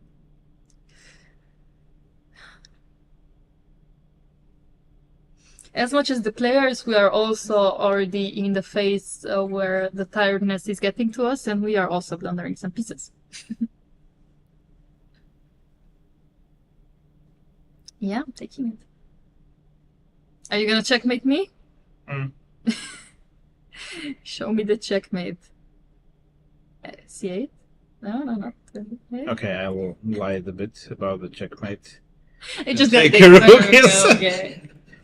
Fair point. Yes, unfortunately, Yeah, but- it's also I think Kasper got some hope back with this play. definitely it could have been over by now, Yeah. but he took with the rook on c2. So what did we suggest here? Knight g4 check. Yeah, knight g4, and then we took on d4. Yes. And knight g4, then we gave another check on g8, and then we took on d4. Absolutely. And just a quick look. This at is on the board, by the way. Yes, yes. This is on the board, so I assume we will see rook g8 also, even though we Yeah, cannot no, predict. we can predict, but it did appear as a not a great idea here. Also, knight e5 is the side option here. Knight e5. Yes. Oh, Not sure how. cute. But knight e5 is a good option after rook g8. Also after g8. That's maybe okay. Rook g8 is good, and then knight e5 here. Yeah. Yeah, it go for Check. this, Yeah. and this king takes. And the king is hiding from the checks somewhere. Yeah. Opposite side of the board. Also looking And knight f3, yeah, knight f3 looks pretty unpleasant. Also very much checkmatey looking Yeah. stuff. But also, like we said before, also king d4 is something. Yeah, king d4 strong. and bringing the king to e5 look very good, but he does goes go for for it. knight e5 here. It does go Yeah. for your idea. Okay, Kasper is still gonna make some moves because he's come so far. Oh, now of course it would make sense to play a little more. Yeah. Although the difference in the result is not gonna be there. And in the meanwhile, in Ganguly's game, nothing much has happened, so we do not need to go there. There was only one rook move and nothing. A waiting move, yeah. Yeah, just and rook waiting. b1, yeah. Rook b1. So we can stay here to see, because it's the most active game so far.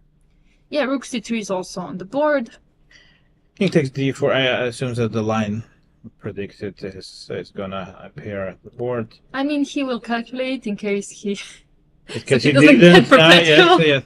No, of course. with knight b5, but there's no way. Yeah, we can see the players live because after king d4 there will be knight b4 and maybe very soon resignation after that. We'll give a couple of checks. He will give it some checks and play a4 maybe, yeah. So maybe white will need to checkmate black's king in order to win. Yeah, but it seems that it's not such a difficult task Oh well. to achieve after knight f3, because there is Oh yeah, correct. Because then there is just after king h5 there's rook h8 rook checkmate. h8, and after Oh, king not h3 there is bishop f5. Takes, yeah, okay. Knight b4 will be played immediately, correct. The only move by white. Only legal. Well, Right. he's thinking about it. Oh, yeah. There's only. It was always. I was quite curious always with this, what is going through a player's mind in such a situation. I mean, you have one legal move. Yeah. Yes. What What are you thinking about? Yeah. What exactly are your options here? So this is this I always ask my players when we discuss. I Okay. say like, do we need? Oh, we see he came up with some. Oh, king h5. King h5. Okay, let's H5. avoiding the checkmates. I'm Or not is sure. he? I'm not sure he's avoiding checkmate. Let's but try to find a pretty checkmate. Okay. Bishop f3 will be followed by king h3, and I assume not a lot to go by there. okay. So if you want the next Yes. one, I go for king e6. Okay, And, no. Bring the king. Okay, I Nice, go not a4. nice I go one. a4. You go a4. Yeah. I go with. Okay. This is actually where I wanted to go. If I Um, didn't tell you just in case, but yeah. Wait, there's no way. That's it. That's cute, actually. King e6. It's actually good. If the knight Even c7. Yeah, knight c7 doesn't do much after king f6. I know. Ah, Yeah. I suspected that much, but also, okay, there are various. Oh, it's king f5, for instance. Okay, this is a slow. No, yeah, king f7. There is a threat also of mating too. Live knight board- f3. Yeah, knight f3. Ah, yeah. It's also That's a nice also one. nice. Very, very nice. So we are on the live board right now, and as you can see in the full screen of the cameras, we might see Kasper resign. No, king h6. Version. It's gonna happen. Yeah, it's going to happen, but how long can he keep up this? Maybe a rook g6, no? King h5. You're going back to h5. Yeah, what to do? Rook g7. No, g7, yeah? G7, Yeah, yes, it's a G7. better square. Okay, then you go rook Rook g7. g7, yes. Still keeping up. Still keeping the game alive. Okay, so... Okay, I think rook g6 will happen. I think you... Or not. Damn. Not so simple. Yeah, this I is, just preferred your checkmate. This is the thing about the position when you really need to be precise and actually to see the checkmate. Yeah. Okay, check, king h5. Rook g7, rook c7, and then I'm wondering if I can... Nothing. I can nothing. I mean, the worst part of this is that you cannot really. I mean, but that being black, you cannot even hope for anything here, because I mean, the only thing is that you are staying in the game somehow. Yeah, you are trying to stay in the game, but I mean, when your opponent is not finding the best moves, for example, I'm sure Kasper this is is even fine. worse. Yeah, Yeah. I mean, basically, this is. You're just like, oh my god, how is he doing this? It seems like that player with white pieces is only seeing two moves ahead. I think he blundered rook c7. I think so. Yeah, too. this looks like very likely. I think He so just too. go back to g8. Yeah, you go back to g8, allow king h6. Yeah, king e5. I know it's not nice, but it's winning. I mean, Yeah, knight if you h4, want- knight f5 is also a way to do it, but it's already unnecessarily Okay, complicated. how about... I'm trying to see if I can play knight e5 still and try Here, to knight checkmate e5? you. Yeah, here, yeah. But this is already not a threat. I'm trying to play bishop f3. Yeah, but it's rook takes f3. Oh, that's correct. This, I mean, Oh, no, it's, but maybe my threat is to play rook g7 then bishop f3. Yeah, I get you. I understand. no, rook g8 is the way to do. Rook g8, okay. And after king h6, how do you approach? King e5. Just king e5. Slowly. Yeah, unfortunately, I mean, because he didn't find the Yeah. forced, Mm-hmm. and I would bet that that Kasper did see it. I mean, the way how to finish it off precisely Yeah. from his side, because I would say that this checkmate patterns he knows very well. Yeah. Oh, he's gonna give a check first. Just not the most this- accurate way. Oh, let's hope What? it's not gonna make a 3 times repetition. No, not really. I think that No, of course not, but imagine it happens accidentally. now he would go rook g8. Yeah, now he's gonna go right to it. Yeah. Look, Kasper is actually checking, Okay, of course, yes. I mean, it's your as you should, yeah. best chance at the moment. And also in Ganguly's game, nothing much has changed. Just the rook went to b8. And king a5 is maneuvering. Yeah. The king is cut, but the rook on g5 is pretty solid. No, It's actually very Holding- beautiful rook. holding Both pawns. things, Yeah. pawns. Maybe he's gonna Ooh. try. Oh, Different direction. Rook b6. okay. Okay. Well, still pretty much winning, Of I guess. course. But Of course it is. knight c7, king e5. Yeah. I mean, imagining we could do king e5 with rook on g8. This is a little inaccurate, but still winning. Still definitely.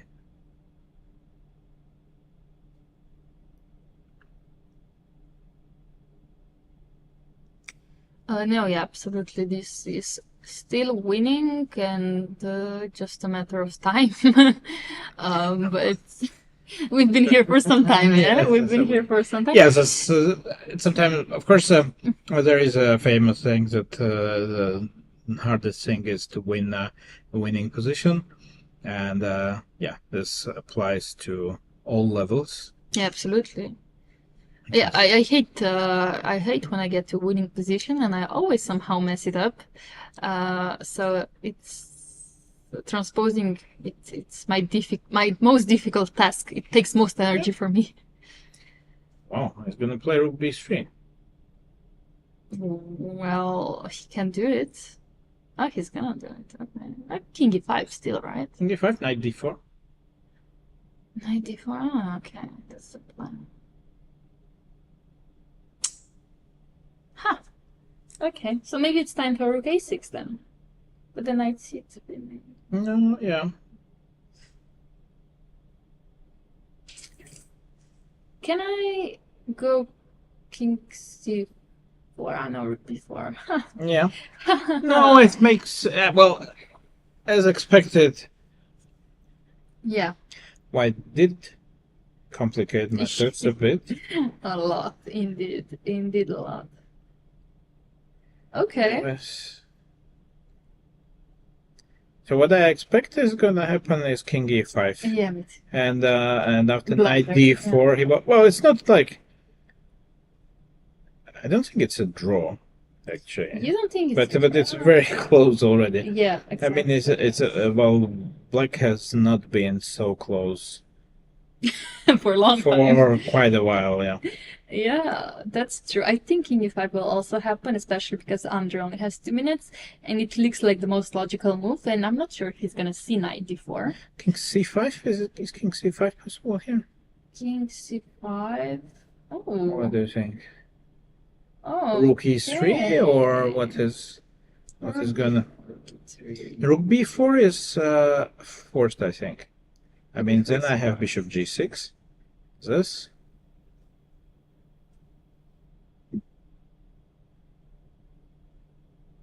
Uh-huh. And we're going to see. No. No, what do you mean no? No. Well, I have quite a famous story with bishop and the knight Yeah? conversion. Well, I once almost missed out on it because I learned bishop and knight when I was like 6 years old, I'll say, Oh, and then converted a couple of times in practical game without any big problems, without Yeah. increment back then. And then at some point, Grandelius Yes, game I ended just in a wanted to draw. see that. Yeah, and the game went king e5. So Oh. it was then I had a tournament game against Vidit, Mm-hmm.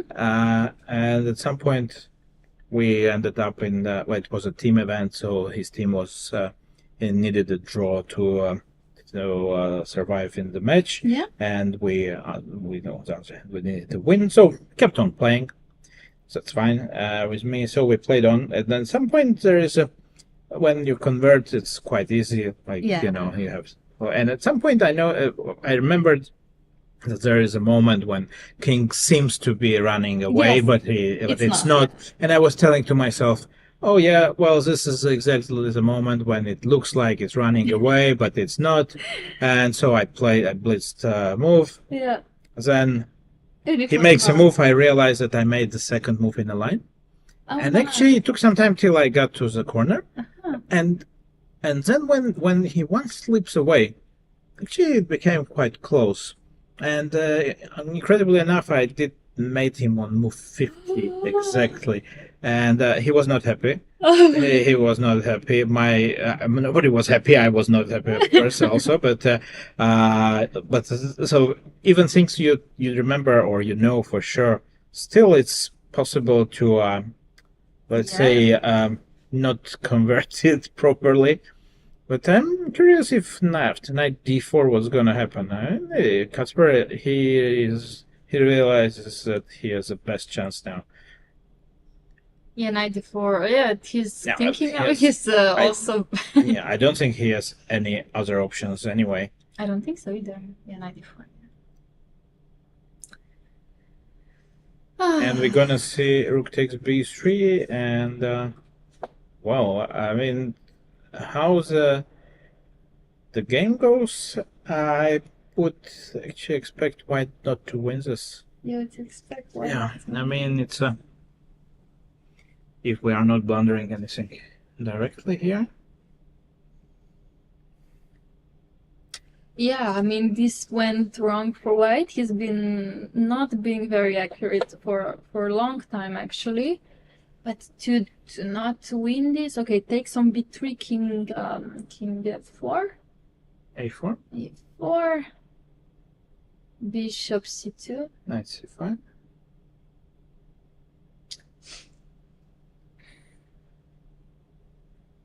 I think it's as close as it gets. It's Also, yeah. you cannot exchange the knights. Yeah, don't forget about that. Yeah. Oh yeah, that's even worse then. Yeah, of course. That makes it very hard, actually. Yeah, he's gonna take it. Oh my.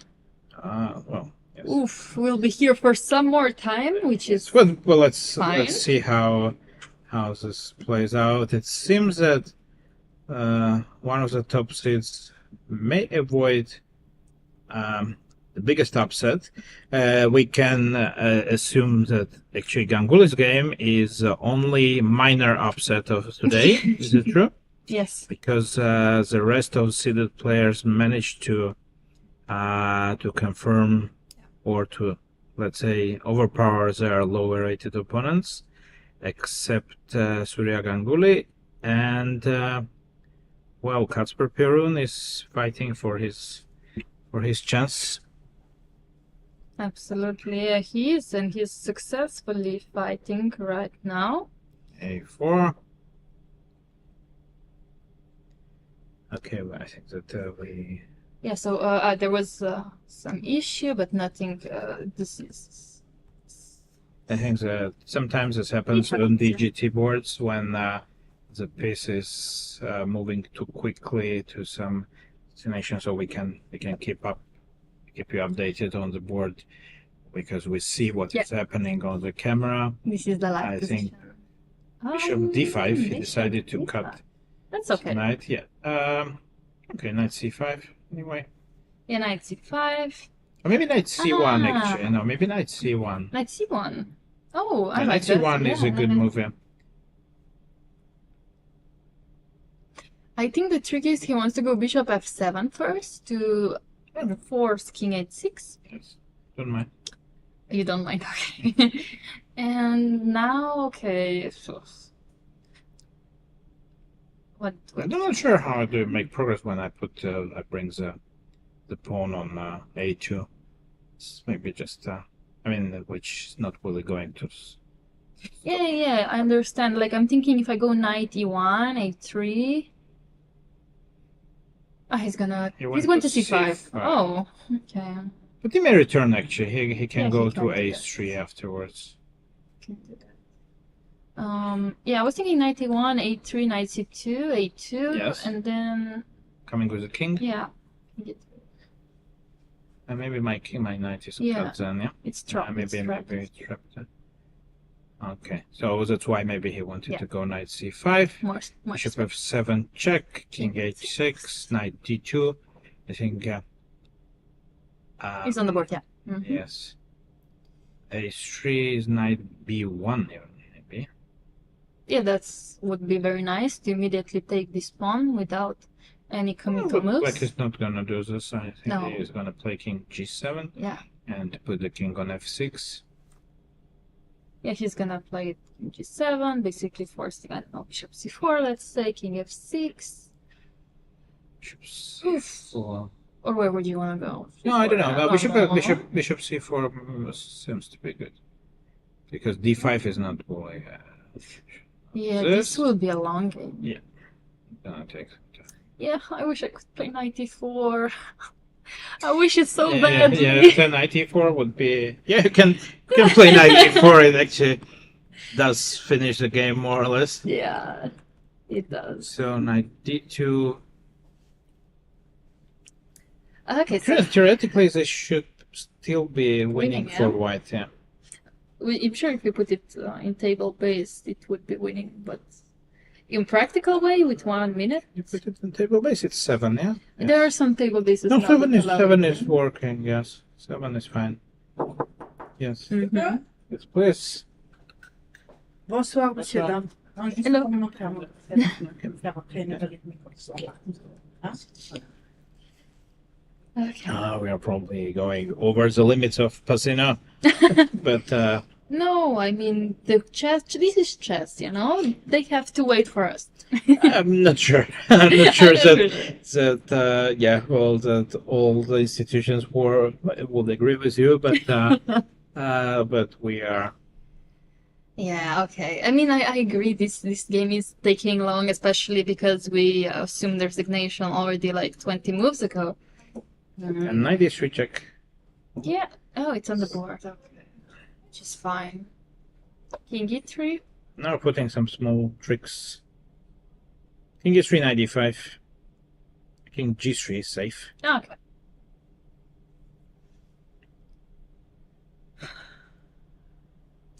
But now we're going back to c5? Or are we going I'm not sure what g4? he wanted. c1? But knight c5 probably will restrict your knight with bishop c4. Correct. But I wanted to go a3. Knight to be b4. okay. b4. Going knight b4. Knight.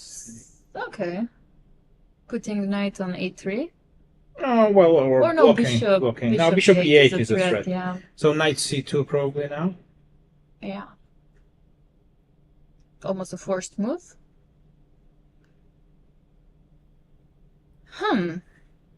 Wait. Is this so simple? No, definitely. And compared to what he had before, No, I mean, this is very far from simple. how Objectively, even. No, I know, of course, but I mean, how do I stop a3 from happening? Maybe you don't have to stop You don't have h3 so much. Because you catch the guys there. But with a knight on b4, it's not going to be the same, yeah? Yes, exactly. The knight on c4 is not placed so perfectly. No. Like, Like knight e5. okay, The knight e5 is going to happen. Knight e5, and after a3, you're Knight gonna play knight d3. d3. Yes. Uh-huh. I want to... But after knight e5, you can go knight b4. Like, Yeah, I could. Knight Knight d2 yeah, the idea is to go to b1. to b1 after a3. But still, can I still play it? a3, knight b1, and I play Yes. king g5? You cannot... h4? Yeah, Yes, h6, it's happening. Yes. King h6. I think he's gonna play knight b1, but you don't really want to put your knight to b1, no? No, you don't want to put it No. to b1, but somehow, what do? You can play h4 immediately, which, again, it's going to happen. Okay, knight b1 is on the board. But you can go king g7, king f6 Yeah. to attack your bishop vessel. No, Yeah, it went to you- g5. I mean, it's a better route even. We're going to play h4, king h6, and then how king do I... f6 maybe. f6. No? But I mean, okay, I it's just move the catching. bishop, I don't care But where. depends. right? Depends where. I mean, Ah, you that's have true. so many squares. Actually. That's true. So many good squares. Not many. Okay, go to b3. It's not like a trap or B3, something, yes. but you know, No, I'm not gonna really. play it. And we wait, yeah? Yeah, that's my But then point. yeah, I want you to play h4 for sure. And once you move the pawn, then it becomes vulnerable afterwards. Because only plan how to now to get out of this. Knight c3 maybe, yeah? Yes, knight c3, and he goes knight b4 then. And then you basically cannot move anymore. Oh my god. Oh my god. And then you so use only your bad. knight. This is... Yeah, wow, but bishop a2... What? Bishop a2. Ah, the idea is like, if knight b4, you go knight c3, yeah? Not that it changes much. No. Even if I go bishop b4. But he wants to keep his pawn on h2 at least for a while. Yeah, I understand, but I understand what you want, but yeah, in the meantime, while this is happening, we can actually sum up the first 10 boards, the results of the first 10 boards. Because this game we will be continuing for some time, and yes, these are the results, but they are not exactly correct. I think Eljanov did win. Okay, let's start. Board number 1, Van Foreest did beat Poshedny. Lianka won I think was almost the first one to win, besides Santos Latasa on board number 5. Eljanov did win his game, right? Yes. Okay, so or maybe we missed something. No, there was knight d3. That was the final touch, so definitely. Ah, so he did win, yeah. So Eljanov won, yes. Grandelius won, Maxime Lagarde won. I think we all of the top boards did win. Varmerdam, Suleimanli, Jobava, Mendonca, and also and then we have board 11, which is Pirun Kasper, the only game being played right now. But in top 14 boards so far, all of them doing amazingly. No upset yet, and we're waiting for board number 11. So Kasper Pirun to finish his game to see if he's going to be the first upset of the round or not. But so far, top players doing their job. Yes. Isn't knight takes a2 a draw? No. Oh, really? So Kasper also thinking, okay, let's see, knight a2, and you're saying... Yeah, well, a2 to f7 is like pretty far. It is pretty far. My taste. It is a draw, right? Yes. Oh my. My. So I actually, yeah. I think, yeah, I did suspect that after a3, after bishop a2, it was already a draw. Knight before, whatever you play, this is a draw. Is knight takes a2 a draw? Yeah. Wait, takes. Can you? Okay, you can of course have your knight on b4, c3. You go anyway, h7. Yeah, this is just a draw. Yeah, it's just a draw after knight takes a2. You're too far away. Yeah, no, I mean a2 to. So basically, you need to draw a line more or less from a2 to f7. Because what's going to happen, of course, that after knight takes a2, knight takes a2, I mean, black waits. You need to push your pawn. Of course, you can do this with, I don't know, knight on b4, true, but it doesn't really change much. That basically what is going to happen is, and we will end up in this endgame, where you will be forced to push h7, king h8, and then you need to get to f7 in order to win this with the knight, and if not, that basically... But can I do it actually? I can play knight c6. Okay, first I go h7, and I go knight c6. You are quite far, no? Oh, wait. Knight c6, knight e5. No, then I did spoil something out. That's easy. Yes, this is... No, this I cannot do then. Then knight takes a2 is not working, no? No, it is working. But how? Knight a2, king I just have to be careful, yeah? Here? Yeah. Let's see how... Oh, yeah, okay. So I need to be... Maybe it's important, yeah, where to go. Definitely important. Maybe So I have need to go to G8 now. Yes, I know I have to keep on G8, and after this is more correct because actually I control Yeah. the H8 square from Yeah. here, and it's well, and Queen and Knight will not be dangerous anyway, but Okay, so but now this is what Casper's thinking about, if he can come into this endgame and hold a draw, or is he being checkmated, which is actually yeah, we can show sample. yeah, Nor not that enough. Queen and the Knight would be winning in other occasions, but this is definitely Not one of them, yeah. Yeah, so Knight City still on the board. Casper, oh, he will he is not take it. He's not going. He's not sure. I for mean, it, we yes. understand. Yeah. He's not sure. I think Maybe he sees no way for White to to push for a proceed win. anyway. Yeah.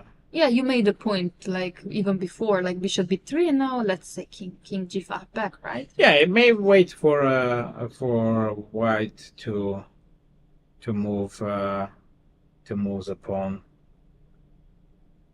In a way. Which way?